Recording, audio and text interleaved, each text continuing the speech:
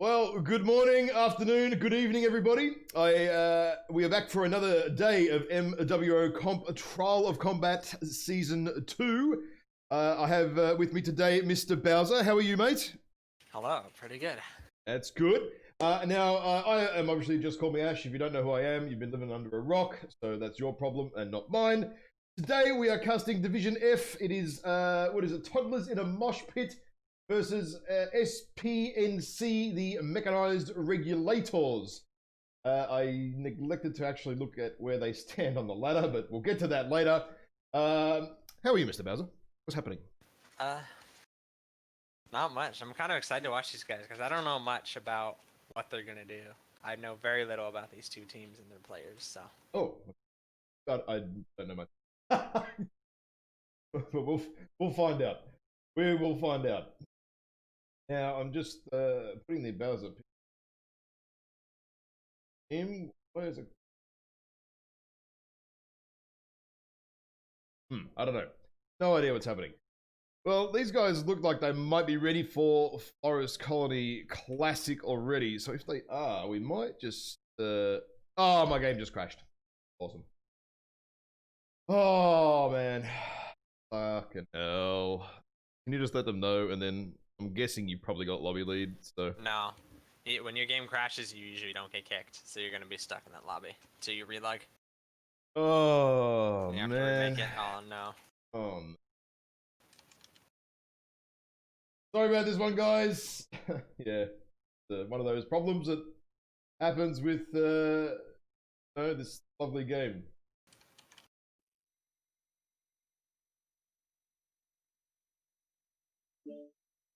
Now we start the 17-minute loading process. Anyway, tell us maybe how has Div A been going for you guys at the moment? I only saw your week 1 game and I haven't been able to watch anything since while I loaded. Well, we're doing pretty well. Just played against RJF 4-1. That was today, right? Should have been 5-0, but mistakes were made. Yeah, that was just today. That was just earlier, actually. That leaves us, I think, like 12 points behind JDX. So it'll be a very, I guess, epic battle at the end of the season. Sounds like it's going to be close then. Yeah, it's going to be very close. You guys start off a little bit rough as well, so you think you're going to come home a little bit stronger? Yep. Absolutely. Ooh. I've got a lot of confidence in my guys after we've been practicing. I'm pretty much running the whole show on the team, so. Oh, that's the leader, mate. Taking over, you know? Now, is the lobby still there? So I've logged back in. It's still there. You're not going to be able to rejoin. You're going to have to remake it. You can't invite me? Who got the group? Someone got the lobby lead, though. No. It stays on you because it bugs out. It completely fucking bugs out and just leaves you hanging in the lobby. Just sitting there, even though you're not there. So you just have to remake it. Okay, man. Okay. Right, so we're just getting over the little crash here, guys. Hold on a moment. Need to reset all the lobby and just flick you an invite. Loadouts. That'd be fun. Right. Let me grab all these guys again.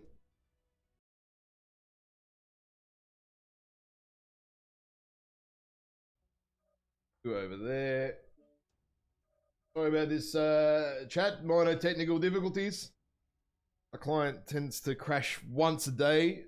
The first time I load it up, don't ask me why. I have no idea why that happens, but it is what it is. These guys, right? Okay.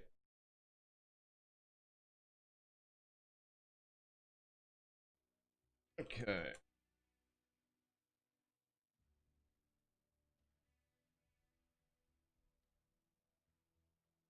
Okay, right. Okay, now we're getting there. Yeah, just call me Crash. Yeah, that could be another name. I mean, there's a just call me 400 of other things running around, so why not that too? Okay. Just wait for these guys to ready up, I guess, and we'll get stuck into it. Now, Forest Colony Classic. It's Big Crab and Baby Crab. What's the plan, you reckon? We've seen some guys going Lerms. I've seen some guys going Racks, AC2s. I've seen all sorts of business. What do you think? How do you build the fat crab? So I think most people are gonna do like AC2s because that's just the easiest. But I feel like there's a but in there. There's a lot of room for like variety in that. So yeah, we'll see. We'll see what like happens. a brawling crab, even MRM crab, stuff like that. So. Oh yeah. MRM crab. Actually, I don't mind the MRM crab. It's not the best, but it's definitely not the worst. It's even better when you pair that with an MRM Florentine. Yeah, that's true.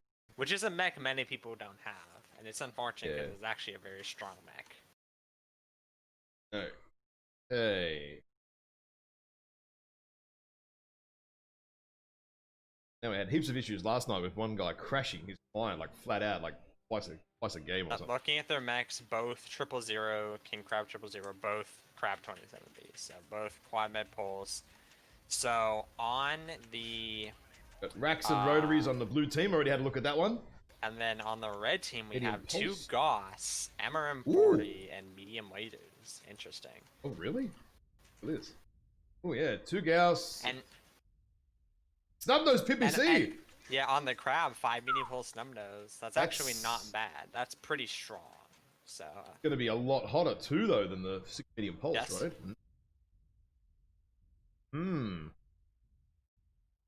Okay. Well, we're slowly moving up to the kind of the middle. I feel like the red team here kind of a little bit out of position for what they want to be doing. They're a little lost. Yeah, they do actually. They do look a little lost. They're like orbiting each other. Oh no! The King Crab's butt! The King Crab's butt! Oh. He's not taking very much damage. Oh no! Their crab is pretty much out of range. He's taking very little damage. Is it about 1,200 meters at that point? I think roughly. Yeah. The racks aren't even doing damage at that point. So they're thinking about where they're going to be going here. The SPNC team here. They're definitely. I mean, it's pretty obvious where they're going. I mean, the blue, the timp, the toddler guys. They're going to know where they're going. I mean, it's pretty obvious what's going to happen here. It's just a question of can the Gauss out trade the racks and AC2s? Going to be difficult. They're going to have to push in probably to try and leverage that King Crab's MRM. Yeah. And in doing so, they're going to move even closer to those racks, closer to those AC2s, make him more accurate. It's sort of chilling. There's a strike. Oh, airstrike, here we go. I don't know if I see it. Oh, it's an arty strike. Arty strike. It's an arty strike. Airstrike would have nailed that guy hard. Yep.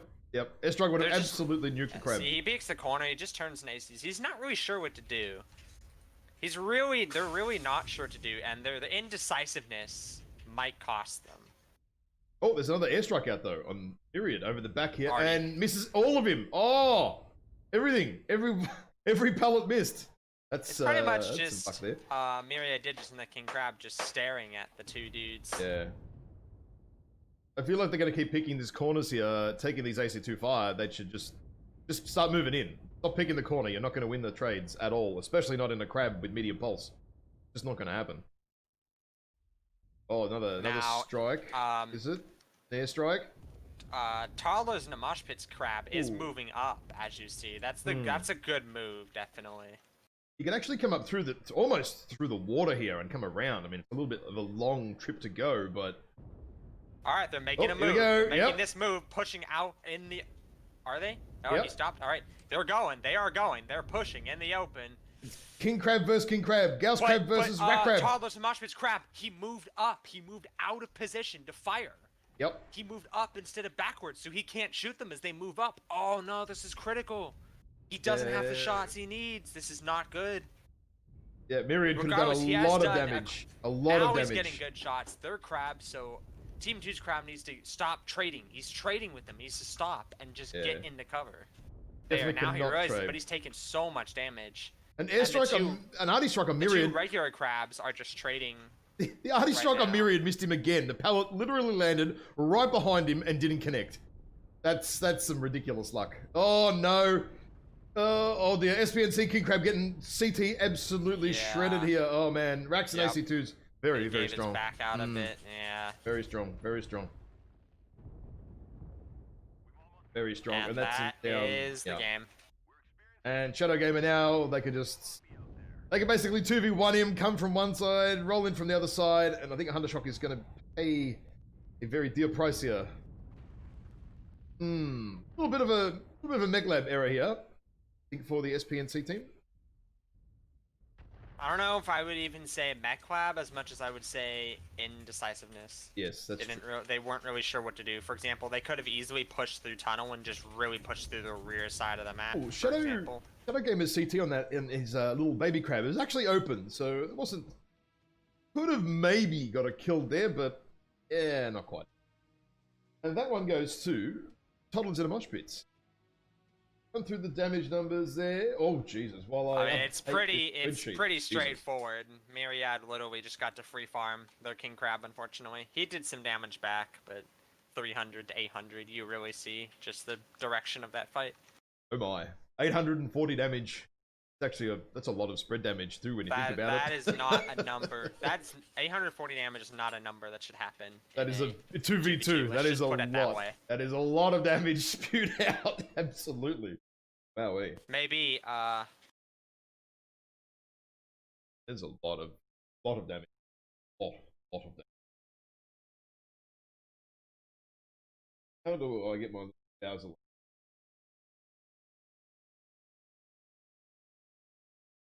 Yeah.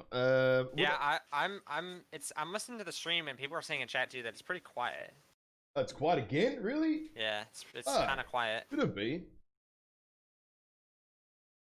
Alright, let me turn that up a bit as well. It should be turned up a little bit. Yeah. That should be a little bit better now. We'll see. For some reason,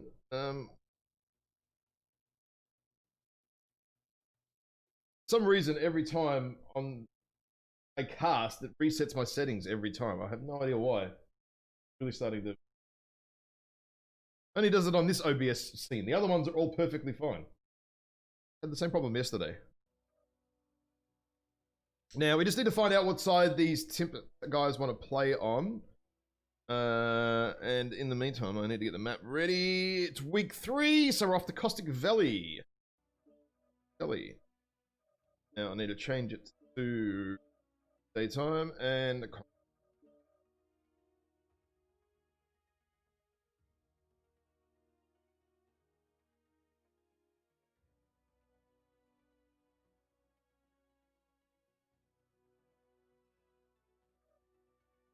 Okay, they're on team 2. Just swap them over. Moving around. Moving. Right, 1, 4. Okay. There we go. The sound hopefully should be a bit better now. I'll turn you up a little bit too. Nice. That should fix it now. Right, Caustic Valley. I will flick over to the map strat. I'm gonna have a little bit of a doodle there while I explain the drop. I need the map strat actually. You haven't given that to me. I gave you a link. You have a look in your message. Now, drop 1 is 3 lights, 1 medium, and 1 heavy. There is no lock-on shitbaggery, so no streaks, no lerms, and no ATMs. So it's a pretty fast light drop, you know? It's not in Grim, it looks like, for me. Oh, you can change it. Oh, okay, cool. I was just making sure it's not like back. Yeah. Yeah, no, we're definitely going to Caustic Valley. Definitely going to Caustic Valley. I just haven't changed it. That's all right. You can change it. I don't mind.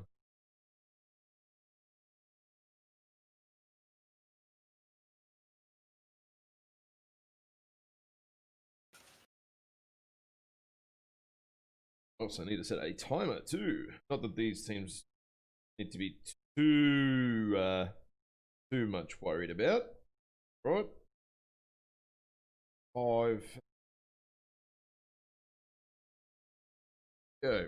Okay. So what I've seen a lot happen on this map is usually teams will bring like so it's either like a linebacker or I've seen a lot of people bring Thanatoses.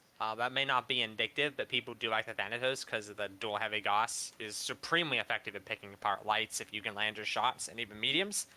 But the vulnerability to that is it's supremely easily rushed, and that's where like linebackers come in. So You've seen Thanatos. I haven't seen one in anything I've watched or casted. I haven't seen one. That's very strange. Maybe it's the division. Maybe it's the divisions, because I've been doing lower division stuff for last week. But I have seen plenty of Thanatoses. So. Wow, really? Okay, right. Interesting. I'm not endorsing it. I don't think it's a strong pick, personally, because it's extremely easily focused. Yes. So, even if it's like all the way in the back, it's slow and very heavily focused, or very easily focused. But these two are locked, so... Oh, they're already locked in? Oh, okay. Well, we can't really draw too much then, I guess. we'll just go with it. I have a funny feeling that's what's going to happen. Lower divs, they kind of don't muck around too much. Teams over here on the board. Got the toddler. Toddler's in a mosh pit. God, that's too long to say. What? These teams picking these bloody names, fair income, mate. They just don't make it easy for us. Just call them toddlers. Not at all. Yeah, just call them toddlers. Call them babies. Mamas. Okay.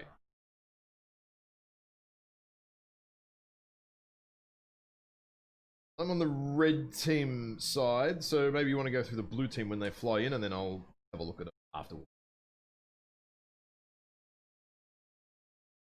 Haven't heard any music yet, but that's all right. Get there. Let me know how the sound is as well, guys. It should be a bit better now, I think. If it's not, let me know. All right. So looking at their mechs, these are very spicy choices.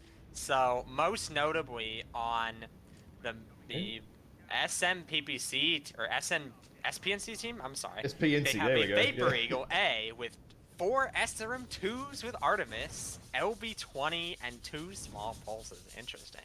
It's not very fast we have a Death Snell with 4 medium pulse. 4 small pulse. And they have an Oxide. Taller than a mosh pit has an Oxide with... What was that? Yeah, Death Snell is 4 medium pulse. Oh no, it's 4 small pulse, yes.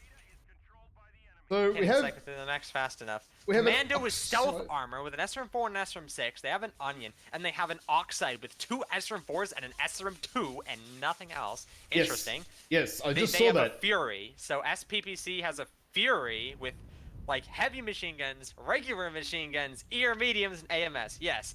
4 machine guns, 2 heavies, 2 ER mediums, and 2 AMS. I didn't even know that mech could fit 2 AMS. Impressive. Yeah, I didn't know either. We just have some initial skirmishes at the moment. The trades are going in favor of. What was a big airstrike here on Hunter Shock? Oh, Artie Strike does. It doesn't. Oh, it connects. Oh, Hunter Shock. 75%. He's down to 70% in that cataphract. I didn't even mention the cataphract either. Medium pulse LB10, not apparently awful. The Vapor Eagle, Darth Vapor, has pushed into the Coltera quite deep. He has his cataphract right behind him though. He was 98% Hunter Shock, and that airstrike just nuked him. 66 now. He's getting poked and struck, and he's taking a lot of damage. He needs to be careful. He's the armor on that team. He's the alpha, the DPS. He needs to be careful in that cataphract. Tell you what, he has no armor left now. He still has armor, but... Not a lot. Oh, an airstrike there is clipped Darkfire at some point. He does still have quite a bit. If you look at his mech, he still has a fair bit of armor. Oh, I'm too busy. The percentages here we go. The fight is on here. Commando. The Jenner, 62%. Red. Commando, 47%. Oh, that was like a brutal strike or something. They just very quickly went down. And the Jenner is already dead for SPNC. There's no legging going on here at all. SPNC right now. Nope. Pretty much aiming center mass. The Toddler's Orion 2C is just shredding everything here. And the Commando. Shredding. Ooh, Commando. That is not a mech you want to go down like that in front of all those mechs. That is a mech you want shooting people in the back. And then the Cataphract is 43%. This is going to be a wash. This is going to be a very big wash. This is legitimately going to be a wash. He's getting cornered. He just got halved. Yep, Cataphract is down. That's it. He's down, and it's literally just trash can. The trash can. Can they get a kill? Yep. Can they get a kill? Oh, the Shadow Gamer Orion 2C here is one touch on the CT, and he gets a kill. Nice. He does die, but the Vapor Eagle is just getting farmed right now. He's getting farmed 4 ways. And his Urban Mech was kind of like not shooting while he died, and now that's it. He's chain firing. This the Urban Mech here, the K9 is chain firing. I'm watching it one by one. It needs an alpha and twist, guys. Need an alpha and twist. Don't chain fire. You don't save any heat. Capped? I don't know. I can't zoom in. because it'll bug me out. He's yeah, getting shot. Oh, he's getting shot. Yeah, that's what happens. Once you go in, you can't get out. So he's getting shot 4 ways here, the Urban Mech K9, and he's going to get taken out there. I've never had that problem. Oh, I get it every time. I have the problem where if I zoom in a whole bunch, then, like, I can't then go back in once I zoom out. I've had that problem. Oh, okay. That's what I'm having right now, is I was able to go in and out a whole bunch, but then it just doesn't let me anymore. And that is the game. A very decisive, well-played win from Talos and a Mosh Pit. SPNC, honestly, I think that was part of it was the mech lab.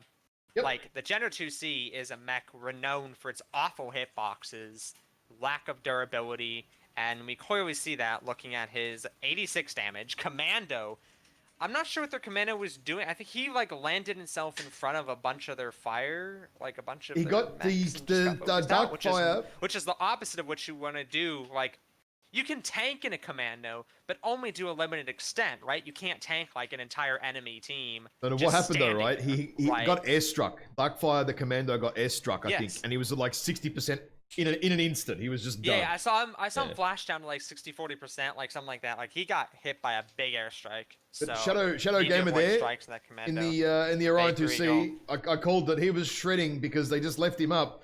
They left basically the guns up, and look at that, like 586. Huge. Like that's what the Commando should have been on. That was what he should have done. He just been in that guy's rear. Yep, butt munchin'. So yeah, the Jenner and the Commando. Interesting. Little bit underperforming there for SPNC. Definitely one of the airstrike didn't. Got to be very aware of that in the light mechs because one airstrike can take you out of the game, like out of it. Yep, even in a Commando. Have to be very careful with that. Unfortunately, even and you know what, airstrike is probably most dangerous for the Commando because it's so tanky. Absolutely, strikes are the most dangerous thing to the Commando. Absolutely, 100%. Commando can run around all day and eat a bazillion damage, but one airstrike, that RNG, you cannot dodge it. It is interesting though because Toddler's lights were very undergunned. Actually, they were very supremely undergunned, but SPNC's lights just got, I think, picked. To be honest, like between the airstrike and that Jenner just getting nuked out, like their lights have way more firepower, but they just got nuked down. Now, back to some map strat. We won't bother drawing that too much because it's pretty obvious, just an all-in light brawl bestie. Now, I'll switch it over to Viridian Bog. Run us through what you think we're going to see, remembering that we're definitely in the lower-end divs, so we're not going to see too much tomfoolery like we tend to see in the higher divs with lots of jump jets and all sorts of other business. Well, I mean, regardless, on Team 1, it's a lot easier to hold range because you can hold some very further back positions with like maybe like just even like one summoner or something to just watch. You can also potentially fight for here. Both teams can do that, but I believe Team 1 is a little bit closer, especially if you had like a really fast mech to push that and just jump up really high and scout potentially. From Team 2, you have these range positions which a lot of people like to take.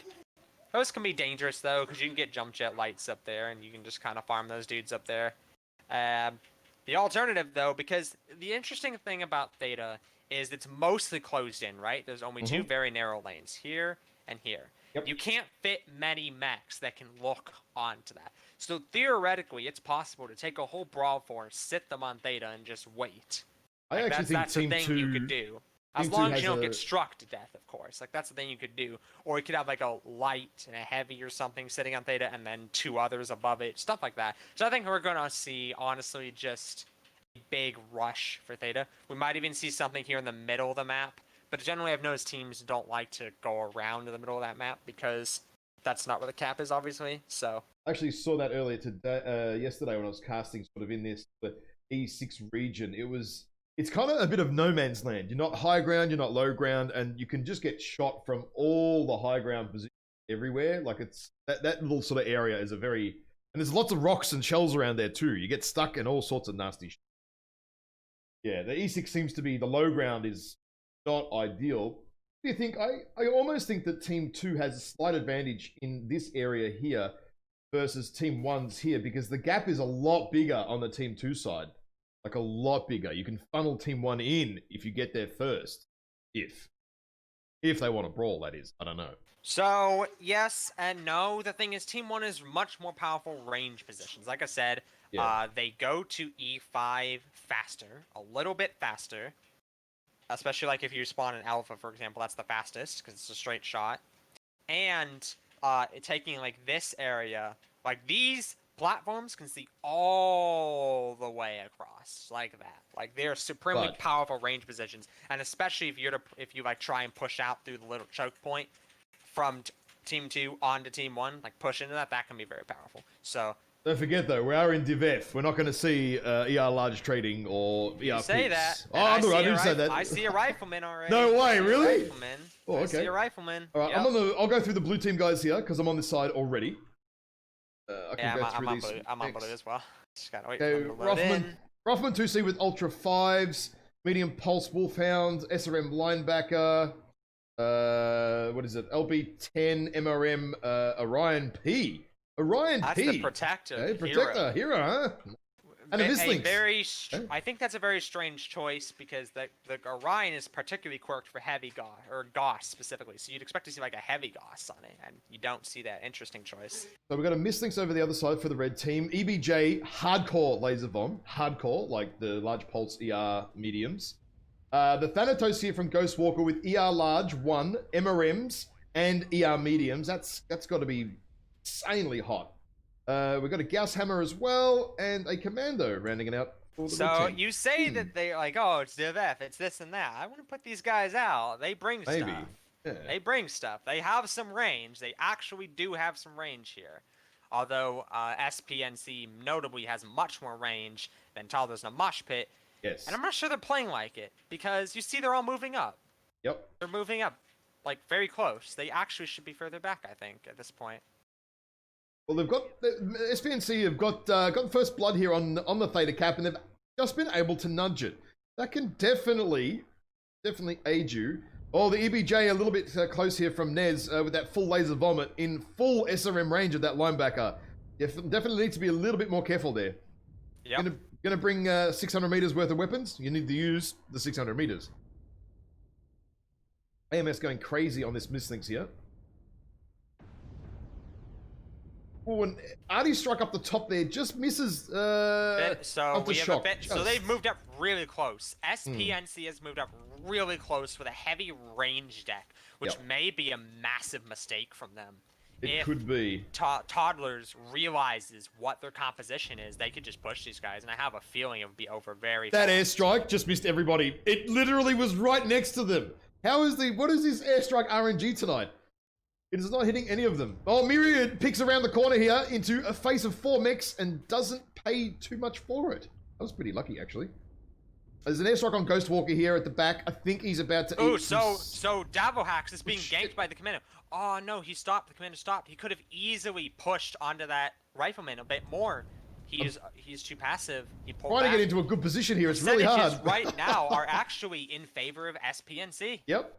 I think Toddlers Myriad's is not fully aware what their deck is. Toddlers is not fully aware. Oh, there's another airstrike here on Rabbit Go. They have a Mistlinks Hunter shot in the back of Toddlers right now. And he's fighting the linebacker. The Mistlinks should have this linebacker fight. Yep. Oh, he's being shot by other people? No, they mostly missed. All right, he's still good. Well, linebacker's CT now. CT open. Yep. Yellow structure. So, Radical fins up Myriad there. Right there. Bang, done. Great hit. Dual Gauss. Straight to the CT. SPNC. Yep. Straight to the CT. Mistlinks is shooting the Onion, just sitting on the cap point. Yep. He's just machine gunning him slowly. Ghostwalker this is very massively in favor of SPNC right now. Yep. Davohack's getting Warhammer's hammered. fresh. Warhammer. So they need to be careful though. This Warhammer. Oh, Warhammer drops the Rifleman 2C. He kills the Rifleman. Drops him. Very nice. Yep. Well played from him. The Mistlink, Sky Phoenix, needs to be more aggressive. He's just kind of sitting up there. He needs to get those machine guns into play now. Radical goes and Ghostwalker. But 2 quick kills. It's actually too late. Done. It's too late. It's going to be a 5-0. It's just too late. Is it going to be a 5-0? It's going to be a 5-0. Extremely decisive. Oh, it is. That is it. Oh, what a reply. What a reply from SPNC there. Honest, like, Ebonjag 48, Commando 64, Mistlinks is even a bit hurt. Thanatos about to Look at that drop. EBJ. It's wrecked. Did not drop. That EBJ is wrecked. Torso open, CT nearly done, almost Warhammer is really fresh. The thing is, though, Warhammer very Toddler's lights were not aggressive. You could see through the whole match. SPNC's lights were constantly in the backfield, machine gunning. The light mislinks was up high, machine gunning down under the Orion, machine gunning down under the linebacker.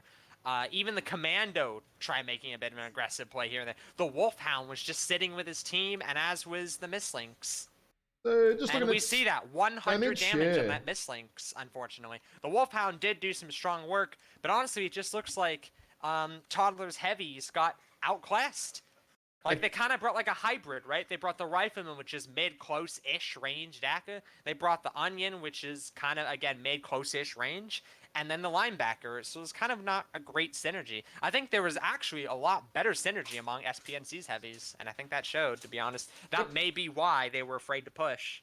I feel like almost that Toddlers just went for it, you know? Like, they had just needed to go and press. I mean, EBJ, that's a hot build, you know? If they had pushed M&J, put the mislinks in the back of the Warhammer, pushed M&J, kill it, nuke that Thanatos super hot, like, that would have been very easy, I think. Yeah, that was a super hot penny. Like, mega heat. But he got some good damage out of it. He was allowed to trade on that corner, and he traded pretty well. Yep. Toddlers honestly just let them trade to their heart's content. Yep. And that's the result. SPNC's deck was better for trading, and we saw that. And SPNC moved up really close, too. Really close. On top of more aggressive light play. So, like, that mislinks did a great job for very SPNC. Good. Yep. Getting the back of the Orion on the cap. Constantly with those machine guns. Absolutely. It's just the threat. You don't even have to do a ton of damage, really, with a mech like that. It's just the threat of it being there that can annoy. Exactly. It can stall movements. Like, it's more than an annoyance. Like, that mech will kill you or crit you very, very supremely fast. So, it just has to be in a position to do it. Not even be doing it. And it's already a threat. And their mislinks just wasn't. Even just too passive. Even just a half a second. A mech like a mislinks has a massive impact in a drop like that. Even just a half a second machine gun burst in the butt is enough to turn the heavy around. It's like, oh shit, getting shot in the ass. I need to deal with it because I could die very quickly. And then you've just stalled the push. Enough to have a teammate called back, enough to make their lights come back, anything like that. And then at that point, panic comms. The panic comms. I'm getting shot in the ass. Help me! I'm getting shot in the ass. Right, straight over to Ribbolite Oasis. Not gonna muck around. It's Epsilon cap point. What do you think we're going to see this time? I reckon we're going to see a bit more range and DACA because we have drop 3, which is... We're starting to get into the tonnage now. We have 3 mediums and 2 assaults. On the Epsilon cap point on Rubelite Oasis. Well... Got the FC cap point. That's where the fight is. Well, that's the cap point. Doesn't mean that's where the fight's going to be, though.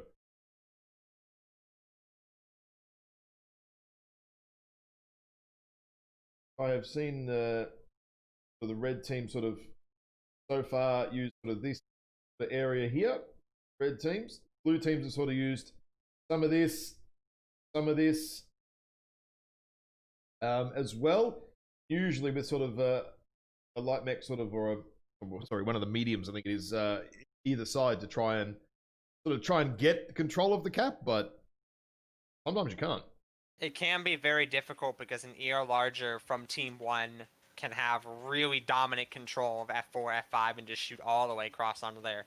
And that can be very difficult to deal with. So, like, down here, for example, is even though it looks like a bottleneck, it's actually a very strong spot because it funnels a push into your, like, DACA, for example. And if you have, like, an AC2 Direwolf or something like that, or Nanny, that could easily out-trade the F4, F5. The only problem with that is then you have to worry about Pop-Tarts. And then that'd be where Team 2's mediums come in to try and deal with that, move up aggressively. It's actually quite easy to push from Team 2's side. Yeah, that's what I think too, yes. This is closer to Team 2, like roughly speaking, much closer. Give or take. Are you want to try and waddle an Annie from like Charlie spawn on Team 1 all the way around to like F4 here? That takes a long time. Like, that takes a fucking long time to get there. Only like a minute. Oh, these guys are ready. Already, okay. Right, sorry. No more talking map strats. We're getting straight into the drops. Div F, fastest drops on the planet. Very good.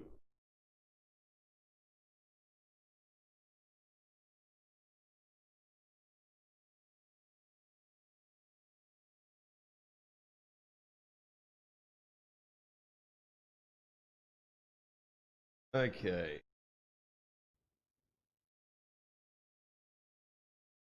Loading in now. Where am I? I'm on the blue team side.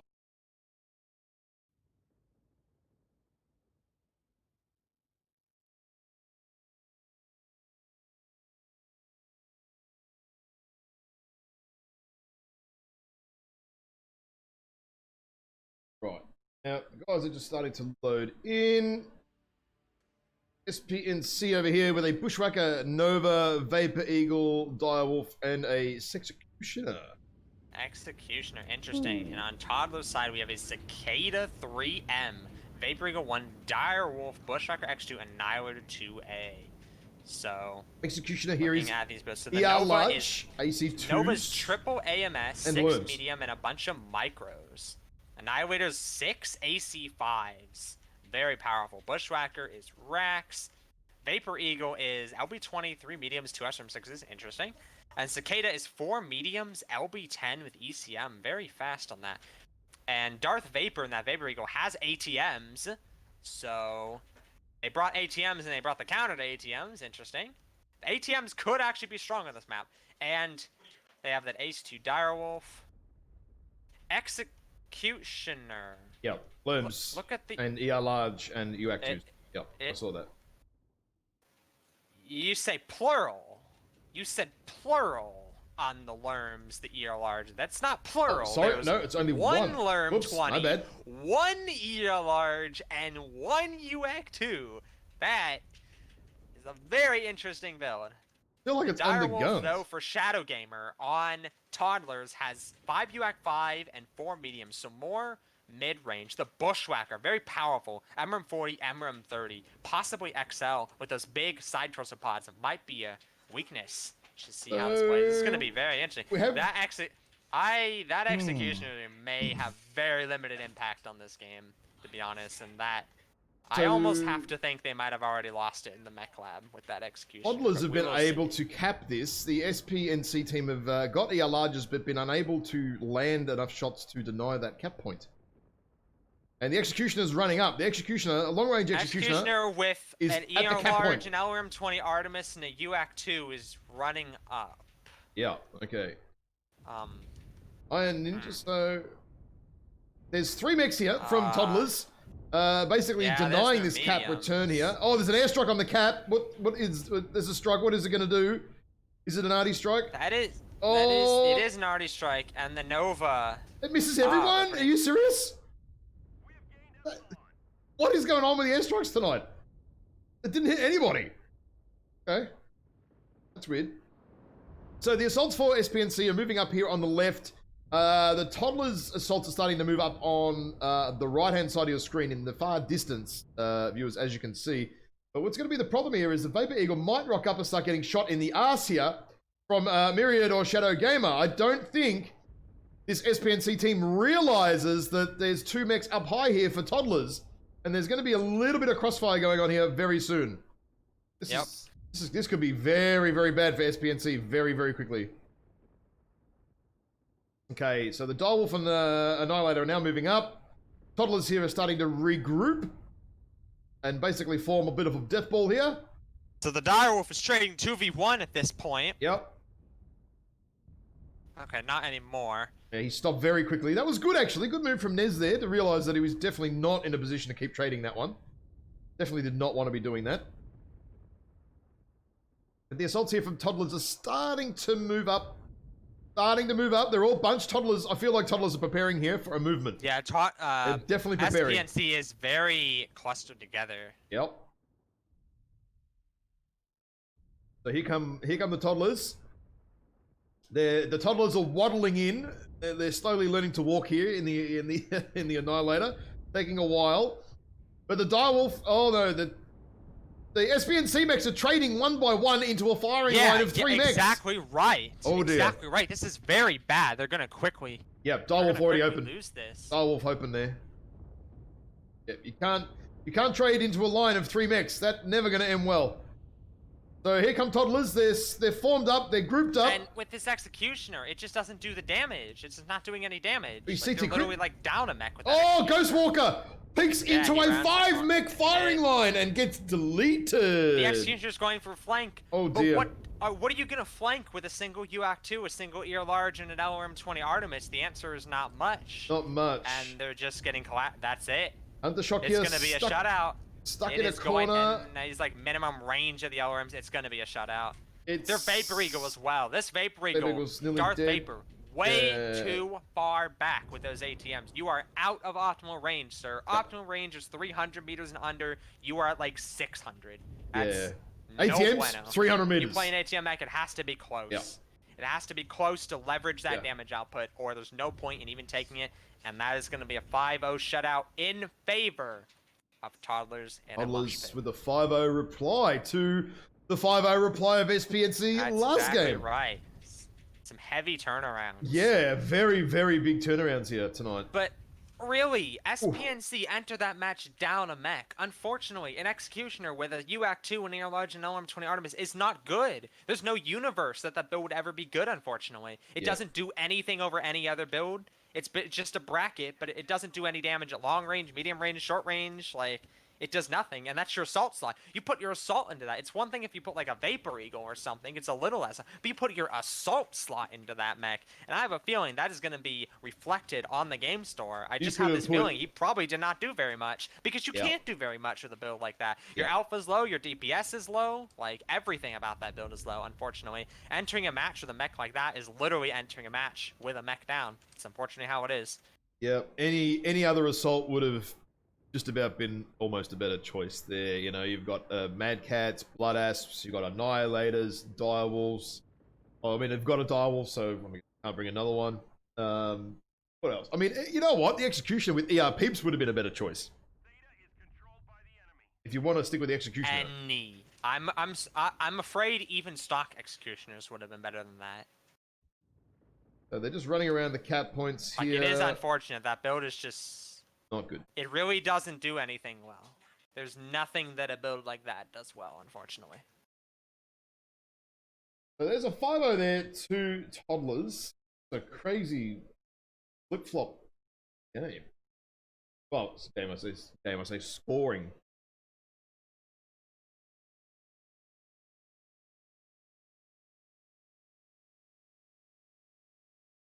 So while we wait, what I'll quickly... Oh, hang on. Nearly done there, I guess, actually. Go through the damage numbers, have a quick look at those. Have a quick look and see what they tell us.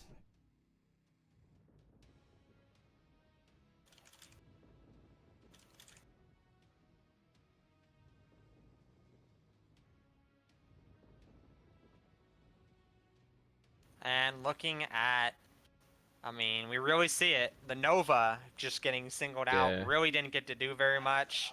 Executioner, 164 damage in that assault.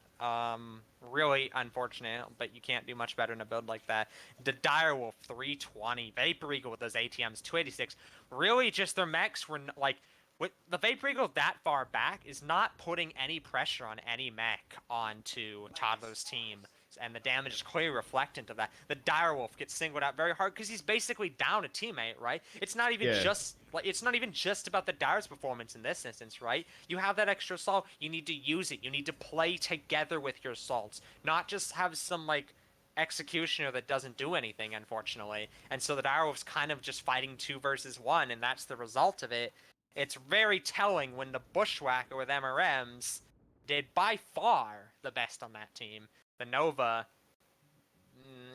a squishy mech. You can't frontline really with a Nova. That's just not how that unfortunately, goes. Way too squishy, and that squish, especially in a drop like this with assaults, and that squishiness was proven. He peeked into a firing line of was it 4 mechs? Just great damage overall for Toddlers, and that's just how it's gonna go when SMPPC is literally down an assault mech. They're just literally down a mech, unfortunately. Yeah, I think SPNC actually didn't even realize it for a little while, at least, that the Toddlers had 2 assaults coming in from that side. Like, they just weren't aware of what was kind of going on there. A little bit of lack of intel on the map there and awareness kind of thing. But I don't even think that. I think there's just mech lab, bro. Oh, for sure. Definitely mech lab too. The mech lab. Forget about any awareness. Forget about map positions. And annihilating a direwolf on toddlers could have literally sold the entire team there with the positions that they took and the way they approached that. That's just how it went. Yep. So.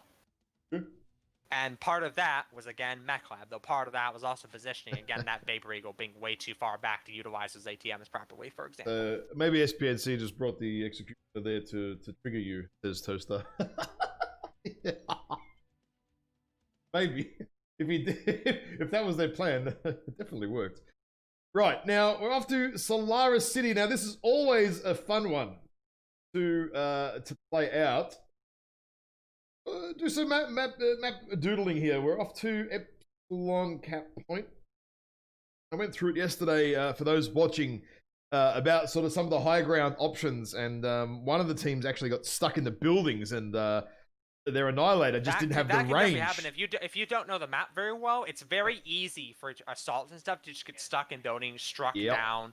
Pop-tarted. Pop-tarts are very strong in this map, actually, because it's not Theta, where all the lanes are closed in and all the roads lead to the same place and all that, bullshit, I guess, right? It's Epsilon, and Epsilon is a lot more open. There's a lot of open ground, actually, a lot. A lot of buildings that are easily scalable by jumping heavies and mediums. And so for drop 4, we have 1 medium, 1 heavy, and 3 assaults. So yeah, again, a medium and a heavy doing some jump jet work can be very, very, very strong here. So just on the map strat, what do you think we're going to see? I've seen quite a few fights so far in sort of start off in this region. I have seen most matches come to the assaults. That's really just how it goes. You have 3 powerful assaults with heavy firing lanes. Like the sight lines are long. They are long on this map, and especially on this side of the map. So what it usually comes down to is literally just which team's assaults have better focus fire and doesn't get themselves focused out by the other assaults. The medium and heavy can be extremely relevant, like a summoner, extremely, extremely powerful on this map. Any kind of pop-charting DPS heavy or medium, getting on those buildings, because the buildings are not tall. And to contest the cap, it's kind of in the open. So it is in the open, actually. So yes, so it's vulnerable to strikes, and it's vulnerable to people on those buildings shooting down into the cap. So like a huntsman, a Vapor Eagle with DACA, a summoner with DACA, even like a Thanatos people like. Things like that could be very powerful, actually, just farming those assaults. So those assaults need to be careful of that. But they also can't get farmed by the enemy's assaults. This is a drop, from what I've noticed. It goes one way or the other very fast. Very fast. The focus fire, the focus fire, the DPS, the alpha, it's supreme in this drop. And I have a feeling we will see that play out as if by magic. I've just drawn in the purple, sort of take out the other purple that's not on the cap point, but there's a lot of like high ground sort of areas, like triple height buildings where you can get on super easy. And again, do that ranged shoot down, suppress cap points. And any assault sticking up heads, annihilators, things like that, you can easily nail heads with UACs, either PPCs. Hell, you can even ATM if you can get close enough and cause absolute havoc to the assaults. So these guys are all locked in. They don't muck around here in Div F. They are fast, they are true, and they know what they want to do. Oh, that rhymed, and that's really shitty. Never speak again. Oh, came out of nowhere. Look at that inspiration. Right, so we're off to Solaris City. It is Epsilon, cap point, 1 medium, 1 heavy, and 3 assaults. Let's see how it plays out. It's going to be interesting.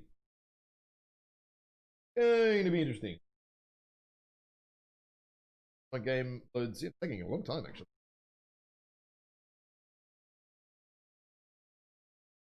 Here we go. Haven't heard any music yet. Just wait for these guys to come in. Wait for them to load. Always a little bit faster to load in as spectators because we don't have to load any mechs or anything. Yep. Always a little bit quicker. Still waiting. Oh, hear the music? All right. Here we go. So we are looking at the mechs. So for toddlers, Madcap B, Annihilator 1X, Vapor Eagle 3, that Protector that we saw on drop 2, and a Cicada 3F. Very interesting. So for the mechanized regulars, we have a Kintaro Orion M. That is not an often played variant. Mad Cat B, Annihilator 2, and a Kodiak 3. So for that Annihilator 1... Oh, somebody's around back. Looks like it might be a redrop, actually. Yeah, looks like they're calling a redrop. Oh, yeah, they've got a medium instead of... They've got... Hang on. What mech? There's 2... Oh, there's not 3 assaults. There's not 3 assaults, so someone's in a medium, not an assault. Yeah. There we go. Yeah, there's not 3 assaults. There is a extra medium. Yep. Yep, that's what it is. I was like, hang on a minute. What's going on here? But that explains it. They're just staring at each other. Guys, you gotta shoot each other. Yep. So we're gonna do a redrop, guys. Chill out. Hopefully it won't take them too long to reset everything. And looking at their mechs, I have a feeling they're not gonna change much, if at all. I know we've seen some teams in the past change stuff completely from redrops. I don't think these guys will. So Mad Cat, UAC 10, UAC 5, Kodiak, LB10, Ultra 10 with a pair of micros and AMS, interesting. And he is 6 AC2 PPC, that's about what I would expect. Orion, Protector, double LB10 MRM40, I think that's what we saw earlier. Cicadas, just 4 med pulse. The Kintaro's 5 SRM6s, 2 ER smalls AMS. So, interesting is on mechanized team, the SPNC, I'm sorry, the names are completely different. SPNC's team, they actually have multiple AMSs. I counted like multiple AMSs on SPNC's team. I wonder if that will hinder Shadow Gamer's efforts in that 18 Vapor Eagle. That's if that's what they're bringing. Maybe he's the guy that needs to change his mech. What then? Oh, that's true. That's a good point. I don't know who's changing. That could, yeah, I don't know. That is a good point. I have no idea. None of them got a cap point, so...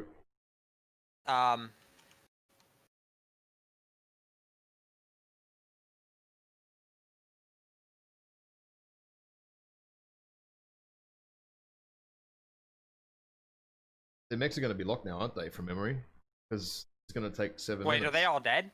Yeah, they're all dead. Oh, yeah. No. Minor technical difficulties. Yeah. They didn't realize they had a cap.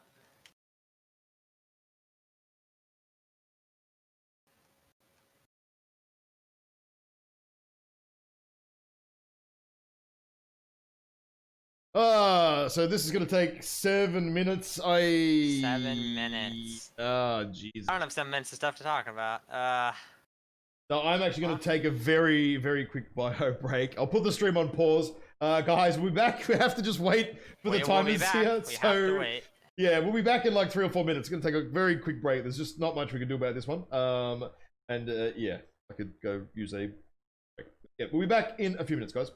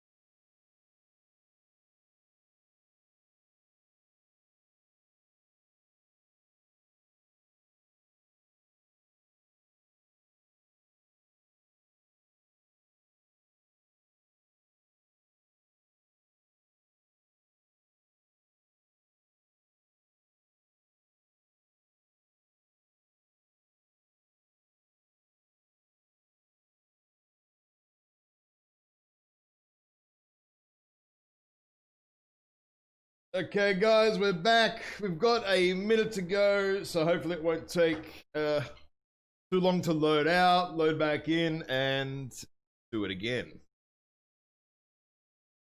So yeah, 7 minutes of waiting over what was a pretty fast match set turnaround so far has just been absolutely eaten up by this. I have to check what other times am I casting. Like I'm not going to get much of a break now.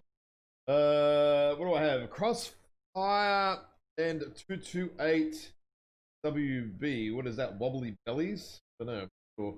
Sure. 9 Wobbly bellies. Oh my god. Mech dads and stuff, you know. Oh, it's at midday for me, so that's still 2 hours away. Okay, that's not too bad actually. That's not too bad. I can live with that. Do get a little bit of a break.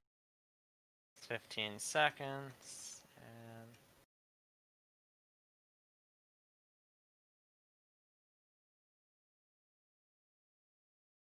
EDT over there. Oh, it's EDT over there, isn't it?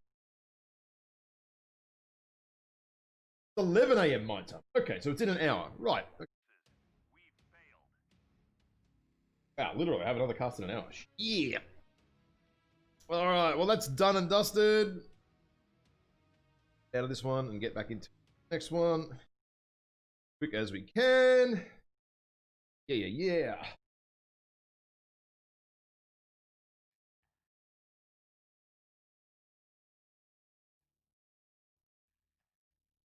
I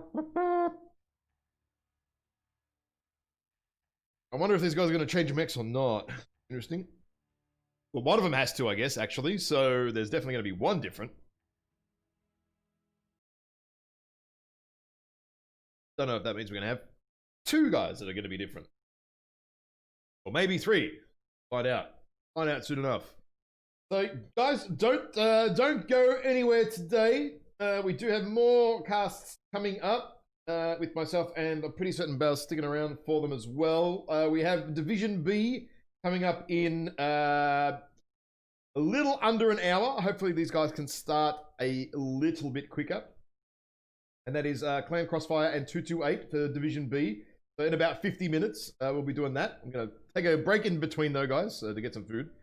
Because it's like breakfast time and I haven't eaten yet.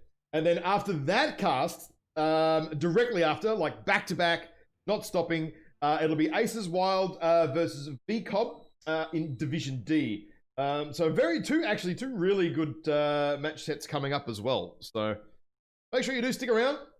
We're not stopping here for hours and hours and hours today. Going hard, going long, going fine. All right, and the match is starting up. Yeah, what do we have now this time, I wonder? I wonder what the third assault's going to be. Genuinely interested.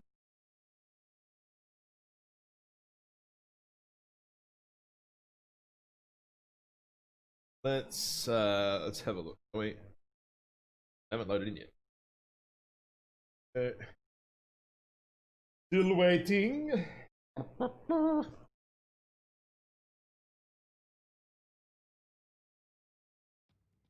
Okay, here we go. Oh! So it's the cicada that's been replaced. So they changed the cicada for a Sleipnir, it appears. That is the only change I can see. Yep. That's a good choice. Is ATMs. Yep. Looking at the builds, looks like everything's pretty much the same. Yep. The onion, by the way, from Radical 3025 is 230's LB10, so pretty powerful.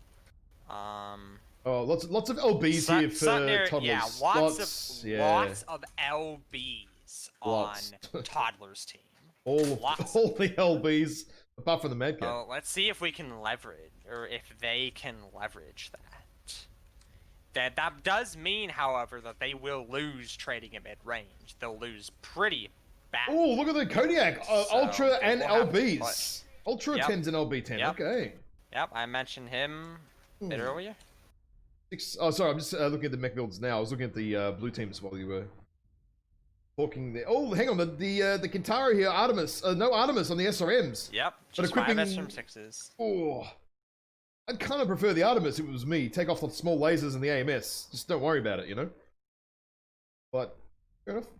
However, the fact that they have 2 AMS, one on the Kodiak, one on the Kentaro, does mean that they might be a little better off against that ATM Vapor Eagle, which, interestingly, only brought 3 ATM 9s. Yes, so his I burst that, mass yeah. is a bit limited.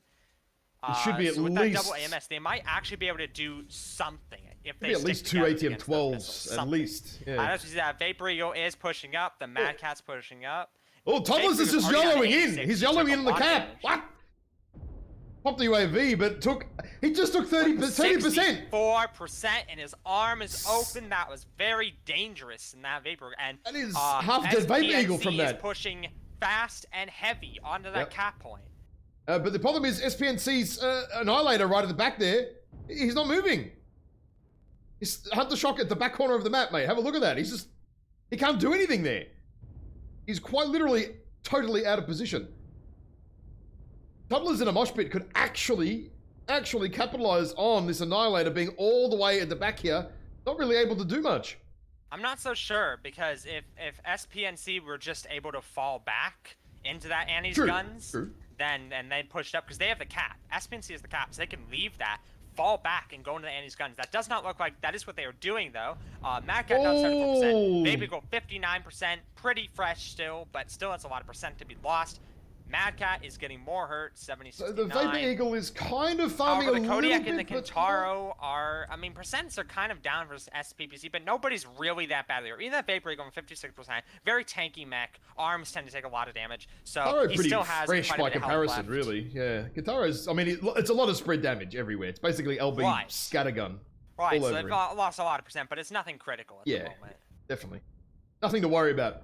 Now we see Sky Phoenix going around the side here for Toddlers. And the Orion, they're going to go flank. They're going to flank the butts here of SPNC. Now, are they aware of what's about to happen or not? They have no idea it's coming. Watch this. Sky Phoenix and Rat.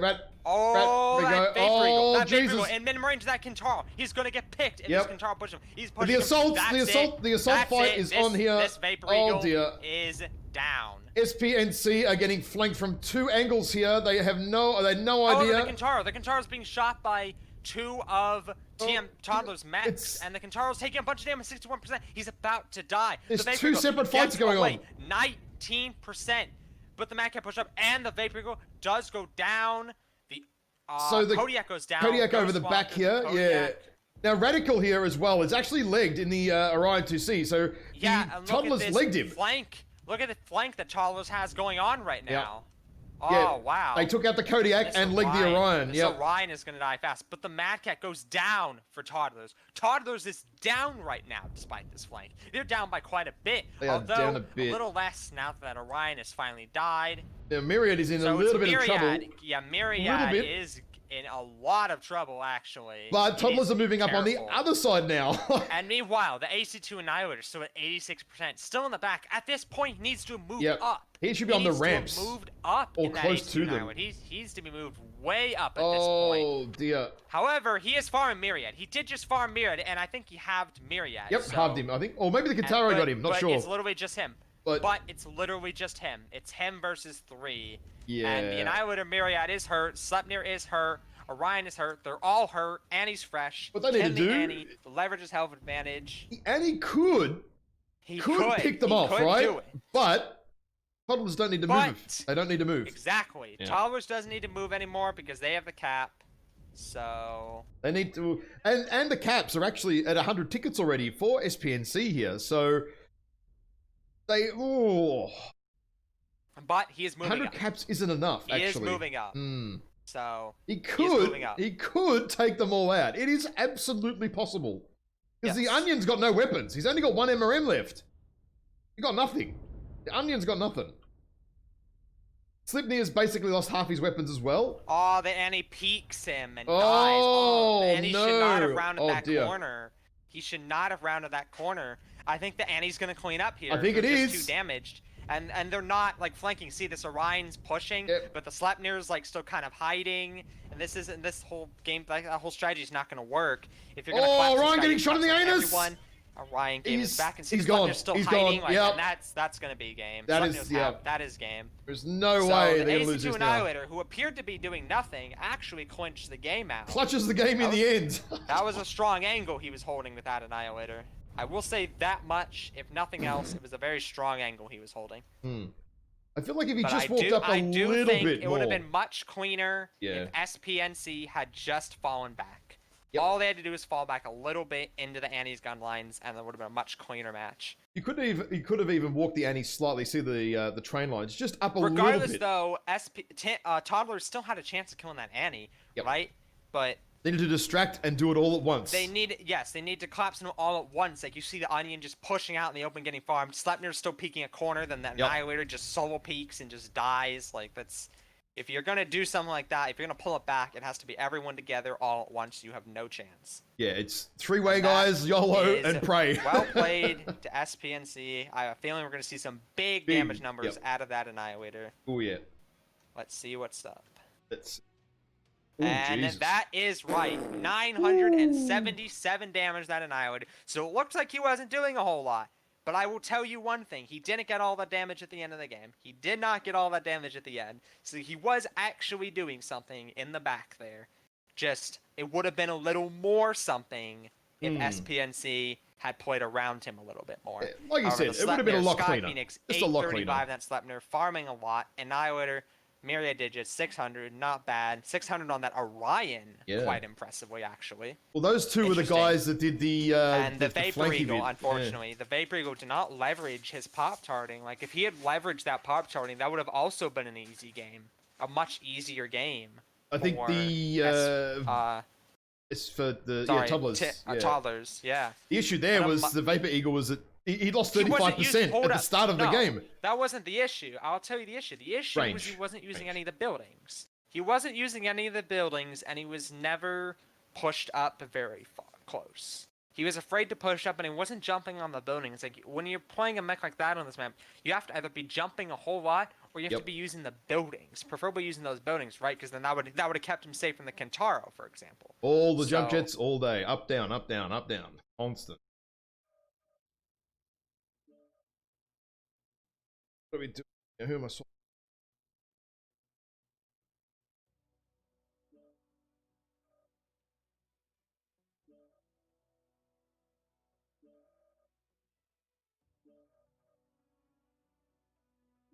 Okay, there we go. Now, where are we off to next? It is Grim Plexus Theta. Alright, I'll go over to some maps straight here for you. Grim Plexus is normally a heavily ranged map. Normally very heavily ranged. But in this tonnage composition... It's very different. Very different. It's extremely different. Because there's not a lot of tonnage to work with.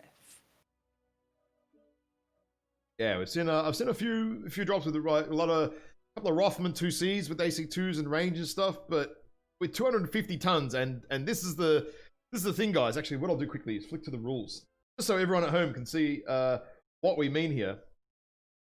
Is drop 5 is a 250 ton limit. That is all you have across all 5 mechs. So if you do what some teams do and dunk all of your tonnage into a 100 tonner, you got nothing left. You have to bring like 2 commandos or 2 fleas or something. So it is definitely a challenge. What do you think we're going to see, man? I mean, this is a hard one to draw on the map. I know. I think we're going to see rushing. Yeah, that's really with 250 tons is very minimal. Now you can definitely do a strat. I actually saw it played, I think, last night by CXF, and I think I've seen 1 or 2 other people do it as well, where they actually took an assault, like an annihilator, like a Sleipner or something like that, and then they put their example. They duplicated commandos. That's not the worst idea. Having like an AC2 Direwolf or AC2 Annie. And like 2 commandos and Vulcan plus whatever you want guarding that at night. That is not the worst idea. Yeah, that was last night. It ended up in a commando fight. And they were running around in circles chasing each other for 2 minutes trying to kill another commando. It's impossible. The Direwolf has to be, because Pop-Tarts are obviously very strong and grim in range and stuff. Like if you take like an Annihilator or Direwolf, it will get farmed by a single Pop-Tart. More likely than not, unless, you know, the Pop-Tart misplays. Like, so which way do you think they're going to approach from? I mean, we've got the Theta here. Straight across. Just straight across. You reckon? That's what most people do it. That's the way pretty much to do it on this map. Just go straight across. Straight across the no man's land. Straight in, you reckon? Yep. We'll wait and see. I'm actually still wondering if the teams are ever going to try the side run here. There isn't a whole lot of a point, because if you see a team going on the side, you cap Theta, and then you just pull back and watch Theta and just, you know, scan the whole map. Grim is pretty flat, so it's kind of hard to flank, especially if you are aware of where your enemies are, because if you're aware of where your enemies are, that means you generally know where your enemies are not. They're already locked. They're already locked in, so we're going straight into drop 5. We are going straight in. Straight in, boys. Straight in. Straight in. Not mucking around, not waiting.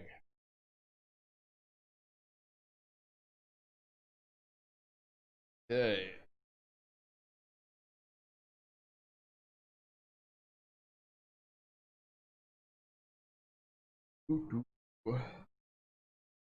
The next to load in here. See what happens. Be interesting. I don't mind this 250 tons idea for the last drop. It's pretty good, actually. Changes it up a bit, you know? It's not bad. I would like to see more variance in the tonnage, personally, rather than just 250, 250, 250 every week. That's okay. Yeah, okay. Yeah. All right, looking at the mechs. So for SPNC, we have K9, Warhammer 6R, Huntsman Packet, Commander 2E, Nova Cat A. Ooh. I think we know what that means. And for toddlers in a mosh pit, Wolfhound 2, Huntsman Packet, Bushwhacker X2, Rifleman 2C2, and a Wolfhound 2. Yeah. So looking at their mech. Only 4 Loam 20s though. On the Nova Cat. Only 4 Loam 20s. So the Huntsman is 6 SRM6s with that AMS. If you're on Sky Phoenix, Bushwhacker is Rex. I feel like the Nova Cat Huntsman is missing with Streak weapons. 4s and Streak 2s. Interesting. But Streaks nonetheless powerful on this drop, actually. Streaks are strong on this drop because of how light it is. I don't know if those Streaks will be that strong, though. This Commando, same Commando we've seen before. He's running towards that Theta cap. Interesting, though, he doesn't turn on his Stealth Armor. He's taking Stealth Armor, but he's not turning it on. That's kind of weird. Warhammer, Gauss mediums, per usual. Yep, Nova Cat, very undergunned with 3,300 rounds of ammo. Sir, how many enemies do you think you have to kill here? Yeah, I was looking at the Nova Cat. I feel like it's too much way ammo undergunned. and is missing tubes, and that may cost them. That may cost them not having that DPS, not having that alpha in this drop. That may cost them, actually. Definitely do not need 3,000 ammo. Commando's being chased by that Wolfhound. And Toddlers have secured that cap point. Solidly, I might add, too. Yep, and that's Toddlers with that cap. We do have a little bit of range here for Toddlers, too. Could make a massive impact, though. The Lerms could make a massive impact if played properly, regardless if he's missing tubes. El Ramadi is still El Ramadi. Still very strong, for sure. All right, let's see what... SPNC are turning back the Theta cap here and being totally not really stopped at all. The Rothman 2C is trying to counter the Irby now, but they might actually be able to get it here. Because there's some sort of strike on Davo hacks, and the Bushwhacker down 10% from an airstrike straight away. Bang! Take that. Just over there on the left of screen. Commando Darkfire is 77%. It is a Commando, but he's taking damage, and he probably shouldn't be. Yeah. He looks like he's trying to fight a Wolfhound? Yep, 2 Wolfhounds now.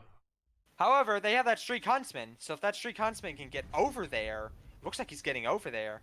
I don't know if they know it's Streak. They know he's there now. They're running. Yeah, he gave himself away. Yeah. That could have been a more powerful ambush, but he gave himself away. Well, it looks like the SPNC team are chasing these Wolfhounds away. They are not having a bar of this light harassing the Lernboat business. And they're going to back out here. What's going to happen? SPNC have successfully chased off the Wolfhounds for now. Are they going to keep chasing? It looks like they might be. Warhammer is sniping with his Gauss. That's not good because, I mean, you think Gauss is a sniper weapon, right? But it's really not. 750 meter range, that's actually very little compared to, like, a Rifleman 2C2, for example, that has over 1,100 meters on his AC2s, and you only use 750. Like, in a fight like that, it's just like, your Gauss don't do any damage him. He doesn't even care if you hit him, like, multiple times. I have been hit so many times in this game in a Rifleman 2C at 1,100 meters. Does nothing. You can sit there all day and trade and win that fight. It does not work out well at all. And against, like, PPC mechs, 931, ER large, even further, like, you're just not doing that damage to that Gauss. That Warhammer's mainly mid-range, and he's kind of trying to trade there's a big strike above Radical here. That missed him! despite that, the Lerms are doing work, I think, on toddlers because they're down a lot of percent toddlers. So just slowly chipping away. Although he could be doing more work. Novacat could be doing more work. He's kind of hiding a lot, I think. And Davohax there, trading quite well, using that rock. I'm just sort of watching the Lerms at the moment, and he's using the rock quite well, actually. Quite well indeed. He's definitely trading outside of it well enough that he's not really eating any Lerm fire at all. I mean, he's been nailed in the head, so, I mean, he looks crit, but he kind of really isn't. Now, look at the Wolfhounds. We've got the Wolfhounds running around the back here, trying to do some more flanking around the back, causing some problems here. The SPNC team have thought, well, they're going to respond to that. But the Novacat turns his back! The Novacat runs in the open and turns his back, and he's already nearly had his torso taken off. Oh, dear.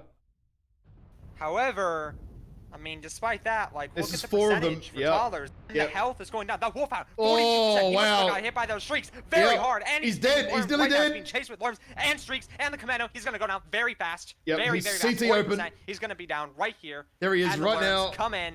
Oh, no. Lost the lock. Lost the lock. Commando needs to turn off his stealth. One down. The streaks get the Wolfhound. Boom, bang, dead. The other Wolfhound's going to drop. And when it does... That's it. That's a big problem now. SPNC is massively ahead at this point. They just need a push, and it is game over. That's it, man. Wow. Just like that. That Streak Huntsman massively carrying that light fight there. A strong pick from them. Well, twice actually. In the first little attack there, the Streak Boat got some decent damage out, and round 2, the Wolfhounds had no armor left. They were done. One big streak volley, and that was it. That's it. They're just pushing in. The Novacat, though, is pushing in for some reason. He shouldn't be pushing in. He kind of wants to stand back just a little bit.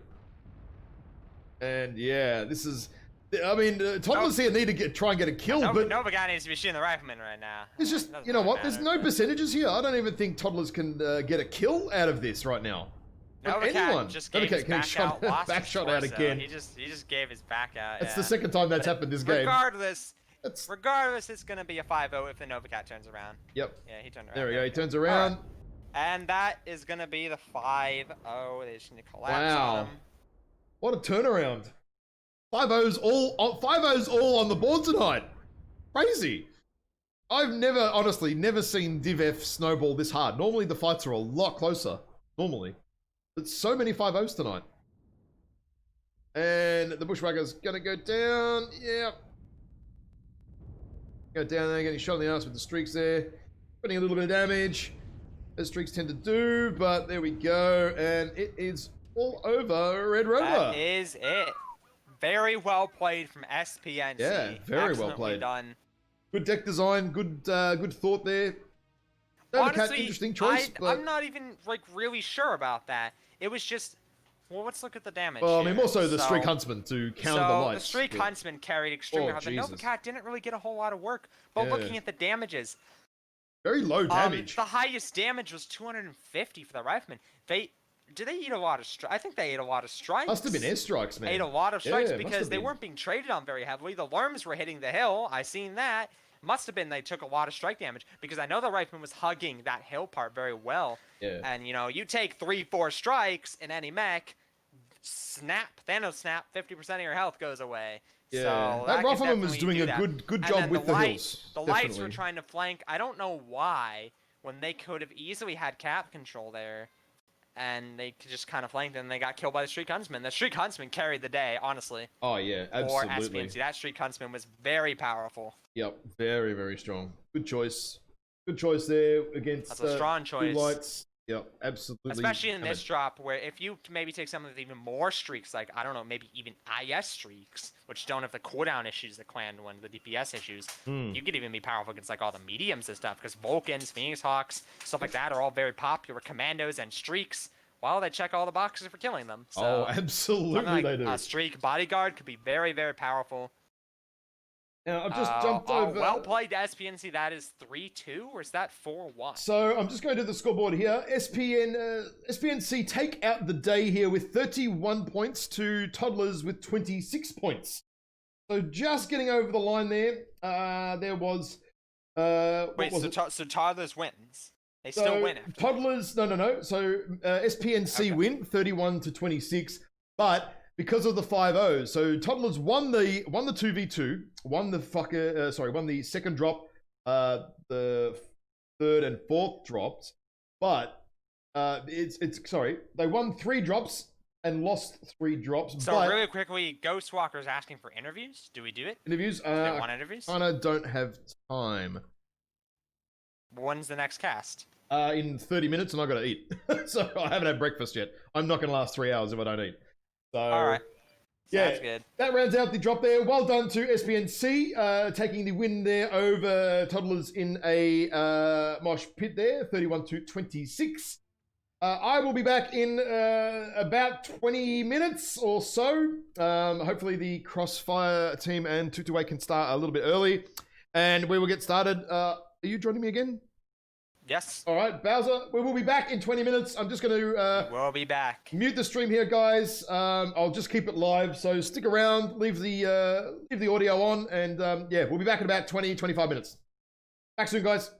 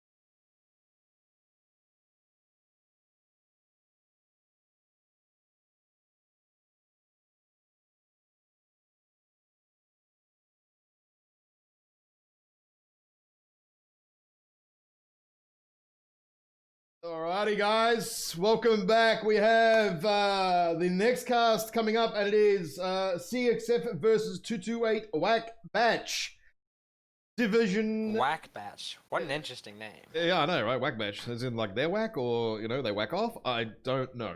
So anyway, it is the 2v2. So just waiting for these guys to basically ready up. I mean, there should be no Bobby tomfoolery at this point in the 2v2 business, I guess. It should be pretty quick. I didn't actually eat, so I might quickly stuff my face during this one. What were you doing? I had to cook it first, dude. It was only 15 minutes. I still had to reset all the lobbies. I had to do everything else. Bro, why don't you just have, like, a fucking can of, like, instant soup or something? Come on now. What? A can of instant soup, mate? I'm a restaurant owner, you know that, right? I very rarely eat packet anything. I fucking make it. Oh, packet soup. I don't know, man. I'm just saying. Packet soup. Jeez. I don't know, man. I'm just saying.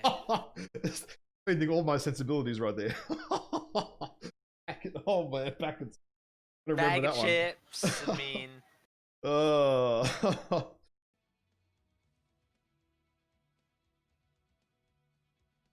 Yeah, I'm eating packet soup. I'm good.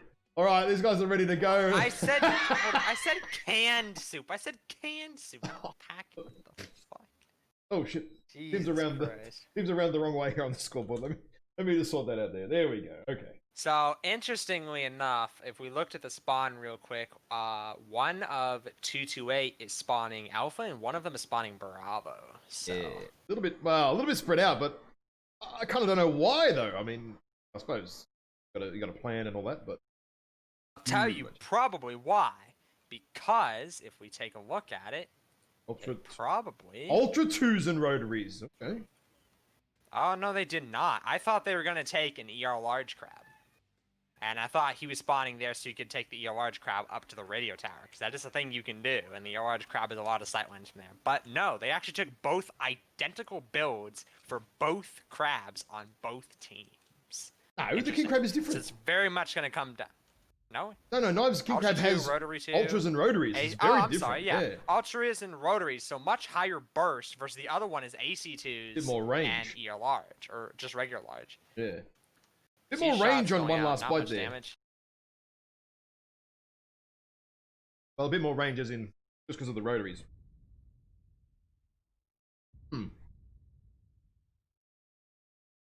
Although, I feel like if you have AC2s and he has Ultra 2s and rotaries, you need to be at range. You need to stay as far away from that rack 2 crab. Get out of that rack optimal as you can. But they're pushing up. That rack optimal is going to wreck you. I think. Yeah, that rack optimal is nasty. Nasty DPS in your face. Very, very nasty. Should be much further back, not moving up, I think.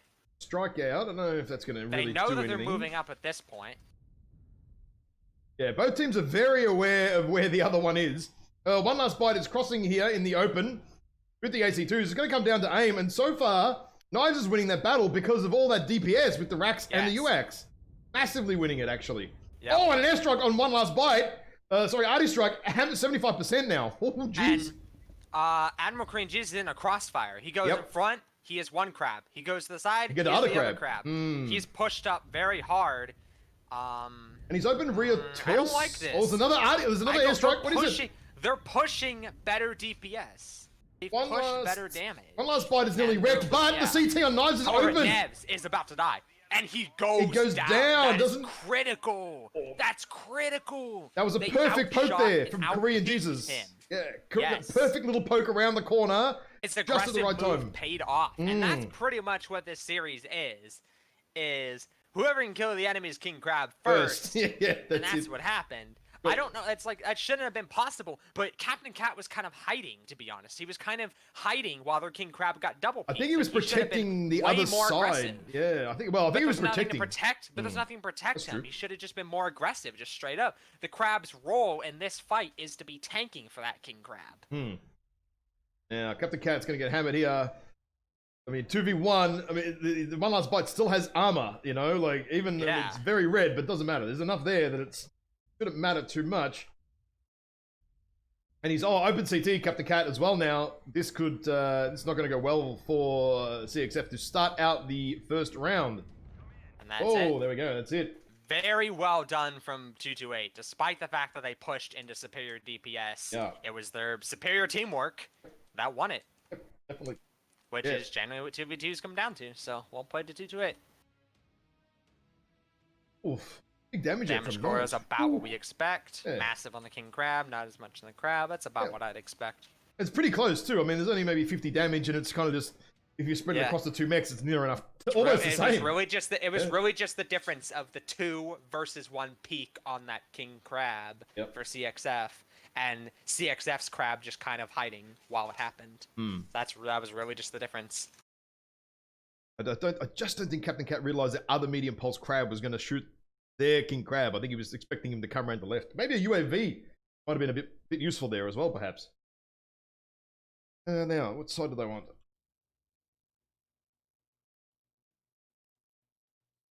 Okay, so they're going to stay on team 2 there. Okay. Now, what map do we have to call Valley, right? Caustic Valley. Okay.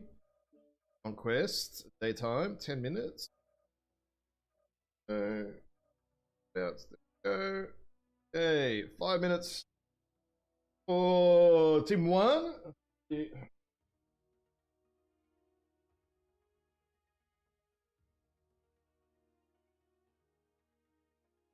Stopwatch, there we go. Stopwatch started.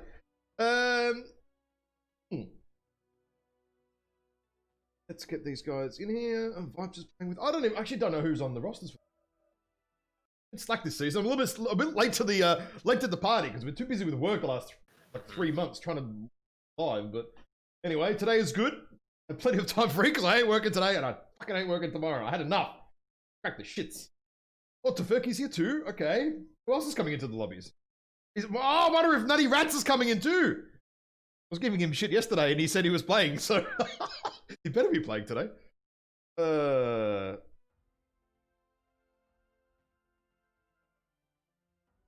Time already started there, so 4 minutes for them. Right, we'll go over to some map strat just quickly.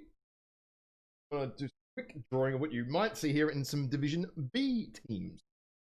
Probably a little different, I think, maybe. So both of these teams have been playing together for the most part for many years at this point. CXF has been around many years at this point, and so has 228. While it is a little bit different from 228 because they're using, what would it be? I think Swamp Fox players? Swamp Fox and, what was it, Death from Above players? Yeah, a mix. I think it's a mix of the two. The Blackwatch team. It's like a mixed team. No, three. Season, right? Three, so actually. they have a couple of the old Blackwatch starters like Admiral Korean Jesus and One Last Bite. Very solid players. And very even good players even. And you have people like, Vipes, Tofurky, Odin Steel, like these lower division players. This is a three mix.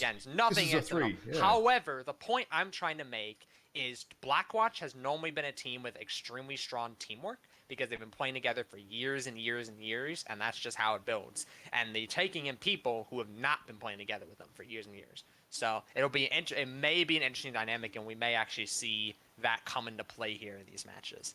Yeah, now, these Crossfire guys map strat. Doing team for 228 for years. 228 has always been a well-balanced team. They've always had range, and they've always been able to push. They've always DACA, like pretty much well-balanced, right? So, I think we could see. So they wanted Team 2, and the reason I think they would want Team 2 is perhaps a mech right here, something like a rifleman or something of that caliber sitting on that hill, which has a very powerful Overwatch. You could even see into the Caldera. And you could potentially even go further back, even further up there, and shoot down the Caldera, for example. I think we may see that out of 228. So that would be very interesting. Because again, very hard to defend it. Do you defend it with a light mech? Because say 228, when knives is the they have taken range, but from what I have personally observed, they've done it their best when using their coordinated. Well, I say like it's like a research. It's not a research, but like taking advantage of how well they know each other and their teamwork and pushing. Because when you push, you generally need to have good teamwork. That's just how that goes. So more so than range training, to be honest. So. And Knives usually in a commando too, so if 228 do set up a mech in that sort of E6 region, it is definitely feasible that Commando could, from team However, one here, because it's drop 1, then it's caustic, and the mechs are light, we could easily just see a full send. Or could we just could you see this? Could you see something like this? Just full send it, brawl in, let's go, no mucking around style, and go at it. Oh, interestingly, they're locked in, but 228 are dropping 25 tons lighter than CXF. In a light drop, that's a little bit of tonnage.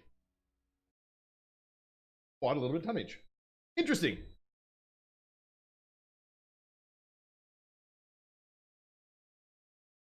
We will see.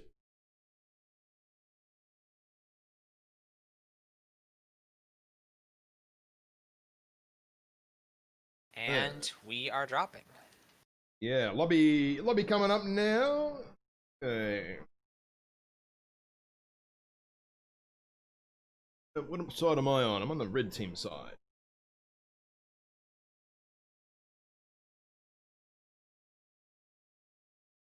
Still waiting for the lovely loading in the music. Oh, here we go. Okay. All right, so looking at the mechs. So for Crossfire, we have a Niger A, Jenner 2C, Vapor Eagle 1, Wolfhound 2, Commando 1D. And for 228, we have a Sunspider D, Vulcan 5D, Urmec K9, Wolfhound 2, and Commando 1D. So 228 actually went very heavy on the pulses. Very heavy on the pulses.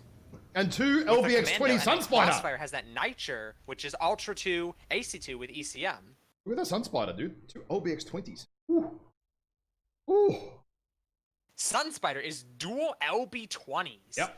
With a bit of speed tweak and ECM. Interesting. So they're both looking to push. Both teams are looking to push, I think. Yeah, and that's what we see right now is a very heavy 228 are coming straight in here. In the middle. Turkey diving in on knives. Commando got beat up a little bit. But sorry, what was that? Hello? So yeah, CXF do have a little bit more range here with ER Peeps and LBX20. So that will be sorry, LBX10 and ER Peeps, sorry, on the VCoB and the WK3. So I guess they kind of want 228 to sort of push in. Maybe Crossfire were expecting them to push in, and yeah, at this point they kind of haven't. 228 are slowly moving up, slowly. Wait and see what happens here.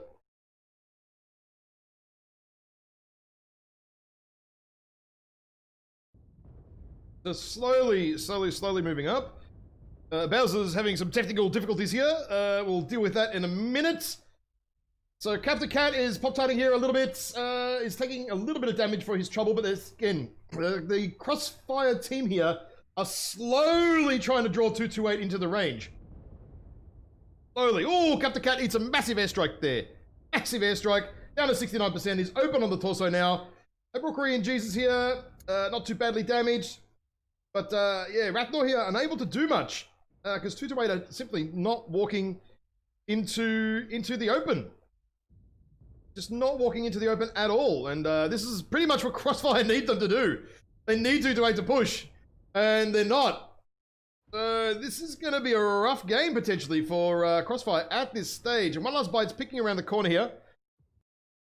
And we'll see what happens. Bowser, I think Bowser's back. We got him back. Okay. Yeah. Oh, there we go. There we go. My Discord like completely fucking stopped and like didn't even tell me. Okay. Like I was at like 4,000 milliseconds ping and it was just like sitting there like on 1 bar connection and I just couldn't hear anything. I'm like, oh, okay. And I looked at 4,000 milliseconds. I tried to reconnect.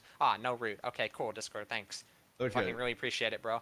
So all right, the drop is going. Knives is in the middle. Going. Yeah. I'm not even gonna bother the start of the drop anymore because no one heard what I had to say for that. But anyway, so percentages actually, yes, 228 is way up on percentages. The Vapor Eagle 4 Client Crossfire is actually very. Oh, Captain Cat just took 2 medium pulses from 2 different angles and lost all his weapons. And he's super. Yeah, that's it. Clapped. Stripped. And this Nitro though for CXF 91%, and he hasn't done anything. He's not been doing anything throughout the game. His team is dying in front of him, and he's got no good angles. ToC2 didn't push through the Caldera. And the Jenner goes down for Clan Crossfire. Oh, that's a massive kill on that Jenner. That mech has a ton of impact, and it being dead has none of that impact. The Night guy is just push up here, but it doesn't matter. ToC2 has a billion medium pulse and an LBX Sunspider that will just crush this Nitro in close combat. LBX Sunspider, low percentage, but still armor everywhere. It is still relatively fresh, all things considered.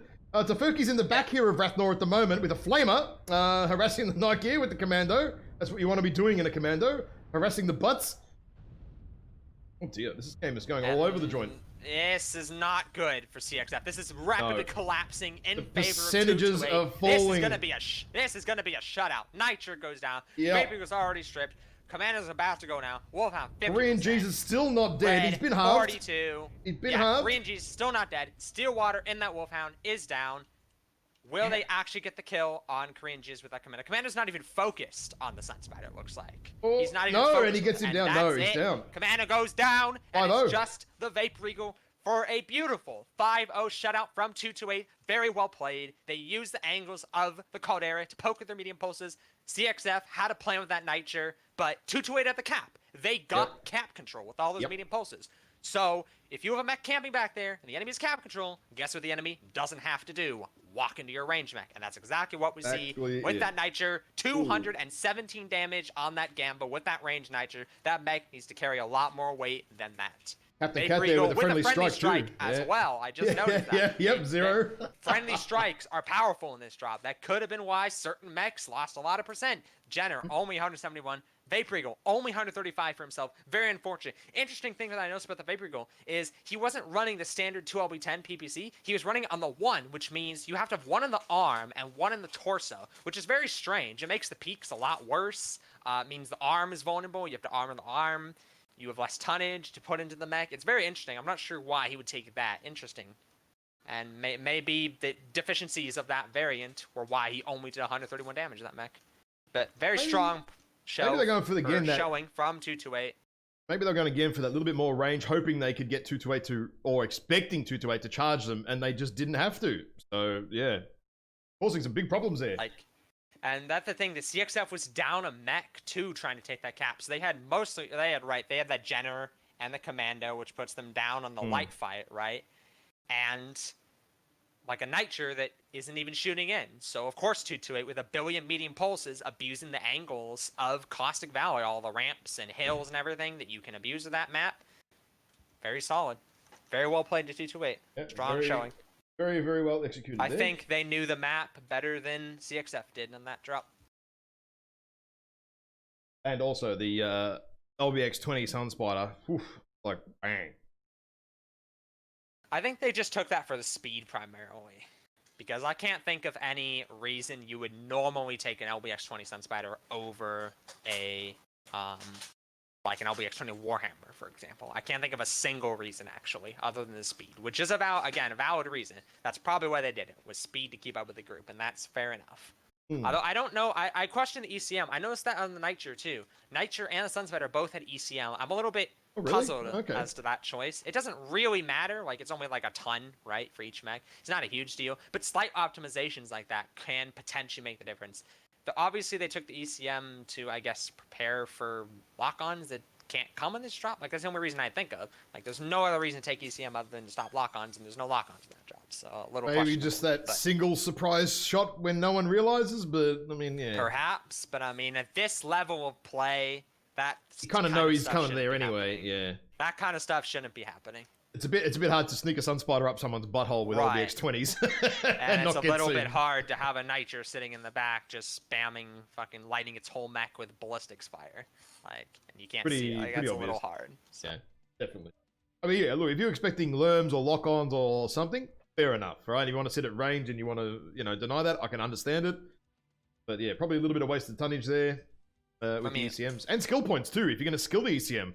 That could be more survival, could be more firepower. Exactly. Could be more DPS, more armor, stuff like that. Definitely. Alright, so where are we up to next? Caustic Valley was the last one. Now we're on to Viridian Bog. On to Viridian. Now, with these teams, I absolutely think this is going to be a bit different. Range play on the high positions. Absolutely. Yep. Yeah, wow. Have a draw of that. What do you think? Because I definitely totally agree. Going to see a bit more elevation and a bit more range play for sure. This one, these guys. But who's going to control Theta? That'll be the interesting part. Like I highlighted earlier, Team 1 is a little bit faster to get to this E5 area. And from that E5 area, you can see a lot of Team 2. You can at least make an educated guess as to what a lot of Team could be doing. Because there's not a huge amount of possibilities on this map. This map is not super varied, especially with the Theta cap point. Theta limits it quite a bit in terms of variety. So there's not a whole lot of places one could go, for example. So having a fast mech to scout that E5 could be very powerful for Team 1. Like a summoner. Summoners are very powerful on this map, as long as they don't get jumped up and ganked by jumping lights.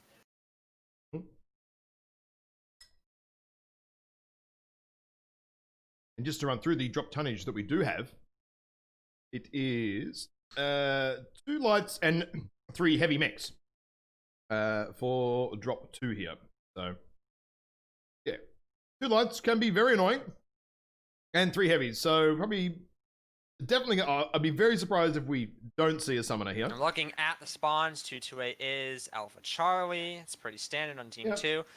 So Team 1, the thing is though, Team 1 has that middle scouting position easier, and they have better range positions, because stuff like this, stuff like that, here, that can all funnel, that's terrible, but that can all funnel really, like that can stop a push out of here really easy. That's a ton of high angles, and they can even see well across the map from those positions too.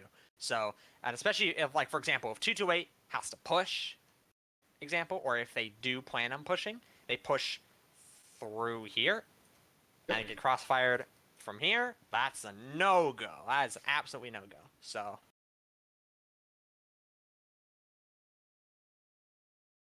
but Alpha Charlie, bit of a spread here for crossfire would maybe indicate they're not going to be sort of going more to the center, so they will get spotted from that E5 mech up high fairly quickly from Team 1 side. Again, yeah, there's just not that much you can do in terms of where you're going to go the map. Right. There's plenty to do with positioning on it, but in terms of where the enemy's going to be coming from, there's only really 2 spots. E6 or E6. But they could do what you said earlier. Most fights centralize around the middle, yeah. Part of the map. Like the rough middle area around Theta, right? That's where most fights centralize on. Definitely not going to see some Delta 5 general area. So I have a feeling we're going to see a trend of that repeating. We ain't going to see a Delta 5 fight, put it that way. Interesting. Yeah, interesting that they are alpha with the majority of their tonnage, with only 1 in Charlie, because Charlie, last I checked, is closer to Theta. So, just a little tiny smidge closer to Theta. So they might have some sort of strategy that involves going to E5 with the majority of their group. They're equal tonnage. Yeah, honestly, I think we're going to see summoners. I think we're going to see summoners on both sides. Yep. Definitely summoners. I'm going to be very surprised if we don't see summoners. So they've all readied up, but they haven't told me they're locked yet. So have to clarify that.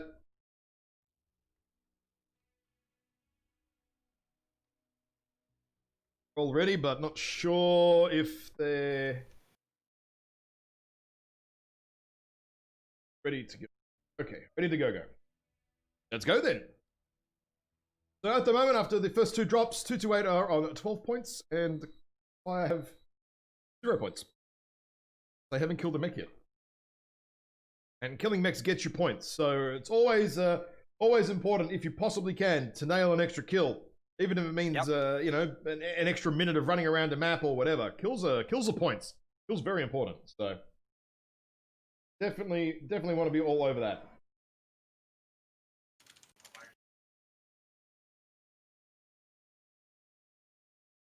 Looking at the mechs for... Yeah.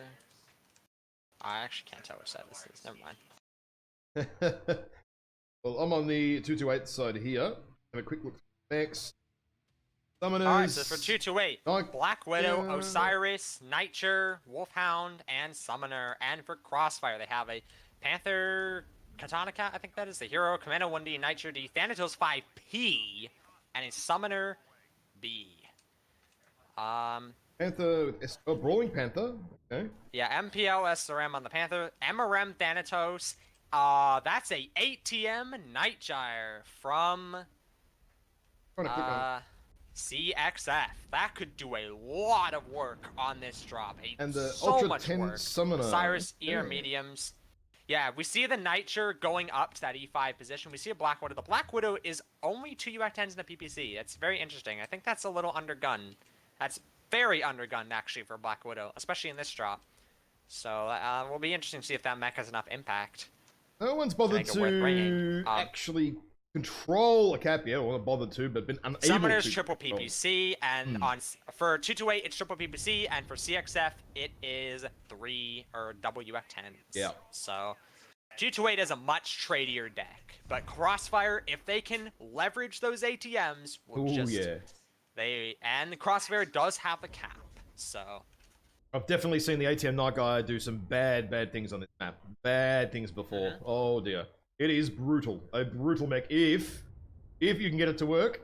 Very tasty. So there's a fight around the E6 region. Both teams are kind of just, you know what? Later doesn't matter right now. Black Widow and Summoner taking the brunt of the initial trades. Captain Cat here charging up. Black Widow 67. Airstrike. From that strike. Black Widow took a block from that artillery strike, went like 85 to 67. Need to be careful about those strikes. Yep. Huge damage from the airstrike there. And nearly open on the torso as well. Like very cherry red armor. That's open torso now as well on the Black Widow. That Black Widow needs to play safe. And that's the thing. Oh, Captain Cat getting pushed here on the right by the 2 lights from the 228 team here. Yep. Wrong button there. Oh dear. And CXF gave away the ATM Jur. He fired the missiles after Osiris running away. So 228 now knows that they have those missiles. Yeah. But in the meantime... The Panther is kind of hurt, though. The Panther's kind of hurt for Crossfire. Crossfire are going around the back here to kind of harass. And they've also full capped in the meantime. During that kerfuffle, they actually finished off the cap, so... 228 needs to be aware that there's only so much time they have. Yeah. They don't have forever. About 150 tickets. Two lights have turned around 3 of 228's mechs. That's Crossfire's cue to push, but Crossfire need to push the other side now. They need to go the other side. If the lights are going to jump in, they need to go. Yep. Now. But oh dear. While they have lights. Oh, Captain Cat's in trouble. Captain Cat's in trouble here. He's caught out by like 3 men. I can't even click on his mech for some reason. Come on. There we go. Oh, he's nearly legged here. Oh, Captain Cat got caught in like a 3-way crossfire there. Super wrecked, and his team didn't take advantage of that at all. He just got legged. I think Nutty Rat just clipped his leg or someone. They just threw their light away for nothing? Maybe. That's very strange. The Commando, I think, just got the torso of that Black Widow, just did a drive-by and put a strike in the Black Widow too, and the Black Widow's being shot by the UX Summoner. This Black Widow is going to die very fast. Yep. He's pretty much isolated at this point. 47%. Captain Cat, one touch. He's going to go down fast. 228. Oh, 228 has the Thanatos in front of the Nitro, and the Nitro's just going to farm with the ATMs, farming this 228 Nitro. Oh, and the Commando comes in. 49%. He's nearly about to die. In 2 seconds straight, he's nearly about to die. Just like that. ATMs, MRMs, splashing the Nitro. And the Commando is got... Nutty Rat is legged. Causing havoc. This is terrible for Nutty Rat is legged as well. They're both legged. Wolfhound, Summoner goes down. Vipes gets Rathnor down in the back there. Rathnor got shot in the ass by Vipes in the light. That's a huge kill, taking the ATM Nagia off the field here. Huge. Korean Jesus is 28% in the Nitro. He's still not dead, though. He's about to die. He should be about to die. He should have died then, but he's still not dead. That's going to leave just pretty much Osiris and Wolfhound versus a Commando 62%. Black Widow is not quite dead, but... Oh, Kamikaze kills Knives! A team kill! Team kill! Massive in on the Commando! CXF was up, and now they're down. On the Commando as well. That's the carry. That's the mech massive. You need. Yeah. And the Summoner, 45%. He's going to go down fast. And it's just going to leave the Thanatos, 3 versus 1. And 228 somehow, after that massive misplay, letting themselves get farmed by the ATM Nitro. I think one last bite is going to be able to carry this here quite easily. A fresh Osiris is a very, very, very powerful thing. Yes, especially against MRMs. Yeah. Like it's two lights versus an MRM Thanatos. Yeah. Poor Stillwater here. He's getting shot. If we look at the caps are 135 right now. So, 5 minutes left in the game. It's getting mission critical for cap points at this point. I think it's 150 cap tickets. ToC2 needs to not lose their lights. ToC2 needs to not lose their lights and finish up this fight, killing them. If they could take out Vibes. It does look like that's what they're doing. The Summoner's just getting poked in the back. The Thanatos is getting poked in the back. One last bite, and this Osiris is doing the work. If they take out Vibes and deny this state of cap, it's entirely possible the CrossFit could still actually win this. Yes. Just on tickets. They need to deny the cap, though. They need to be stopping this cap. They're not. They're not, yeah. Big problem here.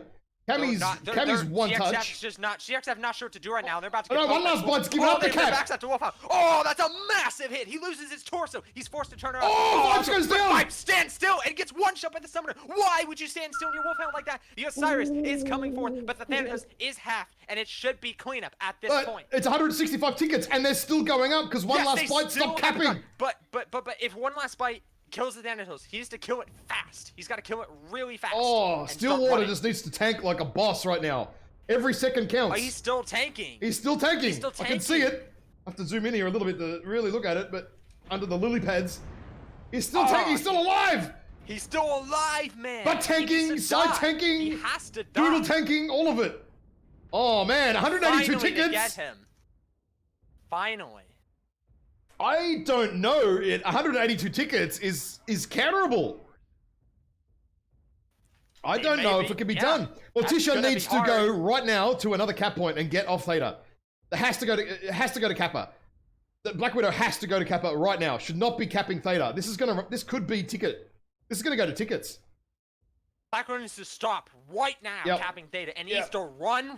It's Sigma, not over. Yeah, I think over. I don't know what they realize. It's not over. I think, dude, Crossfire, they're gonna do it. They're gonna do this on caps. 3 minutes, 182 tickets. I don't think one last bite can get to Kappa and Sigma in time to trip it all. I don't know. I'm not sure, especially with how slow their Black Widow is. Yeah. Like, why cap it? The enemies are all dead. You just have to move off. The Black Widow may be going to Sigma here. Oh, this is gonna be really close. Black Widow never lost that torso, actually. Yeah, in the end, right? I know, yeah. That actually is a good thing, because he has the speed to potentially go. They might have it. They might have it. They might have it. They're getting the third cap. Black Widow, for some reason, walking past Kappa. Like, every second you don't have a cap ticking matters. Yeah, you're missing tickets. Why is the Black Widow not going for Kappa? The Osiris should be going for Sigma. You just need the points to tick up. That's all you need right now. Just need ticket. You just need a ticket. Free ticket. Any ticket. Get a ticket. Give me the ticket, baby. Oh. This will be... I think they've got it. They're just going to get it. Yeah. I think they've got it. I think they've got it. They're just going to get it here. Wow, man. That's... Whew. And see, look, the Osiris almost already at Sigma anyway. You know what? I feel like one last bite might even have cap accelerate on the... Maybe. I don't know. Wouldn't be surprised. It's beneficial to run. Especially on an Osiris, which is fast. Cap is flipping very fast. And that is it. They're gonna get it. They're gonna get there. We'll take the win. Well played. That was close. Yep. Very close. 5x killed. Very curious to see the damage numbers. That was very close. They will be all telling. Yep. Undergun Black Widow, 300. That's all right. Not awful. Too bad. Nutty Rat and that Summoner, 200. That mech needs to have more impact. He needs to have more impact, whether it be UX, SRMs, better DPS, PPCs, put something else, something. He didn't have enough impact, and that clearly showed. Only 198. Did not help 2 days. One last bite. Carrying his team hard with almost 600 damage in that ear medium waves of Osiris. Probably good strikes, because that mech, he caps very fast. He did a lot of work. Thanatos, 600. Nitro, 400. But it was a powerful 400 damage. Captain Cat, though, getting caught out in the Panther. Overall, the damage is pretty strong, though. Yeah. Like CXF honestly lost that match when, first off, team killing the Commando, no bueno. Don't know how that happens. That's definitely an issue there. Doing the old Commando team kill, that could have actually nearly been the difference here. And also, when Captain Cat got stuck in there with with the Panther three-way action getting shot at the other CXF guys. Maybe a little bit of miscommunication there that what was happening, or maybe they didn't realize where the mechs were. A bit hard to say. Like all things, you don't know what's going on in the comms. You can only guess, really. That's all it kind of comes down to. But 2-8 after that on 22 points.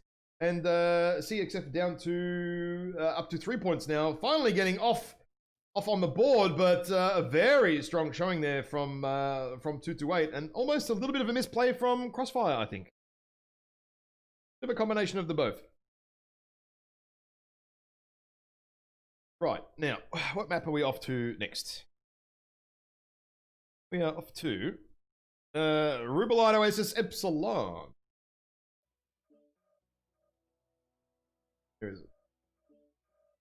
Blood Oasis.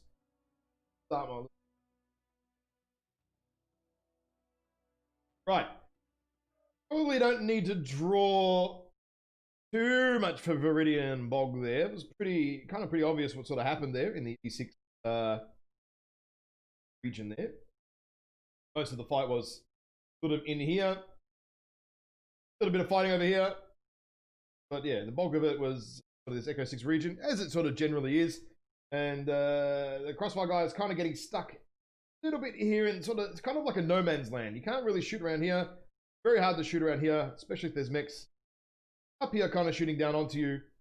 And same again from this side, same thing, shooting back onto you. A little bit hard, that little that Team 2 side when you're in that little Echo 6 position. But now we're off to Rubelite Oasis. And the cap point here is Epsilon. What do you think we're going to see this game, mate? With Division B. Does change it up a little bit. In terms of what they're going to do, more than anything else, I guess.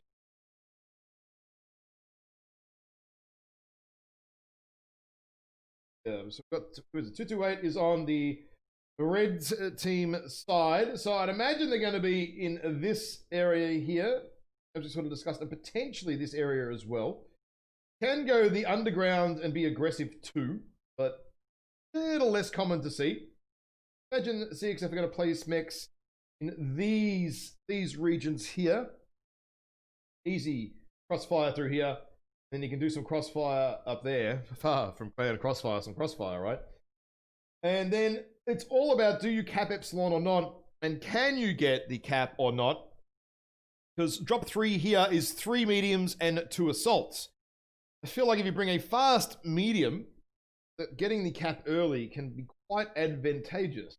That's exactly right, especially with how powerful the firing angles are. Yeah. Particularly from Team 1 if side. I can get it up here. Yes, Team 1. If Crossfire bring like the fastest medium you can bring and go and nail that Epsilon cap early, it puts them in a pretty good position, I think. Team 1. And Team 2, it's actually quite hard to get that cap back then. Very hard. Very, very hard. Crossfire are locked in already. Not mucking around too much today, these teams. Very, very fast drops. It's good. We do have another cast coming up after this. Hopefully the guys can wait. The Aces Wild team, I will double check once this drop gets underway where we are at.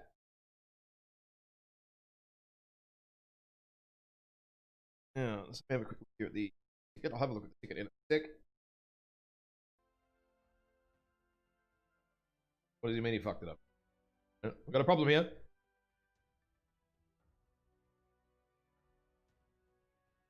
No, I mean, they can pull a redrop in the first 30 seconds anyway, so...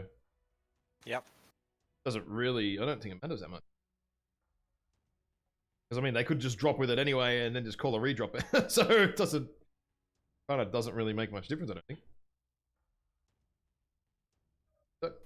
So, when they're... Hold up, what was... okay. I think... they said the commando, so I'm guessing knives maybe didn't swap out of the commando or something.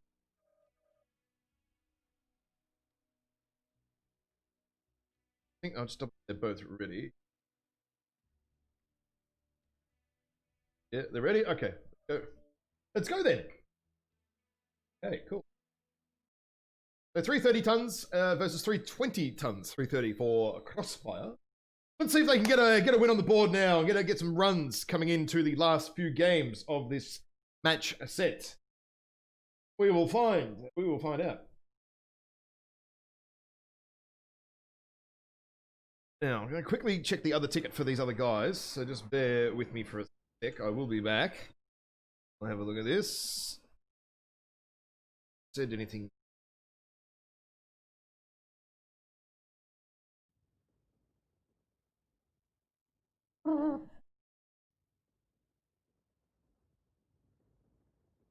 No music yet. No music. Come on. All right. There's the bloody music. At the mechs. Looking at the mechs. CXF, Vapor Eagle 1, Nihilator 2A, Mad Cat 2B, Vulcan 5 Team, ToC2 2. Very standard core. But for 228, we have a Vulcan 5T, Assassin 23. Interesting over the 21. There's some class prefer it. Uzio 6P, and the Kodiak Spirit Bear. Hey. How they leverage this mech could win or lose them the match. I'm very curious to see how one last bite in that Spirit Bear is going to play, and of course, a Mad Cat 2B. So only the two. Vapor Eagle 1 for CXF. Peeps. Only 2 PPCs and very slow. Very questionable build there on that Vapor Eagle. Assassin has some 6 Artemis. Spirit Bear, pretty standard. So is it a brawl? Doomguard in the Mad Cat is double LB10. Double UAC-10 in that Mad Cat. So he doesn't have the range that you typically have in a Mad Cat beat, but he has more DPS up close. Interesting to see how they leverage that. Shaky Snake in that Annihilator is just 682, 0 PPC, fairly standard stuff. Spirit Bear. Oh, I'm excited to see where this goes. This. Yes. A very risky pick, I think. Very, it could work out. It's going to go one of two ways. It's going to be a great choice or a really fucking bad one. We'll find out in about 2 minutes, I reckon. 228 does have superior medium pulse firepower and superior close firepower, so they might be able to take this cap, wrestle it from CXF, especially that undergun Vapor Eagle. Being hit by only 2 PPCs and with how slow it is, it's not even in position yet. It's like barely in position. So the 228 doesn't even hurt that much. The 228s are basically going with a 4-man here onto the cap point, and Crossfire can't really stop it with 2 mechs. There's just no way they can stop this cap here from 228. And Knives. Ooh, Knives already down to 80%. Knives 81%. Oh, nearly legged! He's nearly legged! Oh, he's one more shot! Legged. That's one more shot! That was a really good shot, I think, for the assassin that jumped in that leg. Oh, here comes Admiral Korean Jesus around the side here. Knives is in some serious trouble now. He's massively screwed at this point. This is bad. Yep, he's legged. Oh no, Knives off the field. The leg. Yep, Knives off the field already. What does CXF have? They have a UAC-10 Mad Cat with only 2 UAC-10s. They have a 2 So the core is moving up here, but I mean, 228 have done the work here. Did that Vapor Eagle just shoot the Vulcan in the back? I'll have to rewatch that. I don't know. I think that Vapor Eagle just shot the Vulcan in the back. All right. So the Mad Cat is moving up here, scaring off this medium pulse Wolfpack, and one last bite is waiting here in the Spirit Bear. But I think one last bite is like, I think it's time to go, guys, because he is running quickly in the Spirit Bear forward. He's stopped a little bit. No, he's coming in. Okay, so one last bite's coming in now. I think they're going to go for the brawl, the 3v4 here. And as we see, the Mad Cat is icing from 228, but it doesn't matter because they legged a Vulcan. Yep. It's basically just an Annihilator, which the Mad Cat should out-trade at mid-range. Definitely. Oh, big airstrike on 228 there. Not taking a hell of a lot of damage, but in comes the Spirit Bear. They're rushing the Mad Cat. Spirit Bear, charging straight at the Mad Cat. Look at it. Look at it go, the Spirit Bear. Not as good as it used to be, but it's still not too bad.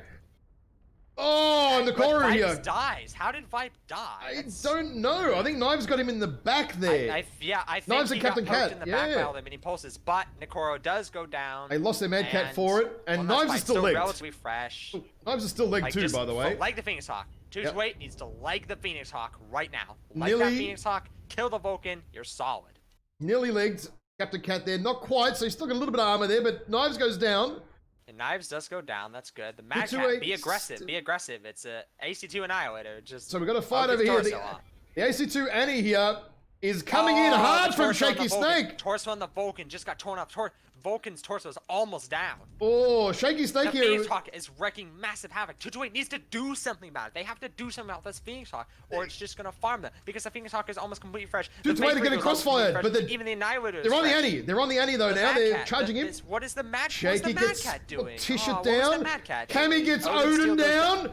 Shaky drops off the ridge here. Wow, this is massive. Shaky blew himself up. Oh my god, no way. No way. That's incredible. Oh, wow. But I do think this is still going to go in favor Spirit Bear is cooked. CXF. He's cooking. He's done. He's done. Yeah, he's dead. That's it with that Uzi. Wow. What a turnaround. Strong start from 2 to 8. That assassin, I believe that assassin, I'll have to rewatch. I believe that assassin was fresh. It was very fresh. Almost completely fresh. And an assassin dying in a push? Wow. That's bad. That's super, super bad getting picked. Yeah, I think it was the Knives. Very probably. Knives and Captain he was Cat. the furthest back, still on the cap, and he got poked by both the Vulcan and the Phoenix Hawk at the once, same time. almost instantly. And that's all it takes on an assassin when you get shot in the back. That's all it takes. What was that? Very badly misplayed by that assassin. 11 medium pulse. Honestly, that probably cost ToC2 the match, having that assassin die from fresh. 11 medium pulse in the back. The comp they had, that very much cost them. Yep. Very unfortunate. Because they got that leg off Knives so early, but just couldn't clear him off that field. And he didn't die forever either. It took them forever to kill him even as well. Like once you get the leg, you have to finish it, guys. You can't just leave it leg. I mean, they lost Nokoru died before Knives did, you know what I mean? And Nokoru was fresh and the Vulcan was already legged. So Kami here sitting on the cap, full capping it. It's not going to matter too much. Phoenix Hawk will be able to do a third cap here. And they're only going to need it. Oh, that's it. They're not in danger of losing at all or anything like that. Phoenix Hawk's leg is open too. Phoenix Hawk was almost legged as well. Yeah, he was red legs. Vape Eagle's fresh. Phoenix Hawk is fresh, just except for his legs. It was pretty close. Even still, it was pretty close. And that's why I think that assassin getting picked definitely cost. Probably made the difference. Sure. Yep. Yes. Yep, I reckon that was definitely it. I think he was just didn't realize that there were two mechs behind him on the corner, and yeah, boom, boom. That will happen. That's what happens. Okay, tickets will tick over in about 5 seconds more.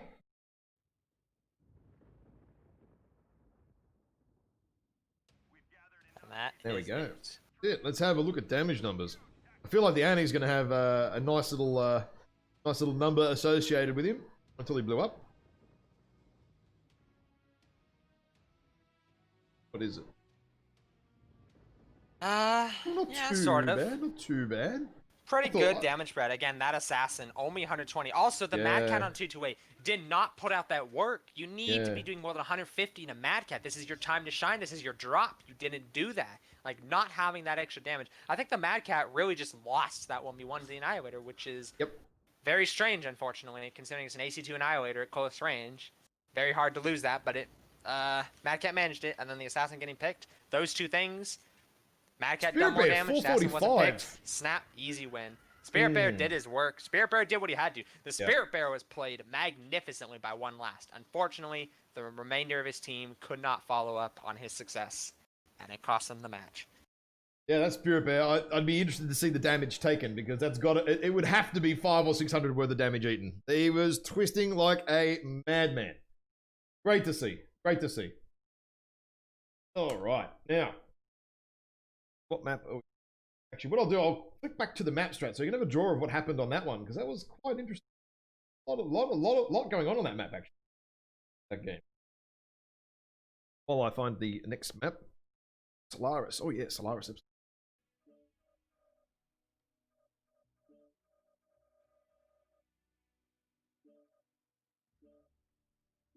You gonna draw on the map or what? So, okay, there we go. From 228's perspective, the Spirit Bear, I believe, went low. I might be wrong. I think so. Yeah, I think he went low. The Mad Cat went high. Yep.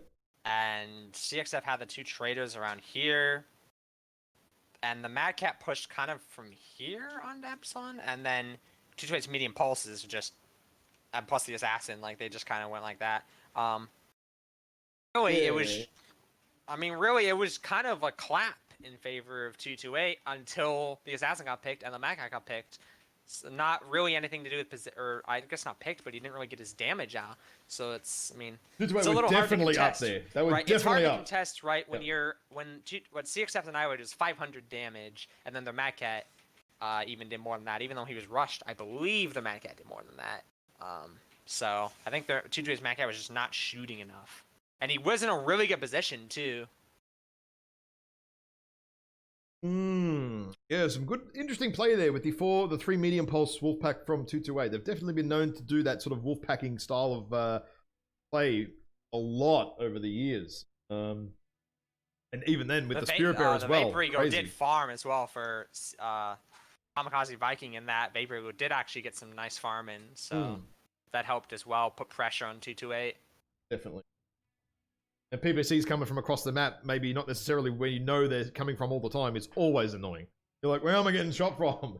Like 900 meters away, it doesn't show up on the radar. I mean, I know they're coming, and if you're trading around corners and around rocks, you don't know when the next one's necessarily going to come from. So, very, very interesting. Next game, we are off to Solaris, the place where Tina drinks juice. Now, Epsilon, cap point. I feel like I shouldn't comment on that. Probably not. Oh, Tina's nice. I like Tina. Anyway, so are we going to see a bit more jump jetty business from Div B teams? Lots of jump jetty business. Yeah, I expect 228 has, in particular, though they don't have like all their Pop-Tart players playing. 228 is well practiced in Pop-Tarts, right? They've been around forever, all through the Pop-Tart eras, so they should know like how to operate Pop-Tarts properly, and especially on this map. So 100%, I expect to see Pop-Tarts from 228. CXF probably as well. Experienced team, they should know what's up as well. So.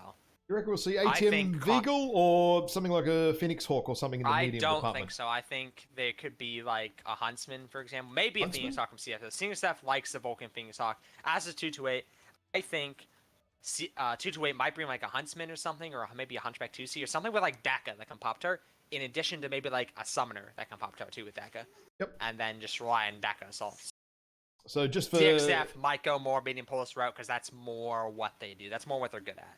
Just for everyone watching at home or from work, so drop 3 is 3 mediums and hang on, drop 4. Sorry, drop 4. My bad. We're up to drop 4 is 1 medium, 1 heavy, and 3 assaults. That's why Bowser and I are sort of talking about is there going to be a medium and a heavy Pop-Tart? I'm going to say almost damn certain, and then 3 assaults. So going to be interesting to see. We've seen quite a few matches. Sort of the fight occur around this side, so almost to the left or well, to the right of Epsilon, depending on how you look at it. And then sort of the fight kind of goes backwards and forwards and backwards as people kind of try to almost get an angle and get a flank on the assault, especially big, fat, slow annihilators and shit like that. They're only running like 50, 52 Ks an hour, so if you're in a little bit of a quicker mech, quicker brawler. We saw an Atlas the other night. I saw Atlas has come out, going crazy, doing like 700 damage. You can see all sorts of stuff on this map, especially with 3 assaults. I don't think we're going to see things like direwolves, though. Annie's definitely. Cyclops definitely. Mad Cats, Blood Asps definitely. What else? Probably won't see any gargoyles. I would be shocked if any team brought something that was not an Annihilator, Sleipnir, Direwolf, some combination thereof. Oh, I suppose you get Direwolf on the low ground with Daka can instantly delete someone. Yes. That's true. Peek around the corner and see all the UX. If do not bring triple Daka Assault, I would legitimately be surprised. Even we might see some heavy Goss or LBX. I would be surprised even if they brought that, but we will see because that type of play could be used more aggressively. Oh yeah, heavy Gauss. You know what? I haven't seen heavy Gauss yet. Not yet this season. I mean, we could see it. I don't think it'd be that effective. I really don't. It does not have the burst damage that the Daka does, and it doesn't have the range that the Daka does either. It just doesn't. So Especially not against these majority heavy mechs. And you're very slow. Very slow with still heavy Gauss. Always. Doesn't matter what happens. Now, these guys are locked in. Ooh, these guys are locked in as well. I've got the modes right. Oh, we're going straight in again, guys. I'm not mucking around. This is good. Do stick around. We will have another cast after this one.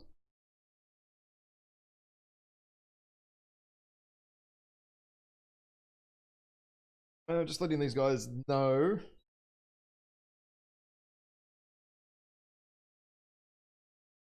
So just letting the aces. I'm doing aces wild and oh bugger me. What's the other team? VCoB after this, back to back. So I'm only going to take like a 2 or 3 minute break while I reset the stream and all the overlays and all that sort of stuff. And then I'll be back straight away after this drop. So do stick around, guys. There is plenty more Mech Warrior action, hot mech on mech business coming up. But yeah, there will be a couple of minutes of break because it does take me a few minutes to reset all the scoreboards and sheets and get ready and all that lovely jazz. But they might do the 2v2 in the meantime. Anyway, the mechs for this match. At the mechs. So, 2-8, we have a Supernova A, High 1-2C Keeper, Summoner Prime, Cyclops S, Vigil or Vapor Eagle 1, and on Crossfire, on High 1-2A, Cyclops, Sleipnir, Nova Cat, Black Winter A, Mad Cat. So, 2-8 brought an ATM Super. No. ATM Supernova! No, missiles! Worms! Quad LR20 Artemis Supernova is what they brought. Oh, it's a knock! It's a knock on the Veagle! Uh-oh! Knock on the Veagle! Yes, and looking at Shaky Snake, in that Nova Cat, he brought LRM 110 on the Nova Cat. So both teams brought LRMs. And Captain Cat in the Black Lantern has small pulse micros and a narc on that Black Lantern. Bullshit, so oh my god! Both teams brought narcs. Oh, this man. is gonna be interesting. Oh, this is gonna be a shit fight, boys. Oh my god. Oh. And of course, the Keeper with that LBX SRM Brawl presence. Oh, yeah. Oh, okay. So they started Stillwater, though, right? In the other lens, all the way over the other side of the map. Look where Stillwater's coming from, though. Yeah, I think they put him in the wrong lens. That's a massive mistake. I think they put him in the wrong lens. Put him there. Yeah, huge. You should not have put him there. That's a massive mistake. Gotta take him 10 Hopefully fucking they're not minutes. Too aggressive. Yeah, they need to wait for him. But 2-8 has the cap with the. Look at the Learn Boys. Look at Learn Boy Jesus over the back here, who's scouting right around the edge. He wants the full angle. The full angle here. Oh wow. So Crossfire have taken the cap. Yep. They took with that Black Lantern, but the Black Lantern doesn't have a lot of support. He needs to get a does he get a knockoff here? Oh. And 2-8's Supernova and Sleipnir are on the back of the map. Sleipnir and Supernova are at the back of the map with the Keeper kind of there. There's a UAV up. That's why the guys are getting. Oh, Captain Chris, get one shot! One shot! Incredible! Why would you give your back out like that in that mech? Oh, incredible! Shit. I think that is Clan Crossfire probably unable to win. That's pretty much good game right there. Yeah. They brought a deck that revolved specifically around that comp, and they killed the mech that was supposed to killed the Naka. Oh, man. Oh, shit. Oh, shit. One last bite just chilling here. I think he's under a UAV or he's been knocked or something. Oh, you know what? I don't think he got shot in the ass. I have a funny feeling one last bite just CT'd him straight through the front. Oh, no, sorry. No, he didn't shoot him in the ass. No, I lied. You can't. He did, and you can't CT a Black Lantern one shot with that. Wow. It's not possible. Wowee. Odin's down to 64, though. He was literally just like had his back turned. Odin for brutal stuff. Odin there, 2-8 airstrike. That hasn't cost him too much, but he's definitely been hit all over the place. So the Crossfire guys are trying to finish off Tofurky here, but I mean, there's lots of available locks here. However, the Sleipnir's pinned. The Sleipnir Tofurky is pinned for 2-8. Why would he put an airstrike on him too? And he keeps backing up against the building. Oh, Tofurky's going down. He's dead. Against the building. Oh, hang on a minute. Grinding up against the building, and he goes down. Did Crossfire just almost even the match up a little bit here? Yeah, I think they have. A little bit, yes. Yeah. A little bit, because the Sleipnir literally threw his life away for nothing. Wow, the Lens are still like streaming in that here. Vapor Eagle is putting in his work, but he's taking damage too. Oh, Shaky Snake is basically cooked himself. He's cherry red in the arm on the structure. You need to be careful. You can't. Oh dear. Be careful in that. Nearly cooked himself. He's got no structure left. Yeah. It's a bit hard. We can't see the narcs in spectator mode. That's really shitty, actually. Yeah. But yeah. I'm guessing the core has been narked because he's constantly getting lerms streaming down on his head. Same for Rathnor. There's constant lerms streaming down on these guys. Oh, is UAV up to? Oh, no, not quite. Not quite in range. So Nutty Rat here at the back. Kind of needs to move up a little bit. 228 is still massively up percentage. And look at this. When consider that they have Korean Jesus has at least, I think, 1, maybe 2 jump jets on this supernova and is now sitting on top of the buildings getting his own locks. He's been there. Oh, man. Oh, man. He's just raining the pain down. I didn't even see him jump up. The supernova could even probably be more aggressive. He might be able to get a really good volley on this Nova Cat if he just pops up. Yep. Oh, maybe that Annihilator too. Look at that. However, Odin stealing the Vapor Eagle is not really narking. He's not really narking at all. Like, Korean Jesus doesn't really have any targets. That Vapor Korean Jesus just ate 15% from all the limbs from the Nova Cat at once. And the Vapor Eagle's kind of hiding. He needs to be popping up and sending them narcs out. They don't have ECM. The Black Liner had their ECM. He's down. So he needs to be more aggressive with those narcs at this point. So the tickets are only just getting even now. So I reckon another maybe 30 to 40 tickets for either team is just going to be enough to seal the win because we're already under 5-minute marker. And it's interesting, though, that CXF is afraid to push. I'm not... Like, they're up a massive amount of effective damage because, well, they lost a Black Laner. Yep. 228's missing an LB10 Cyclops, and just... And Summoner's only got PPCs from Nutty Rat here, and the Vapor Eagle's 3 PPCs too, so they have 2 3 PPC mechs. They only have 2 DPS mechs and that Assault. I feel like if Crossfire just push, it's done. They could do it. Yes, they need to push and just close it out. There's not going to be the DPS here to do anything about it. I mean, yeah, you're going to lose a mech, Crossfire, I get it. But you're going to win the game. Doesn't matter. And this Slapnir took a lot of damage. They're turning the cap over. They've got the cap back. They're pushing them back. Yeah, they're pushing their DPS now. That's good. They're being aggressive with that DPS. That's good. Yep. And there's the Keeper. They need to keep in mind that Keeper. Oh, the Keeper, very nasty. But the Keeper, took a lot of damage there. The LM Supernova moved up. He's up at like 150 meters. Oh, LRM Supernova, very close. LRM getting shot in the ass. And again, he's nearly dead. Again. He's lost the torso. Oh, no. Rathnor, in the meantime, has nearly lost the torso there. Odin goes down. They need that Supernova. Oh, one last bite. Sitting there waiting for that push. Koru going at it here. Pushed up himself. The Koru and one last are going at it. They're going at it. The Keeper. However, the Cyclops. The Keeper is farming. And Annihilator coming around the corner here.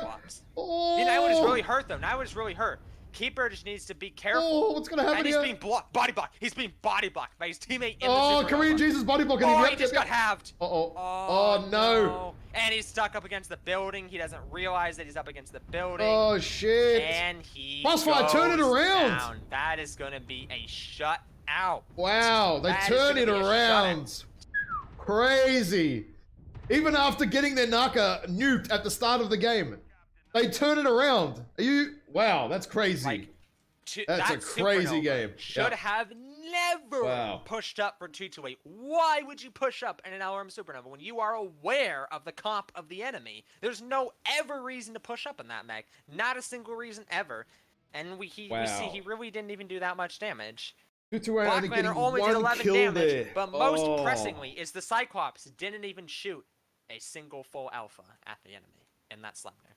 That was massively costing. Yeah, ToC2 got wrecked. It was far more costly to lose that frontline DPS assault than it was for CXF to lose a Black Lantern with a narc. Some small pulse and micros. Like the assaults carry this drop or lose this drop. To be honest, look at the carry though. Rathnor, the throwing, the Cyclops throwing, and Odin stealing that Vapor Eagle. He was barely pop turning. I bet he wasn't getting narcs. He wasn't spotting properly. What was he doing? Was he afraid? I'm not sure what the problem was. Was he trying to stand on the buildings? Was he getting learned? Because he was taking damage. He just wasn't doing it. I'm gonna go with I might. One last bite did massive damage in the Keeper. Nutty Rat putting in work in that Summoner, but most importantly, the 2 of CXF's assaults over. I'm gonna go with 100 damage. I know. With the VCoB, maybe he didn't have radar derp, right? So every time he was pop-tarting, they were getting a lock, and he's getting rained on because he was at like 50% and nearly It doesn't legged. matter. You just wait for the lock to go away, jump up, fire 3, go back down, wait like 5 seconds. You don't need radar deprivation. It's not required at all. You do not need radar deprivation. Not at all. He'd eaten a lot of loam damage, so something was going on. Yeah, he was clearly misplaying in some catastrophic way that was putting a lot of... Basically, Crazy. the problem is...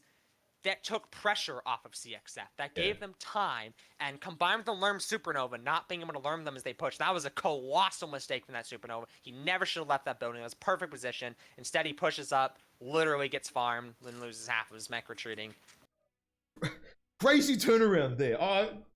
Losing your narc mech when you have Lerms is huge. What was that match? That was crazy. What was that match, man? I don't even know what that match was. That was just insanity. That Cyclops, though, like... just grinding that building, you think he's gonna go tumble through it? He's gonna charge the building and it's just gonna break way and let him escape. Like that's not how this game works, unfortunately. I don't think ToC2 expected to come and run into 2 assaults standing there waiting for him. But he never should have even been there. You don't flank in a Cyclops. You never should have even been there to begin with. That's not the mech you're gonna flank in ever. Like. At that Only point, a team who's completely unaware and unattentive would ever let themselves get flanked by a Cyclops. It's like the buildings are not high. It's not just like all high buildings you can just go, oh, sneaky stealth undetected the whole way, right? No, that's not this map. A Pop-Tarter would easily scout. Or a UAV or whatever. Like, it's just a massive risk. Crazy. Absolutely insane. All sorts of shit going on there, guys. Now we're off to... I think that game was who could throw less hardest. far. And in that instance, it was CXF. Yeah. So, in the end, it was CXF. Well At the start, it was CXF, and then they kind of stopped throwing halfway through the game. If ToC2 hadn't lost that Sleipnir, that would have been game over. But like that Sleipnir is just massive. Losing that Sleipnir. Big mistake again, there. The Vapor Eagle not putting out the pressure he needed to, not getting the locks for that Supernova. Man. All right, I've got the map strat. That was crazy game. I have the map strat up for Grimplexus. After that match, I've decided I need a beer. So I'm going to go get a beer while you talk and doodle about Grimplexus. I'll be back in a minute. It's that kind of day, folks. Not a whole lot to say, because this drop is particularly light. Most of the time, what we see is just a full rush. Sometimes we've seen, like, maybe some streak mechs or some LRMs. This map is a fair bit of variety, but in the end, it is a range-focused map. But, again, it's also very light on tonnage. So what I've seen is, like, one range mech on each team, and then the rest, like, support or go in front to, like, medium pulses or SRMs or something like that, like a commando. Like, this spot, obviously, and these 2 spots, like... Team 2 has a massive advantage though in trading, to be honest, because like they're shielded from LRMs and they can like put a Pop-Tarter up there that can just shoot across the whole map, that type of thing. So we don't often see this side of the map used. We could potentially even see like a Blackjack or a Fast Vapor Eagle, something going over there, and that could be very dangerous if Team 1 does not react to it.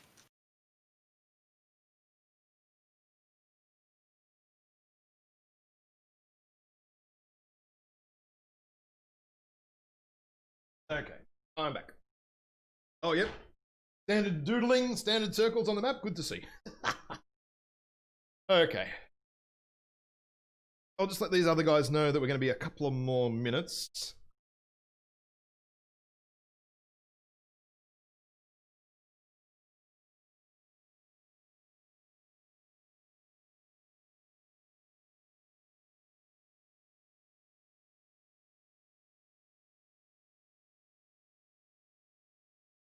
Okay, so just let these guys know the next match, which is Aces Wild and VCoB, that probably be up and running in about 15 minutes, guys. Waiting for them, sorry, just letting them know. These teams are just locking in, doing all their business, and we will keep going, so do stick around, guys. Korean Jesus pushed up because he ran out of ammo. I see. Yeah, okay.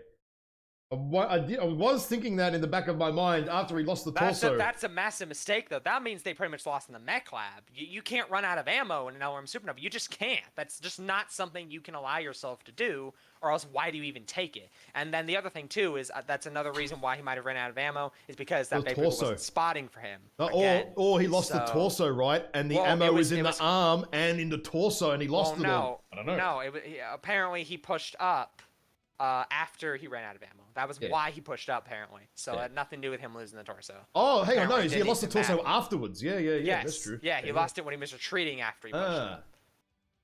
Like, he needs more ammo. Well, he did have AMS on there as well, I guess. So probably some tonnage eaten up there. It's probably, what, three tons of ammo there eaten up with AMS, maybe? Okay.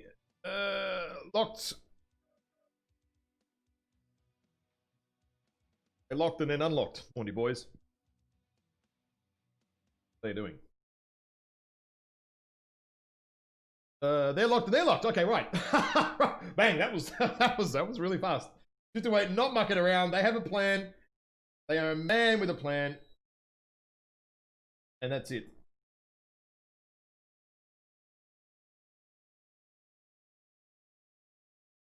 Men's I don't know, a team with a plan. We'll go with that. Whatever.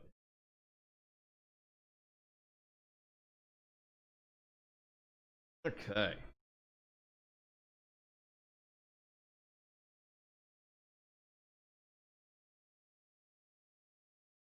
Wait for the teams to roll on in here.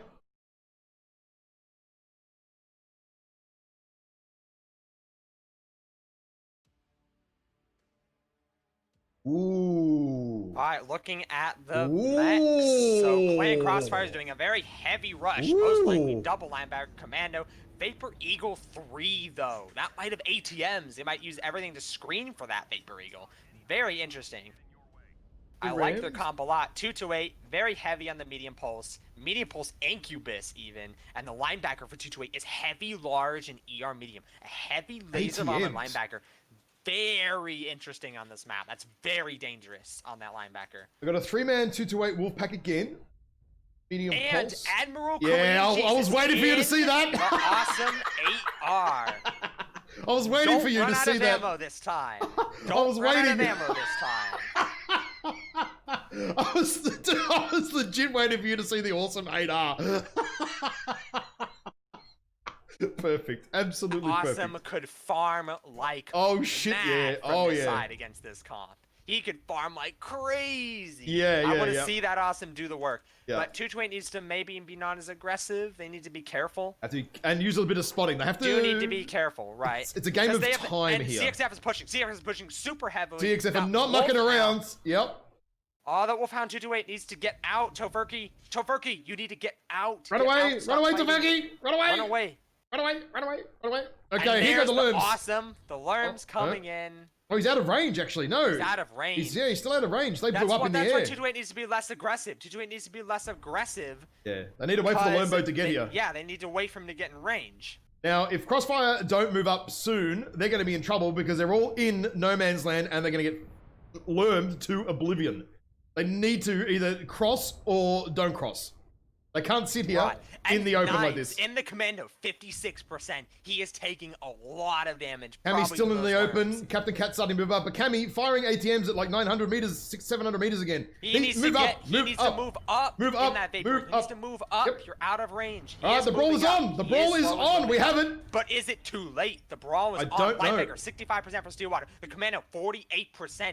Commando's in trouble here. Commando's nearly legged. Commando's nearly legged. Massive trouble. Commando's in their whole team. Crossfire needs to follow up with the Commando's aggression. Yep. Commando's almost overextending extremely badly here because Cammy is still not even anywhere near. The Baby Girl's just indirect firing missiles. Linebacker goes down though. Oh, that was on the linebacker. He got picked. He got picked. Well, Tisha got nailed in the back then. And absolutely the Commando is still alive. And Awesome 8R on Admiral Quinches. He's got two linebackers, Commando on him. 228's focus fire is dropping. Yeah, they're jumping the Lerm boat. They're jumping the Lerm boat. This is going to be a shutout. This is going to be an absolute shutout. And Knives is still alive. No, Knives is dead. No, he's dead now. He's dead now. He finally dies. 228 Wolfhound just got legged. Cammy finishes him off, but now But look at this. Cammy's getting rushed now in the VCoB. Oh, Cammy's getting even matter. hammered. Oh, I suppose, yeah, that's true. Yeah, there's not enough left. There's a lot of oh, look at that. Linebacker here from the Corey. Very fresh. Taking no damage at all. Stillwater's been nearly legged entirely. He's lost one leg. Hasn't lost the other one, but yeah. I don't know if ToC2 are going to get another kill here.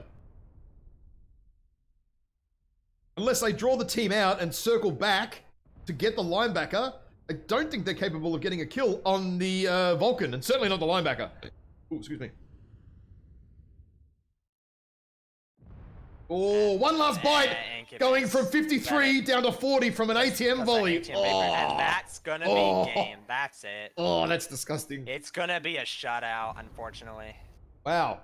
Crossfire coming home at the end there. Very strong the last couple of drops. Well, last drop was a bit of a who threw less in the end, but this drop was very strong. Yeah, I was very strong in favor of CXF. They had a strategy. They had a plan. I'm not entirely sure 228 did. Because, like, they engaged initially out of range of the Awesome, and then they gave away the missiles, right? Yeah. So, in like, against people who are more experienced, when you see missiles, you know you have to push, because you know there's going to be spotting, and you know that when you get spotted with a push comp, and there's missiles, you get farmed. So you have to rush. And they saw those missiles come out, and it's just like he gave himself away at that point. And as we see with that Awesome, 159 damage in that Awesome. The laser helmet linebacker, 120. That's barely 2 alphas. Like, that laser helmet linebacker is not what they should have used to put in front of that Awesome. Very hot, too. Very hot. DPS. Yeah, very hot build. I don't think they had the DPS. I do not think they had the DPS, even with Kamikaze Viking in that VCoB, well out of position for the majority of the fight. Yeah, I feel like Cammy could have had easy 500. Easy 500 there. Once that Awesome was rushed, they did not have the DPS. Just simple as that. I feel like almost ToC2 just got too aggressive on the middle early. They just needed to pull back a little sooner and just stall CXF and wait for the Awesome to get there and then hit them. And then hit him. Awesome. Yeah, and hit them hard, dude. Yeah. Hit them hard. Don't let them push. I think they let them close in because I think they folded back to try and, like, get in front of the Awesome or something, but they need to be, like, way in front. They need to be slowing down that push as much as possible with their bodies, forcing them to either run past, get shot in the back, or etc. And they didn't have those angles created. Just looking at the final scoreboard here now. So the win goes to Crossfire in the end there, 33 points, and Black. Of course, I must make a mention of that commando. That commando play was very strong because it turned around so many of 228's mechs just for that commando. They didn't really have anything to deal with that commando, and it just turned them all around. And I think that was partly why they got pushed on so easily, right? Because you saw a lot of mechs trying to kill that commando. The Awesome didn't even make it to the hill. That's the worst part. He lived. The Awesome didn't make it to the hill. That's how good the commando just died. I mean, almost overextended, but it didn't quite play out that way. It was a little bit too far ahead, in my opinion. It could have been bad. It could have been worse. But it was could have been worse. It could have been bad, but it was good. And CXF capitalized. That is correct. Now you're bailing out for the next cast. That's correct.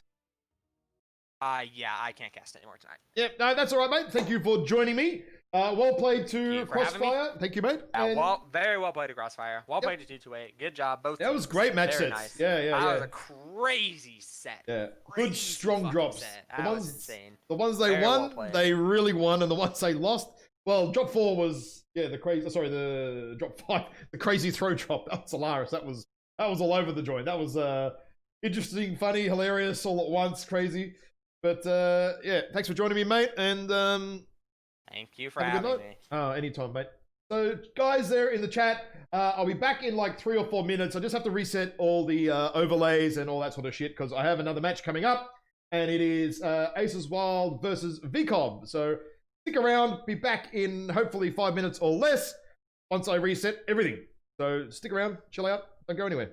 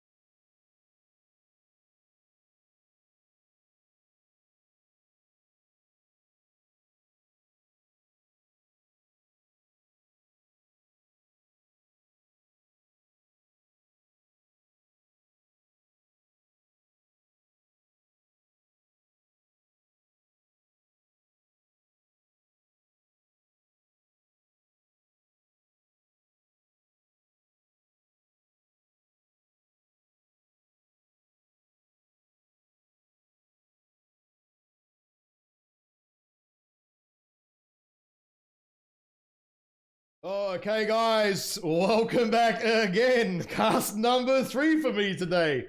I am an absolute madman, it would seem, wanting to do 3 basically in a row. Had no downtime at all other than to quickly cook me some food. So next up we have Division D, Aces Wild versus VCoB, Vicious Chicken of Bristol. Fuck if I know what that name is about, but anyway, is what it is. Some people are weird. Go with that, right? So, the 2v2 is up first, and it is King Crab versus Little Crab. Sorry, big crabs versus little crabs. So, King Crabs and baby crabs. Just let these guys know that I am ready to go whenever they want. They've waited very patiently for me tonight, an extra 15 minutes later than their scheduled start time, but they get to be co-casted, so that's good. Oh, I think I have a co-caster. Hang on a minute. I think I have another special guest coming. Hang on.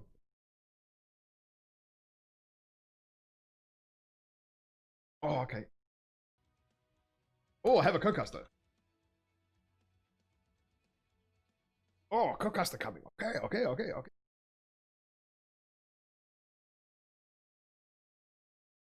G'day, mate. Hey, buddy. Oh, hang on, I have to turn you up a bit. Try again, just quickly.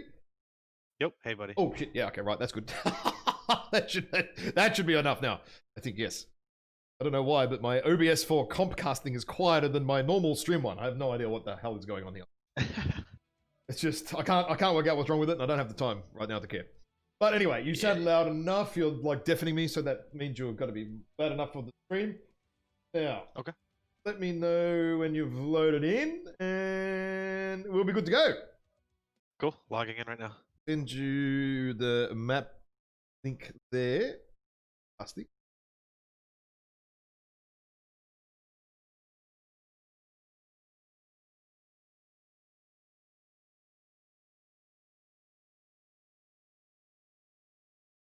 Ellie, there we go. 2. We're pretty excellent. Excellent, eh?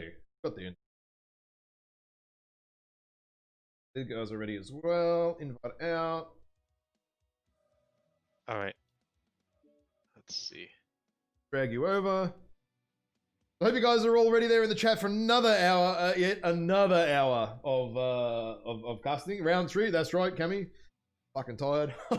I'm not gonna lie. I'm gonna have a stiff bourbon and a fucking buttload of coke after this. Not as in the cocaine. I mean, we mixed with the coke. Oh shit. Yeah. Sure. I just realized what I said. Oh fuck me. I'm actually delirious. I did not sleep well at all. Anyway, matches up. We've got big crabs and little crabs. It's a French smorgasbord today. We have crab legs for dinner, ladies and gentlemen. Who's gonna eat what? Let's have a look. Oh, I can't even click. Oh, there we go. LBX2s and rocket launchers on not Bob, eh? This is different. I haven't seen this build yet. Okay. What do we have for the other crabs over here?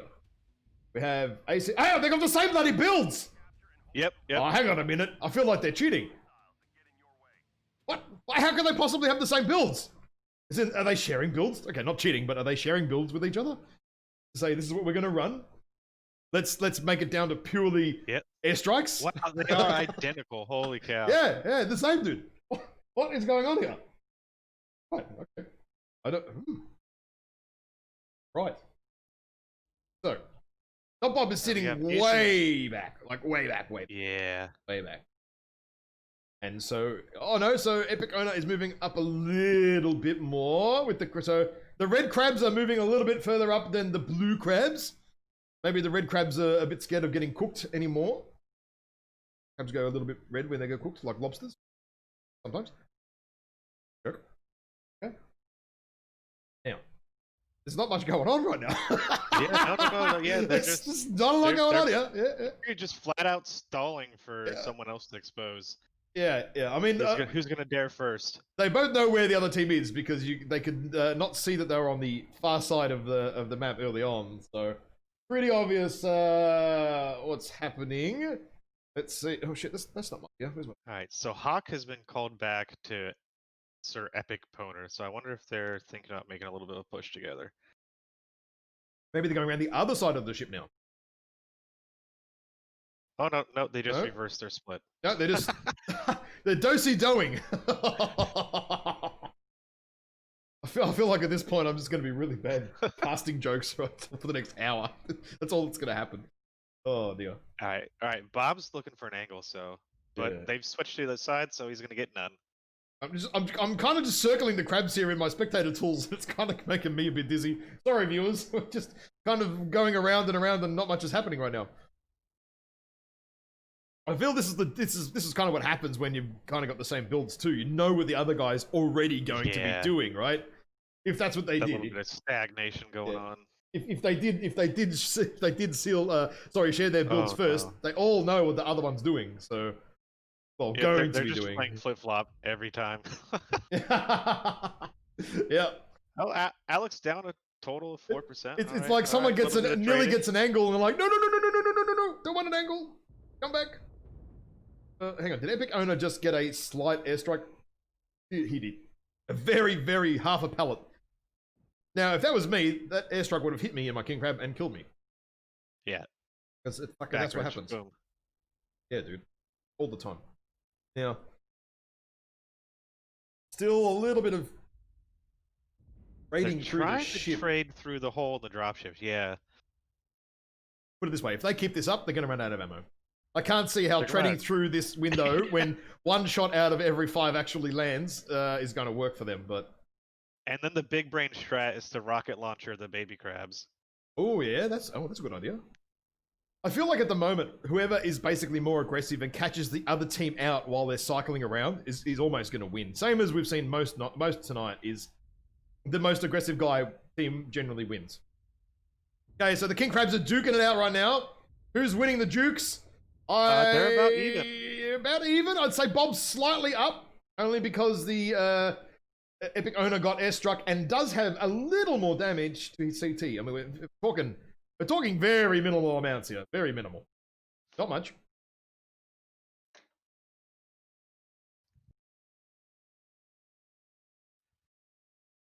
What happens? Yeah. Literally, they all know what the other guy's going to be doing. They know the other ranges. They know who's going to be trying to do what. What kind of, different builds would definitely change it up a bit more.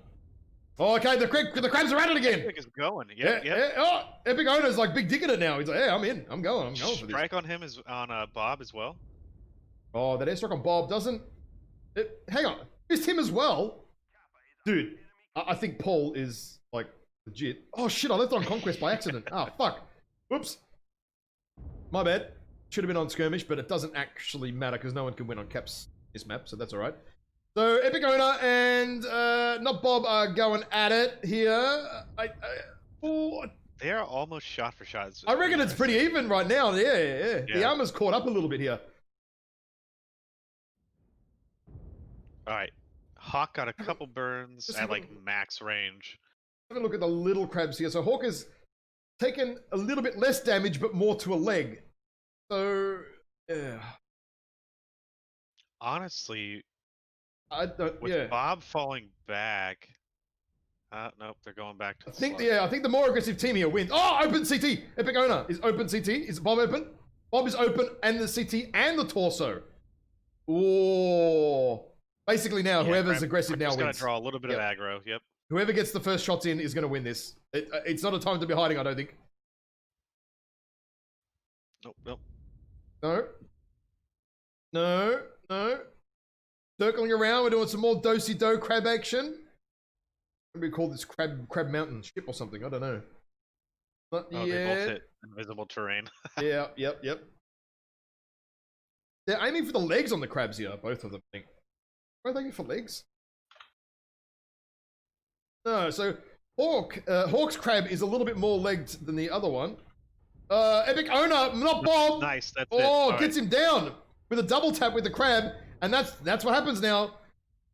It's going to be a downhill run here. Stay within sight lines of his King Crab. He shouldn't take it like hardly any more damage. There he goes. Perfect. That's it. There he goes. Legged and dead. Legged and dead. Right. Okay. There we go. So that is VCoB with the victory there. 2 kills.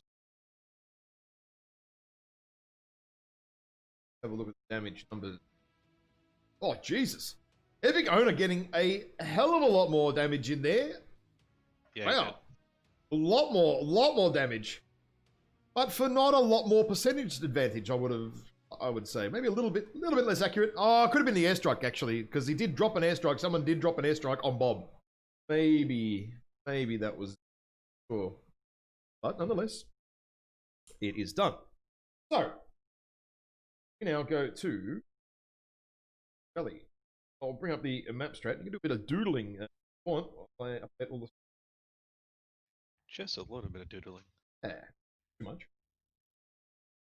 So Caustic is definitely a little interesting. Like, you can do a couple different styles of strats, and I'm not familiar with this div and how it generally plays out. More brawly, generally more brawly. Generally. So, what will be interesting is what spawns these guys take, because depending on who goes, Team 2 or Team 1 Alpha, like, you can have immediate sightlines. So they want, Bravo and Charlie, so they can't, be called super early. And generally, I mean, you can do the little pug style NASCAR stuff, but from the matches that I've participated in and have watched, it generally results in someone being super aggro and going around the caldera, into the enemy team, further on the low ground. And it can go either way. These guys seem to have, in the lower divs, have like a lot of fun, with some like crazy stuff. So I expect, a in-your-face brawl. Yeah, I'm expecting a much more brawly approach, especially from these two teams. I've casted, even though it's VCoB, it's Cameron Thailanders. I casted them a bit last season as well. So they're all just, I can't see it not being an all-in brawl.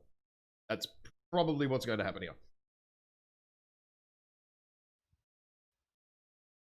And that's about it. that's the white fight. That's Caustic.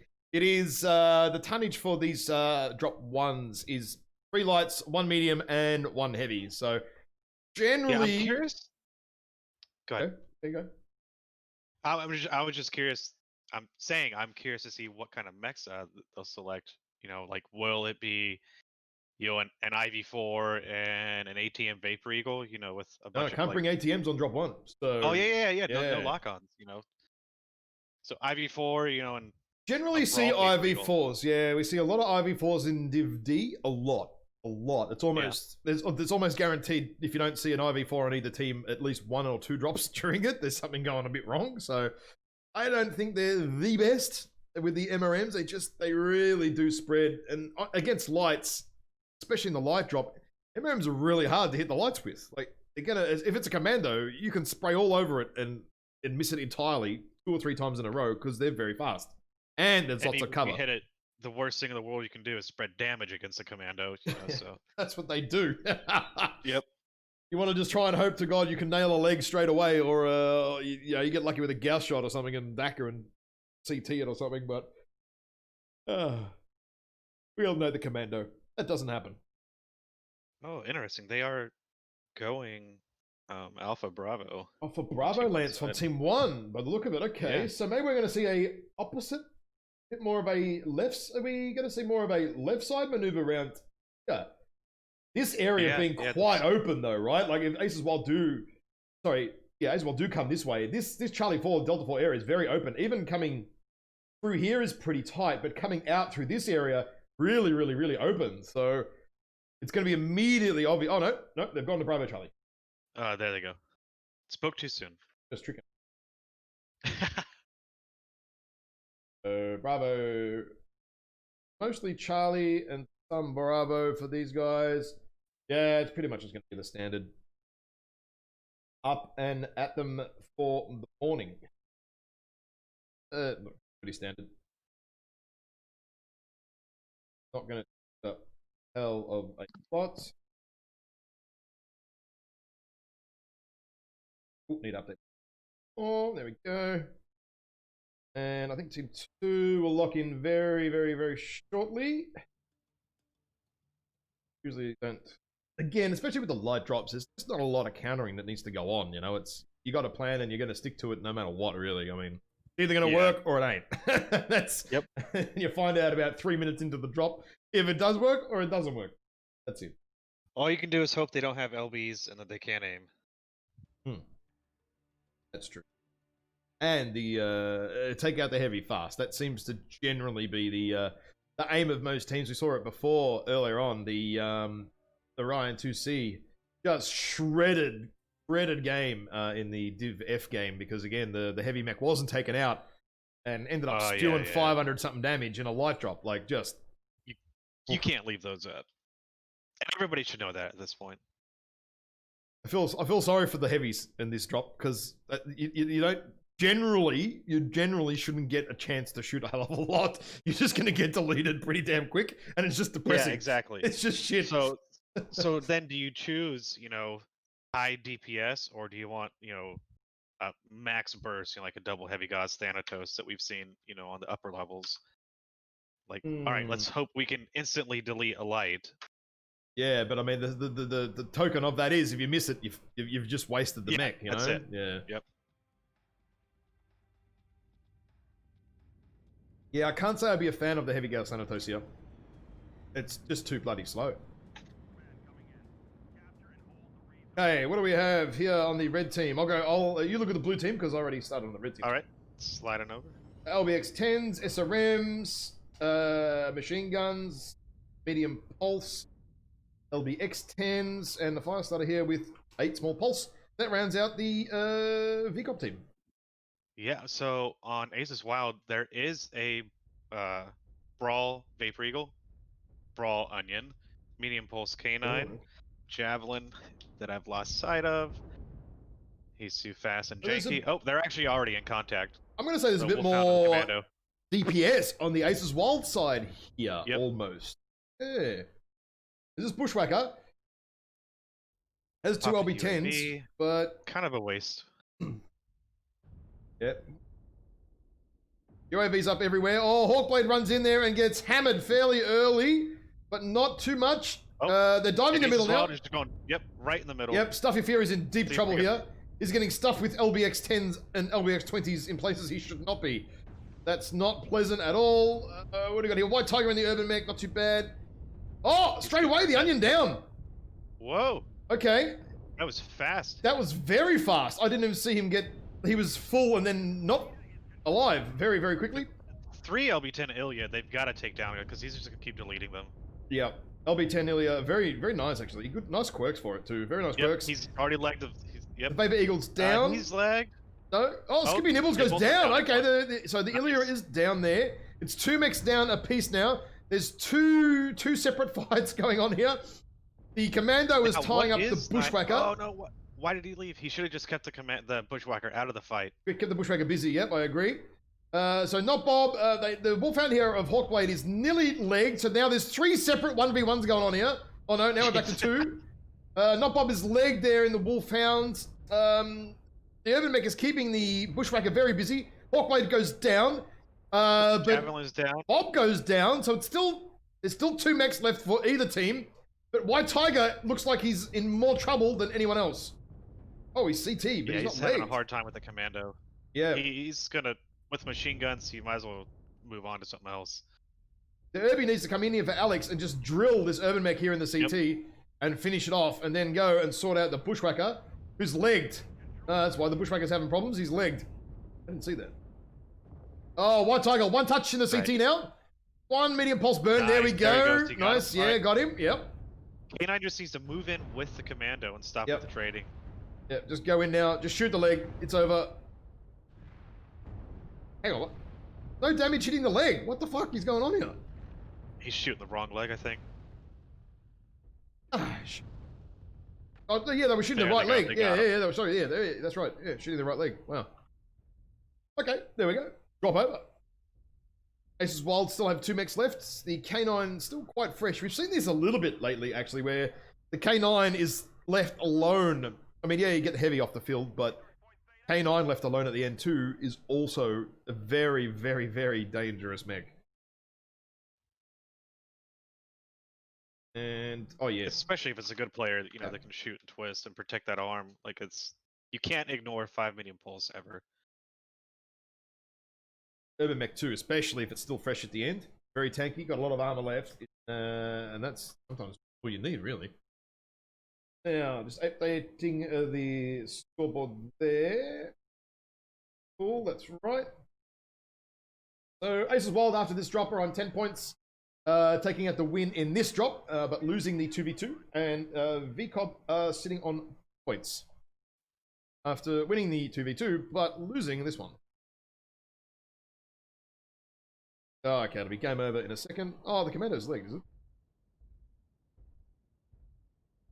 I know, when the commando got legged, I totally missed that. I legit did not see that. Oh well, that's okay. It was when he died, that bushwhacker at the end, while the K9 was backing down the hill, he got legged. Yeah, probably. Oh, mate, oh, yeah. I didn't see it fall off, though. Okay, stuff your fear there. Firestarter diving in a little bit too early and getting absolutely punished for that mistake. 21 damage. Oh, geez.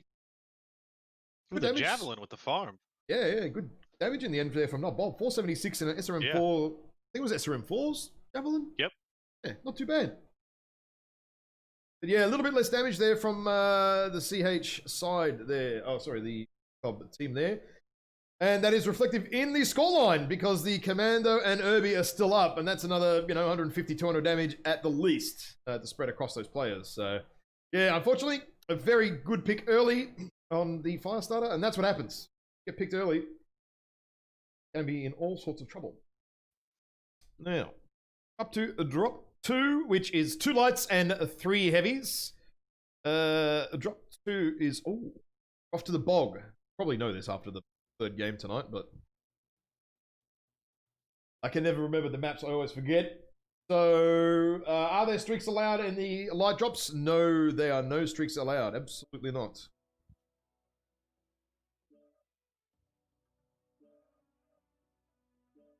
Now we're off to Iridium Bog next, and that's it. Over to the maps. Right. What do you think we're going to see down here in Division D? Bog is really interesting. You can pull in a couple different strikes. I personally think Team 1 is the better side because you have multiple angles on Theta, that you can give, Overwatch and overlapping fire on. Because when Team 2 starts to push in to try and take Theta, it's wide open, from Team 1 side. But I'm not familiar, with these two teams, but I would assume both teams are just kind of YOLO into each other and beat each other up. Team 2 does have some really interesting high ground spots, that they can shoot down from with, I dare say, ATMs and MRMs. So we'll see, definitely. Yeah, we might see. Won't see too much YOLO. I don't. Yeah, I think once either team starts to push and they start getting hammered from whoever it is on the opposing side, they'll start to question their life decisions. Well, as we've always seen, there's usually a quick early scout up here just to get your visions, see what's going on, see where they are going.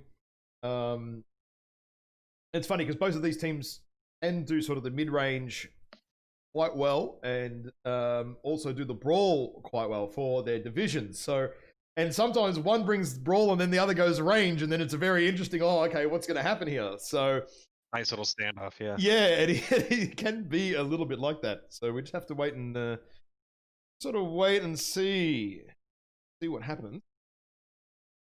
Guys generally don't take too long to lock in, as most lower divs sort of do. They've got a plan, they're going to bring it. Generally, they've already worked out what they're going to do. There's no, I guess, changes on the fly. Not too many on the fly sort of changes. So get into it very soon, I'm imagining. Once they all check that they've got the right mechs. Yeah. We've had a bit of the wrong mech selection tonight, but that's okay. And shit. CH is already locked. Yep. Yeah, these div you guys generally lock around too much. Pretty fast. Meanwhile, my team, we're like, okay, you have 10 seconds left, Bowser. Get in here. standard comp. standard Div A, everyone doing last minute changes and whatever, even though you've had like a whole week to prepare for it, but you know, that's normal. That's normal. Yeah. Much more to talk about other than the tonnage. So the 265 and 255, not too different. We've seen I've actually seen a couple of teams tonight drop 25, 30 tons different. So oh wow, yeah, it's been some big differences. And in the end, it hasn't dropping lighter or heavier hasn't generally impacted the win too much. It's more been the gameplay, as what tends to happen. But yeah, sometimes you'd think the tonnage wouldn't be a factor, but I mean, if you're moving faster in a lighter team, sometimes that means you got to drop some tonnage. So sure, especially if you're having a wolf pack strat. Okay. Oh, do I start? I start off with ToC2. All right, I'll slide over to red. So we got a Black Widow here with 3 LB10s, MRMC. Quick draw. Told you we're always going to see one. Oh, here's the summoner, the LBX SRM2 summoner. It's back. Seen that before. 5 million Pulse K9 and a Wolfhound. We have over the other side. Ooh, we've got the Brawl Onion, MRM IV4, and SRM Linebacker, and my thing is bugged. Okay, try and reset this. Yeah, I told you a we Commando and another K9. I knew we see IV4s. Always. Always see IV4s. Oh, hang on, the Linebacker only has... Oh, no, he's got Artemis on the SRMs. Yeah, it's 5 SRM, 6 Artemis. I don't mind that, actually. I think that's almost better than the 6 SRM6 with just the insane spread that it has. I mean, yes, you're doing a little bit less damage, but... CH is already on the cap. Way more accurate. With the Wolfhound, yeah. Yeah, Ace's Wild went completely Ace's Wild have no interest in the cap right now. Yep, nope. Which is kind of weird. I mean, if I was White Tiger, I'd almost take the advantage to full cap it right now, honestly. I mean, UAV's up, they know... Oh no, Orbit Rain doesn't have a UAV. It's not a bad call to immediately recall your light, though. If they haven't scouted them yet, they know they're balling up to push them somewhere. True. Okay. Oh, okay. So Ace's Wild are going the quick play style NASCAR rotation around the top center point of the map. Except for not Bob. Except for not Bob. Not Bob is going against the grain. Got a bit of Australian in him. He's going backwards. He does. Not Bob. Maybe a bit confused about his what country he belongs to. That's a very Australian thing to go the other way.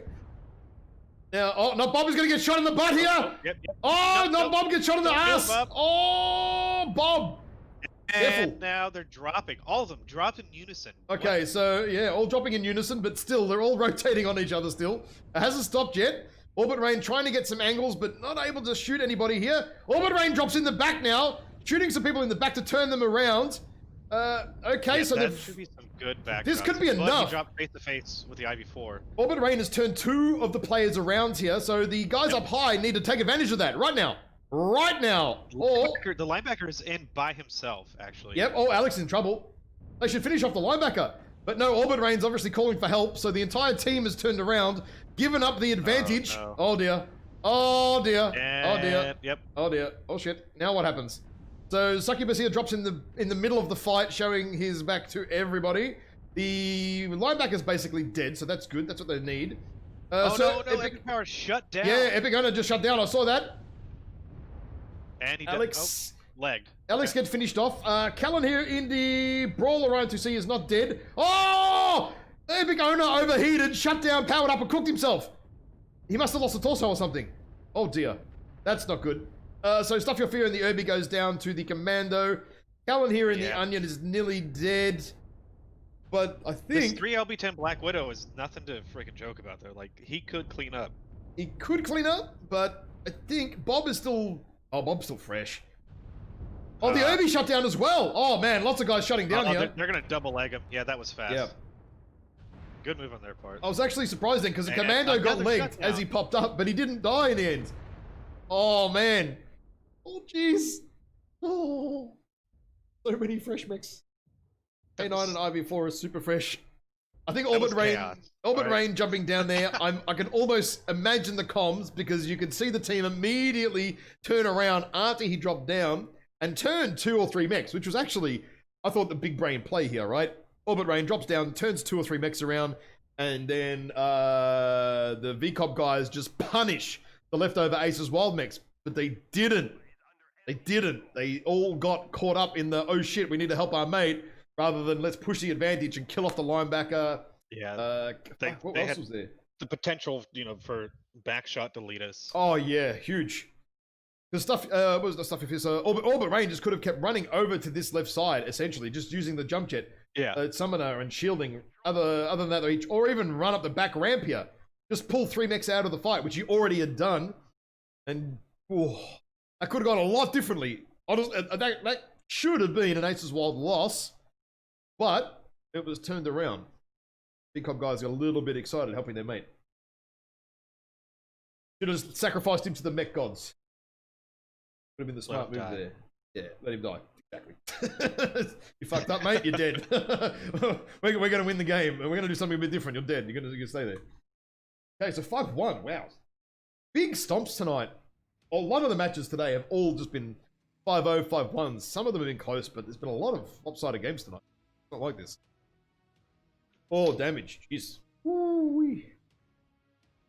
Top Bob there, 617. The Black Widow, 3 LB10s, farming 693 damage. That much damage, though. He should have been killing people. It could have been an airstrike as they ran up the hill, maybe. I'm not sure. Yeah, very true. Yeah, that's true. Could have been an airstrike.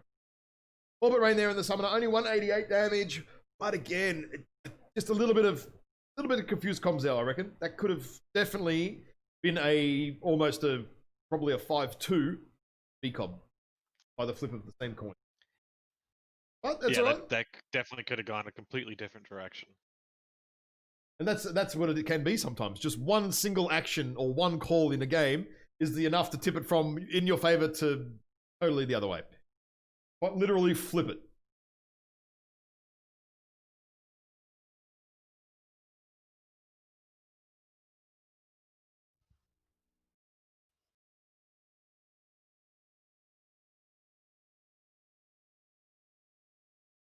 Let's spot these guys.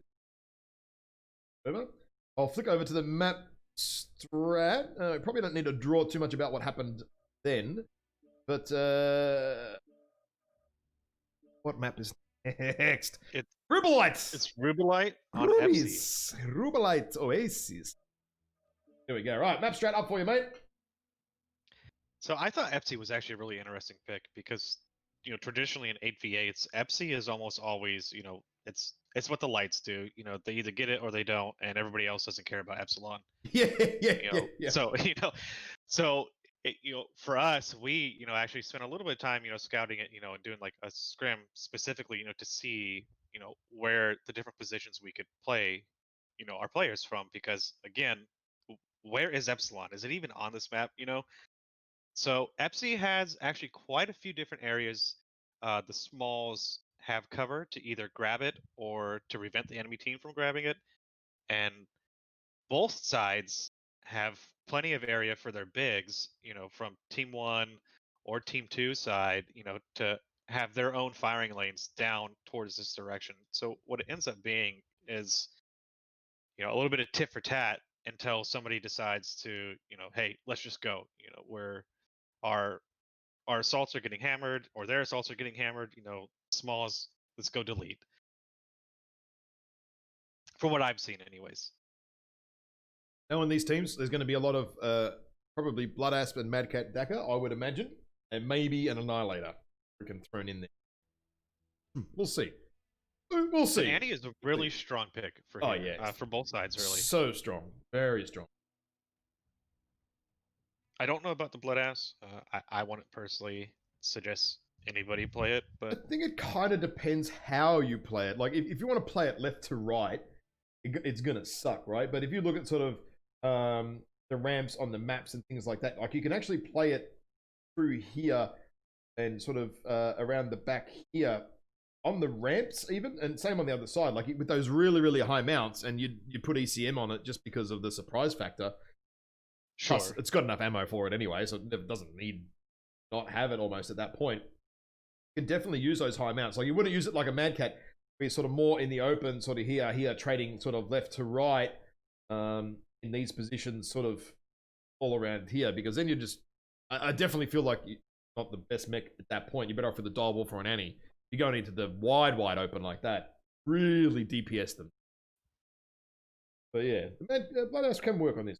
I just don't like the Mad Cat these days in comp, only because it just gets disarmed so bloody quick.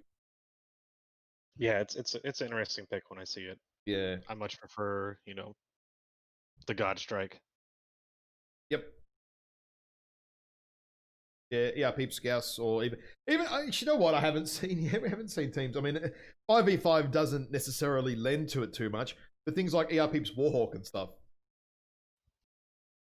Yeah, I expect to see that on this map actually, but yeah, I don't think anybody took it in the Div A games. I'm actually surprised I haven't seen a Warhawk yet going for some real long range business. Which, to be fair, the FC cap, it doesn't really, you know, it doesn't. It's a bit hard. Any of the Warhawk mounts. Yeah, it's a bit hard. You've got to really get into the open, and you've got to sort of walk up and down and left to right at the same time, depending on what side of the map you're on.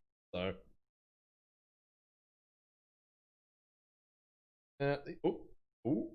These guys are ready. Yeah. I'm blown away how fast these guys ready up. Like, oh, dude. They don't play around. Yeah. Lower divs don't, mate. They're straight away. Usually it only takes me about an hour to cast them, max. Normally about an hour for 5v5. It's actually pretty nice. Although this morning, the first cast we had, like one guy having so many connection problems and client issues and stuff, it took nearly an hour and a half. So I was like, oh shit. Oh. And then we had a drop where they bring the wrong mech, so they did a redrop, but didn't cap a cap point, and then it took 7 minutes for the caps to run out, the mechs to unlock, so they could play another game. All right, I'm gonna slide over to the red guys. That took a while. Okay. Oh, here we go. We've got a Bushwhacker, Veagle, any 1P, or ER large maybe, and a Mad Cat 2B for the blue team. I'm in the wrong spot.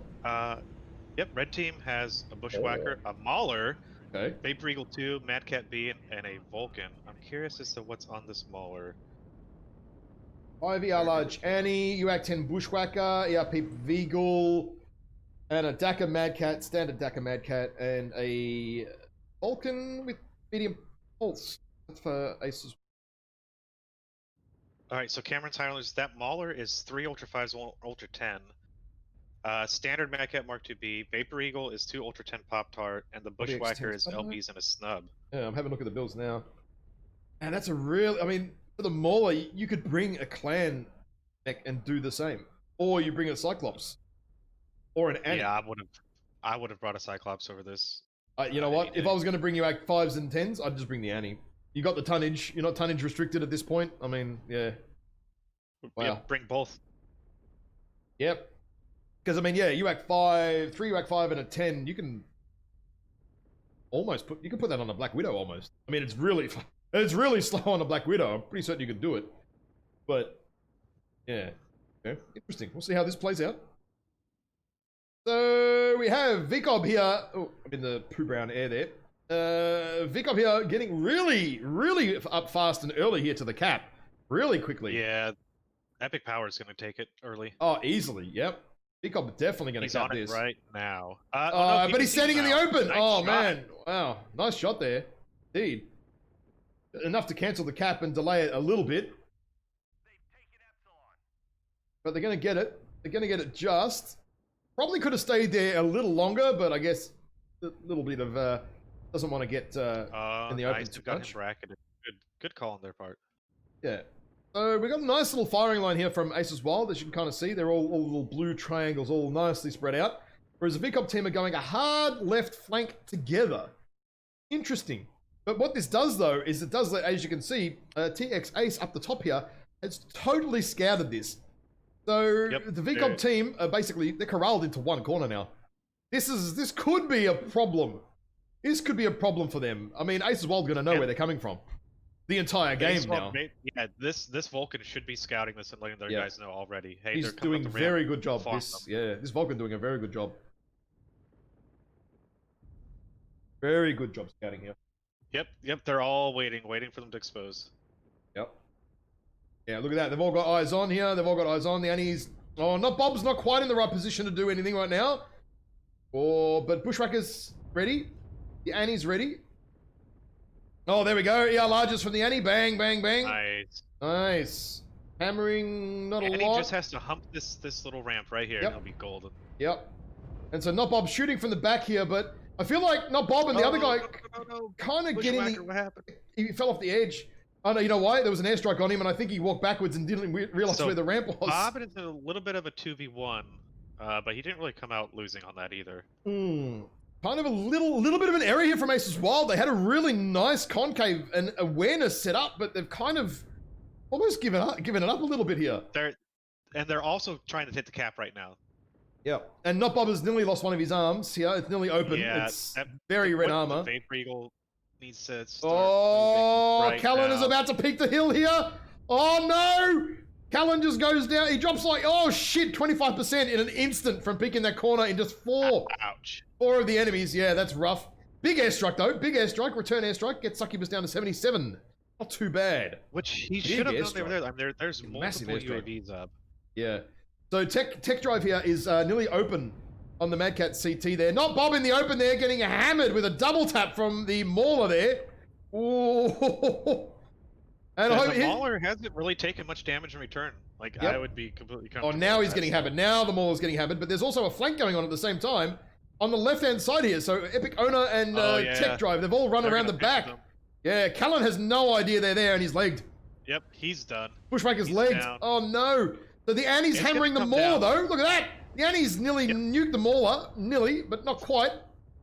Oh, I don't know how this is going to go right now. This is kind of touch and go. Not Bob needs to get in there and start waste with that Dakar on the enemies. Who goes down here? Tech or Bob? Tech or Bob? Tech CT open. Bob's torso's open and arms. Oh, Alex finishes off the Bushwhacker there with the ER peeps. Down. Mauler's about to push. He should die. Yeah, TX. Oh, hang on. Bushy gets the Vulcan down. I didn't even see that. So the Annie is going to finish off the Mauler there. Oh, no, sorry. The Vigal does. Vigal got the Mauler in the back. But the Vulcan here... Jeez, there's so many dead bodies. The Annie's getting harassed here by 2 mechs because the Aces Wild team are not quite in a position to shoot, but Wraith is going to lose his back.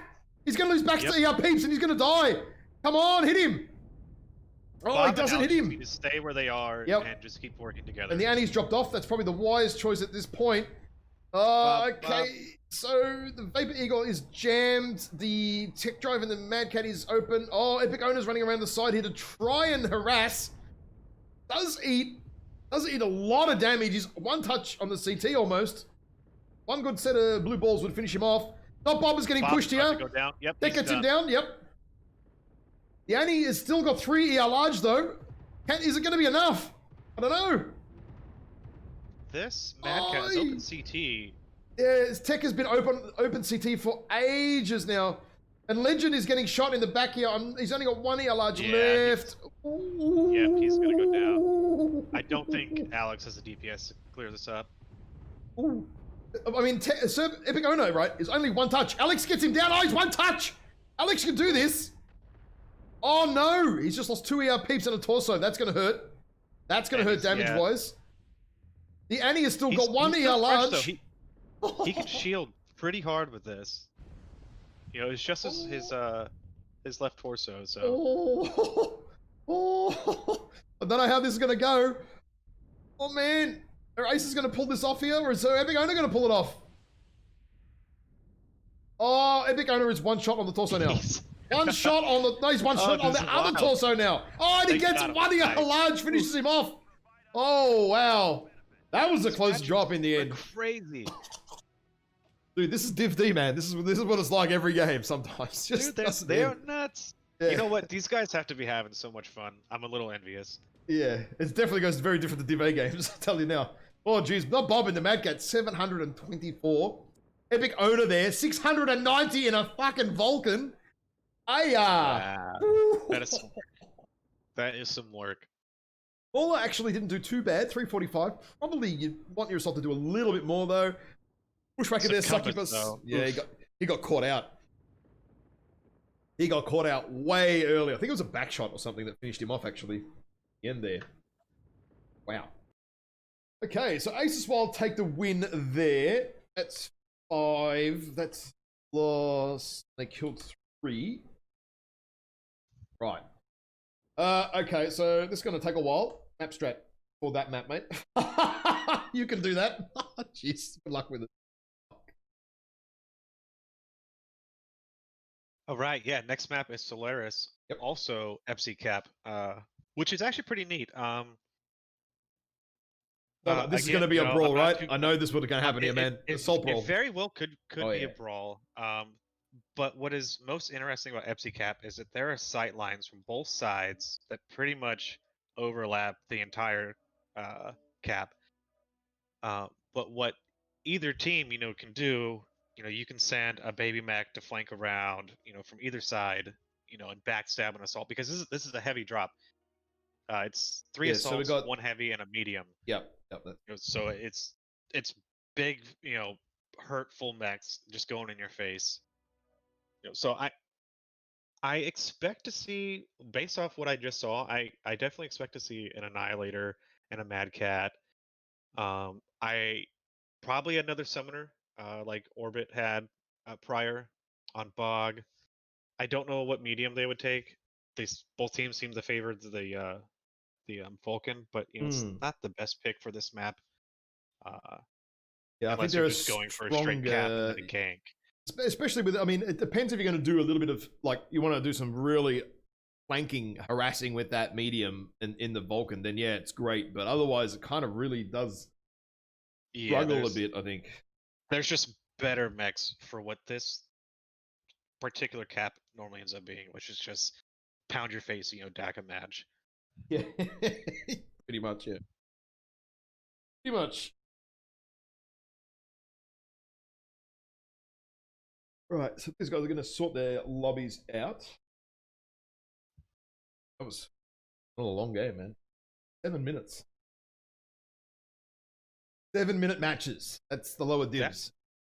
Yeah. It can be the higher divs too, but there's a bit more action sometimes, I feel. Sometimes over the Div A stuff, lower divs, where a little bit more, I guess, in your face kind of games, as opposed to Div A, which is more, and sometimes Div B, which is kind of like more technical. More technical play, trading, aiming, all that kind of. Definitely more calculated. But these guys are just having a blast. Like this map should be pretty entertaining. Earlier today, Lerm God brought a triple MRM 40 stalker on this map. So yeah, you can see all kinds of stuff here. It'll be interesting. That could actually do a lot of damage on a corner poke. Like, if someone comes around the corner at you, they're gonna hurt real they walk bad. away asking, "What was that?" Real bad. Yeah, what just hit me? MRM, what?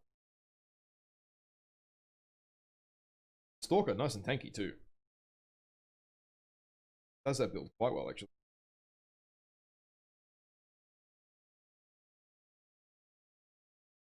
Guys are setting up, locking in.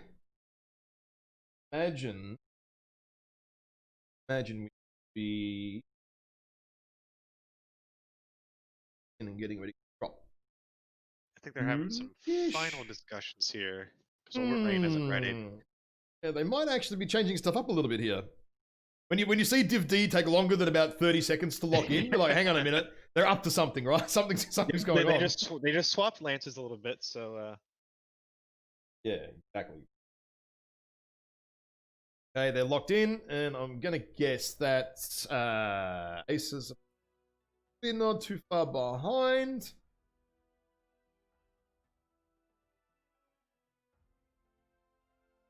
Oh, they're moving some lances around. Okay, just sorting their shit out. Here we go. I imagine that's a lock. Bravo. Yep. Mirror setup. Couple of seconds. Waiting for that little green light. Red light. Green light. Not yet. What? Come on, Bob. You're keeping us on the edge of our seat here, mate. We want to see what's happening. Oh, this lobby tomfoolery going on. Hurry up. Taco man. Okay, all right, let's go. Okay. Taco man. All right. As in, does that mean he doesn't get enough tacos, or? Not Bob. Seeking tacos. No.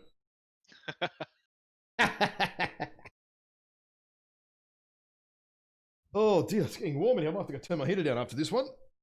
Do some map strat and chat for a minute or two while I go and remote. Right, Solara City, 1 medium, 1 heavy, and 3 assaults with the Epsilon cap points coming right up.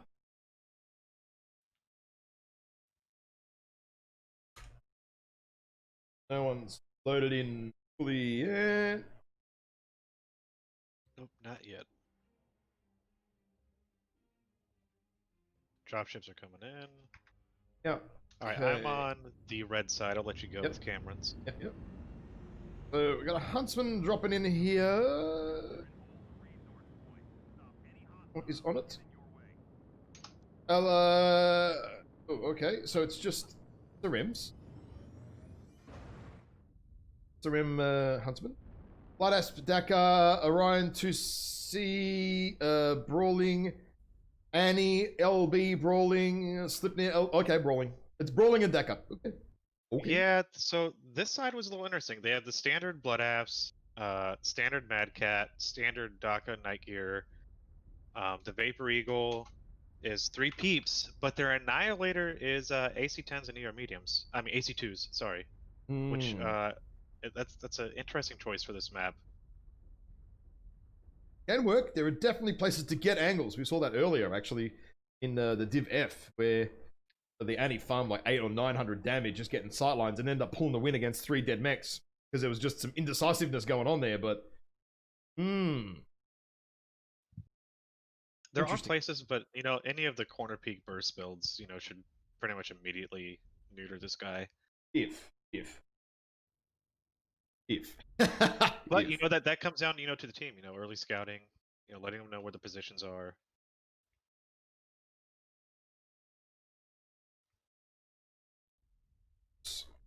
Mouse button. Okay, so the Bloodus has jumped up here. No one's bothering with the cap point at all.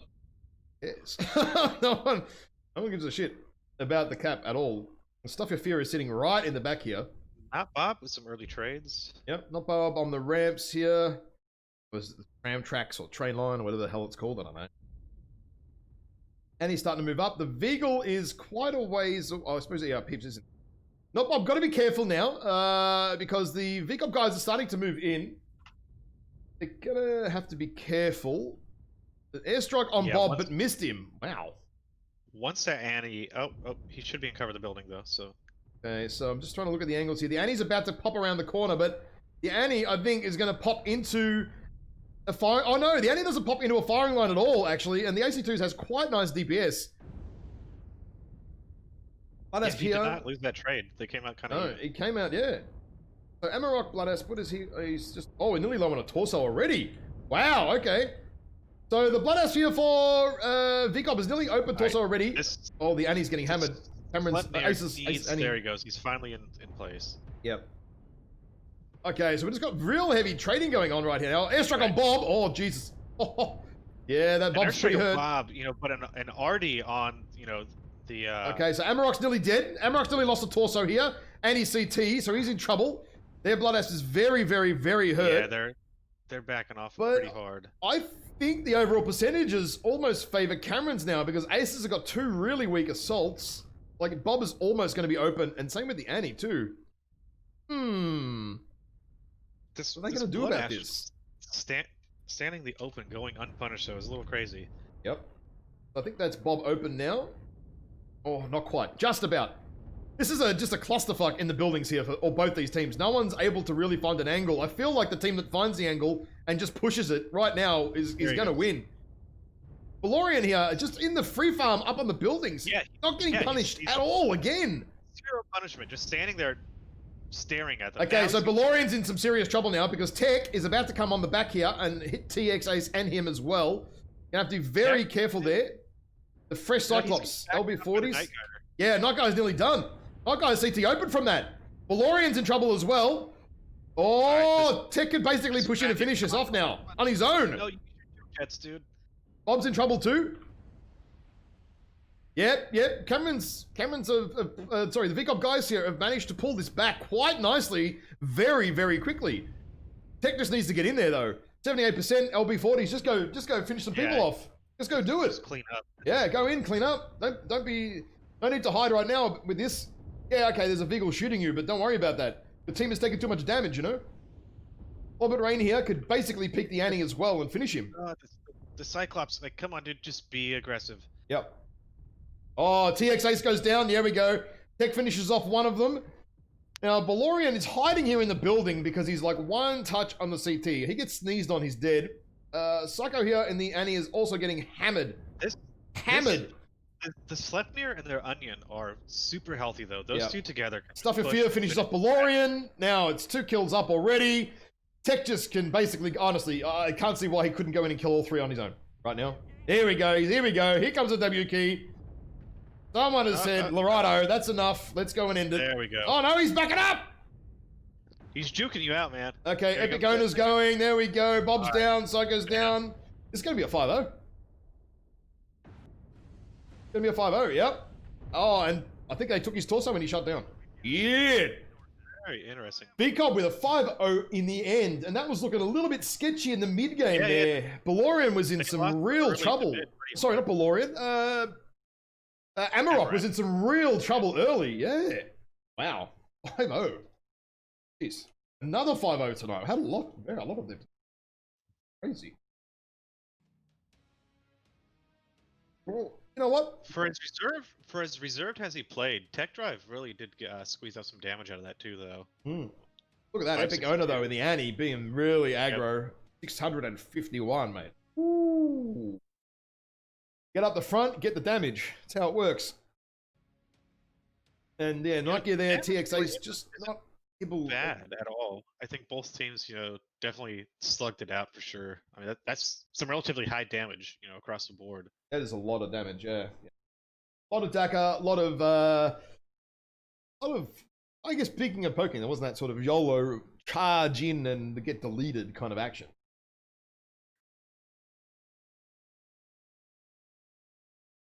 Alrighty.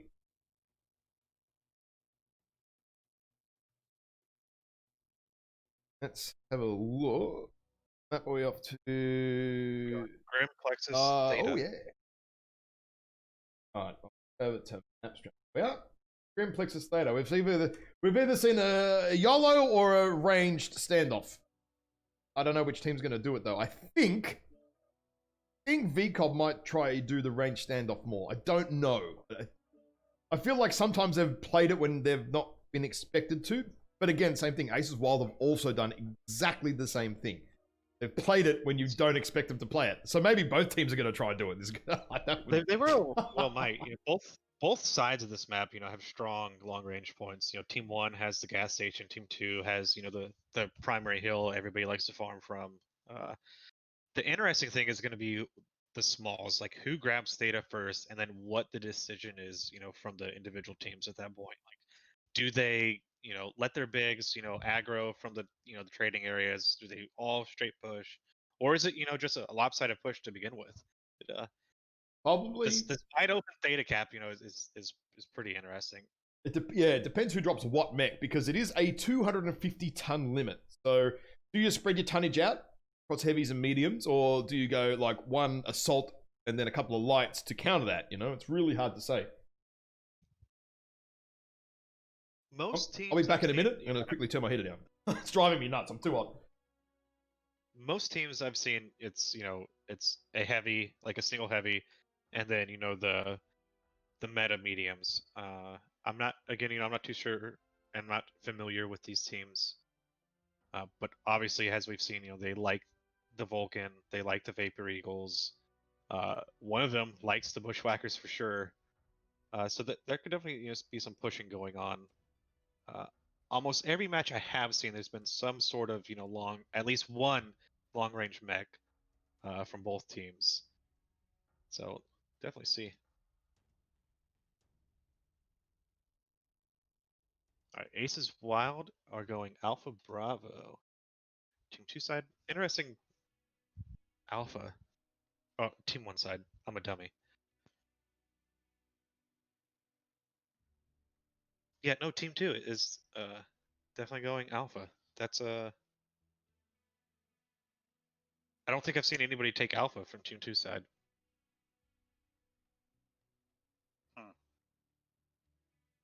Generally, people will take Bravo because it's like a straight walk to the primary hill. They have White Tiger and Charlie. Oh, there they go. Now they're switching. I spoke too soon.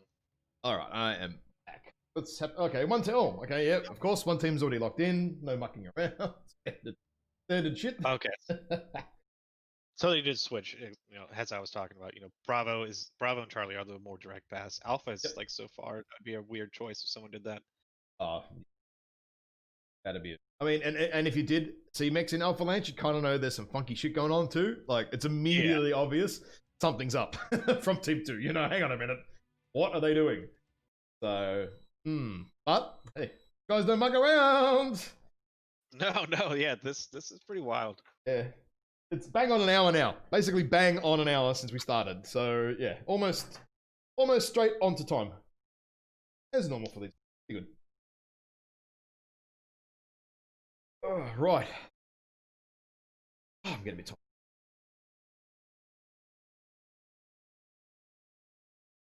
Right. All right, I have dropped on Team 1 side. So yeah, we drop on the blue team side. All right, I'll call the reds. What you don't Oh lose. shit! What did I tell you about IV4s? I told you this, right?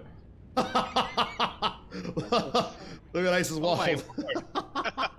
We've already had like 2 IV4s, and now we see 2 in a single drop. Oh wow! And the other side went with 2 Vapor Eagles and a dragon. What is on this dragon? What did you? 3 Ultra 2s. You don't? I wouldn't have expected that at all, actually. Hey, we got. Oh, okay. You had Proton Special Dragon. Get out of here. Yeah. 3 ATM 12s. That's hot. Ooh, yeah. Okay. And the Bushwhacker, is LB10, 6 SRM 2. Like they're going to push, and they're going to keep the dragon on the hill to farm. And they got a Gauss hammer here with 6 ER mediums as well. So, yeah. Okay. All right. Stuff Your Fear is pretty close to the cap. Can he snag it before he gets shots on The problem with the 6 ER medium Commando versus Commando. Warhammer is fucking slow. Like, it's really slow. Why is he running around the cap? I would be standing in a corner and not running around the cap and avoiding all damage, but, What are you doing, buddy? each to their own, But this will be interesting, because if as the IV4s charge across, you just hammer their legs, and that's what the ATMs are going to do anyway, you could potentially stop this push very easily. Potentially. What was on the other vehicle? It's a Brawl Vehicle. LB24. Oh, okay. Yep. So they've got the 2 Brawl mechs, an ATM so mech, and Aces are once again thinking it's quick play and running all the way around the center point of the map again. Hey, Giga Zimbabwe flank. Okay. Well, they know it's coming, right? You know what? If Stuff Your Fear has scouted this at all, he's gonna freaking give this Warhammer a nightmare. he has scouted it, but what he needs to be doing is he needs to be in the back of the Warhammer already. Like, not given up. Far behind his team. Yeah. Well, he was over. I'm just looking at the map now for the viewers. He was over here, and he scouted it. He should have kept chasing the Warhammer. He should have kept chasing it and crit those crit out the Gauss from behind. That would have been huge. Yep.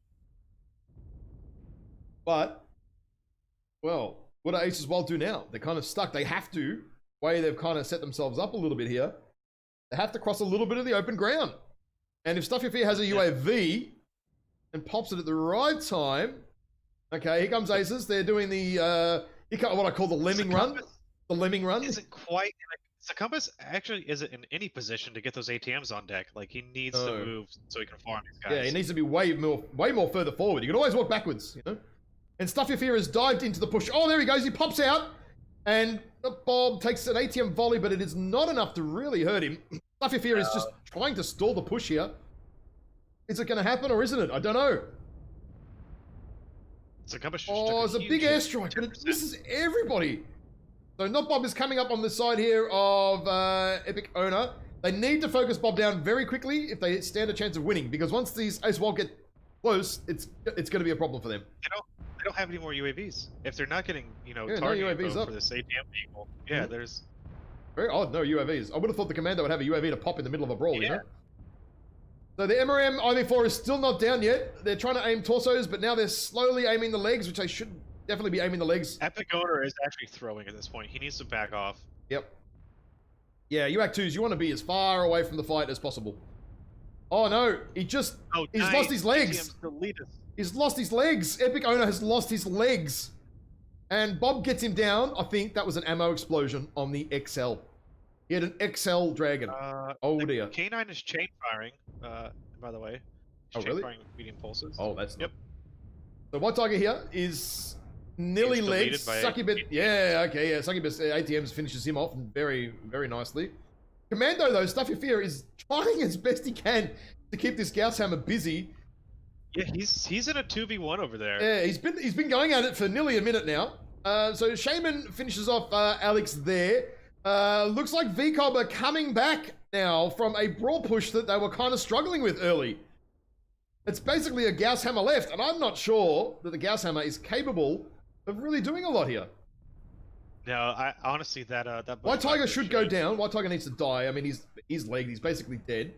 Bushwhacker is now diving in. They're diving in on the Gauss Hammer now. Very, very good. Very good. What they want to do. VCoB want to finish this. Cooldown. Oh, yeah. And Commando's here as well. Yeah, there we go. Legged him. Finished him off.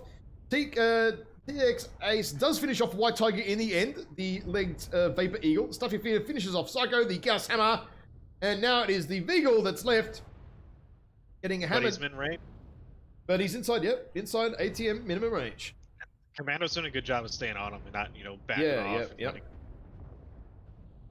But yeah, I'm not sure the Commando is going to be able to do enough or even get another kill here. Stuff Your Fear is, I mean, he's open torso, but the chances of him getting killed, and he might get a kill. Find out in the next 20 seconds or so. So the Commando's nearly legged. A stray LB shot or SRM shot would just about take that off. Succubus kind of just needs to run away and get some distance a little bit here. There we go. Nearly getting enough distance. Nearly getting enough. Yep. And Shaman finishes off the torso there on the Commando. Woo! These guys are crazy. Man, another 5.5, 6-minute game. Big damage. Well, a lot of damage across the board there. Bushwhacker there doing a lot. 500. I feel like the Veagle could have done a little bit more, but again, just wasn't quite positioning, but still, 461. Nothing to sneeze at. Deleted an Urban That's what you want. You want to get them off the field really, really fast. Yeah, IV4 has kind of struggled a little bit. 400 damage, that's all shotguns, That's a lot of spread. Yeah, Irby getting deleted there. Warhammer, not too bad in the end, but just a little bit better focus there from VCoB. I think that's all that really won that game. The Dragon kind of still spewed out 300 damage, which I'm surprised at. He got jumped really, really early.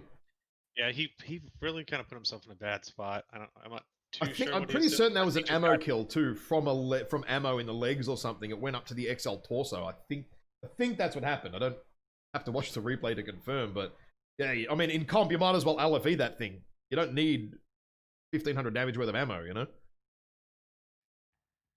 And shield the arm. So, there we go. I need to update this score, don't I?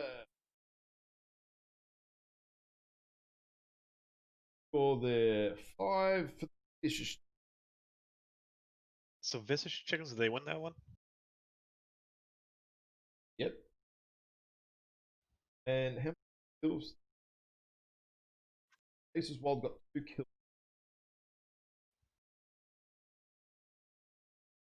Yeah, Aces got 2 kills in the end out of that one. Now, let's jump to the final scoreboard here for these teams today.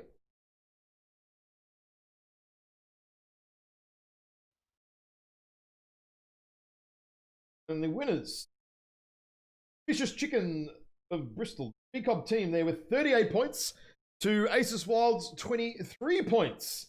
Well done to VCoB there, a good showing in the end.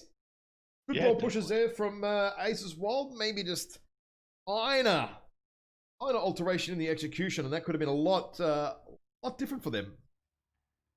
Good games, very good game. Lots of action, lots of action. Yeah, there's no lack of action, that's for sure. No, it was definitely Division D.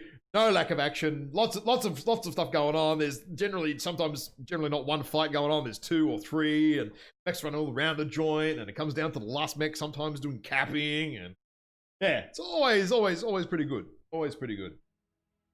You got anything else you would like to add, mate? Or No. I think we covered it during the drop. You know, that was all pretty wild and crazy. wild and crazy. That's it. Now, another cast running. There was meant to be. Let me have a look here. Yes, was doing Bears Brawlers versus 502, but I think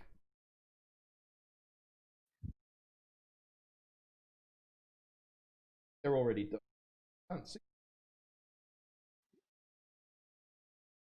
He was on MW League 3, it looks like. He was on 2 because I think the oh, he's on 3 though.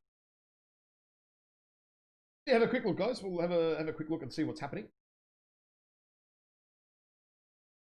Have a look. If No, 3 looks like a loop. MW2 isn't up right now, so he must be done.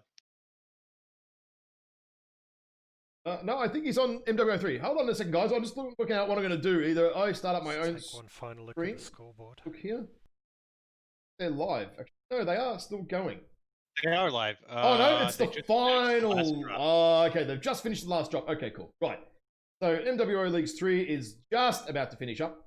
Right. So what I'm going to do, Mr. McGoat, thank you for showing up at the last second because Bowser bowed out, as would randomly happen sometimes. So that's all right. He was getting a bit tired. He had a lot of hype in him today. A lot of hype. Yeah. A lot of hype. Bowser. So yeah, thanks for joining me, mate. Guys, everyone in the chat, thank you. 119 is the most ever. Absolutely not. We've had like 200 viewers regularly before, but you know, MechWarrior is a dying game and blah blah blah blah blah blah blah blah blah. It's these days 100 is 100 to 150 is about right during NA prime time. It is getting a little late though for the prime time. So I mean, if some of the Div B stuff was on maybe an hour earlier, might have been a little bit more, but that's all right. Oh, that's it. I've got nothing else to add. Thank you. Nothing else? Yep. Nope, that's it. That's it for me. Oh, beautiful. GG's. No worries yet. GG's. Thank you for joining me, mate. Thank you guys, all the viewers. Thank you to all the teams today. Great fun. Good casting.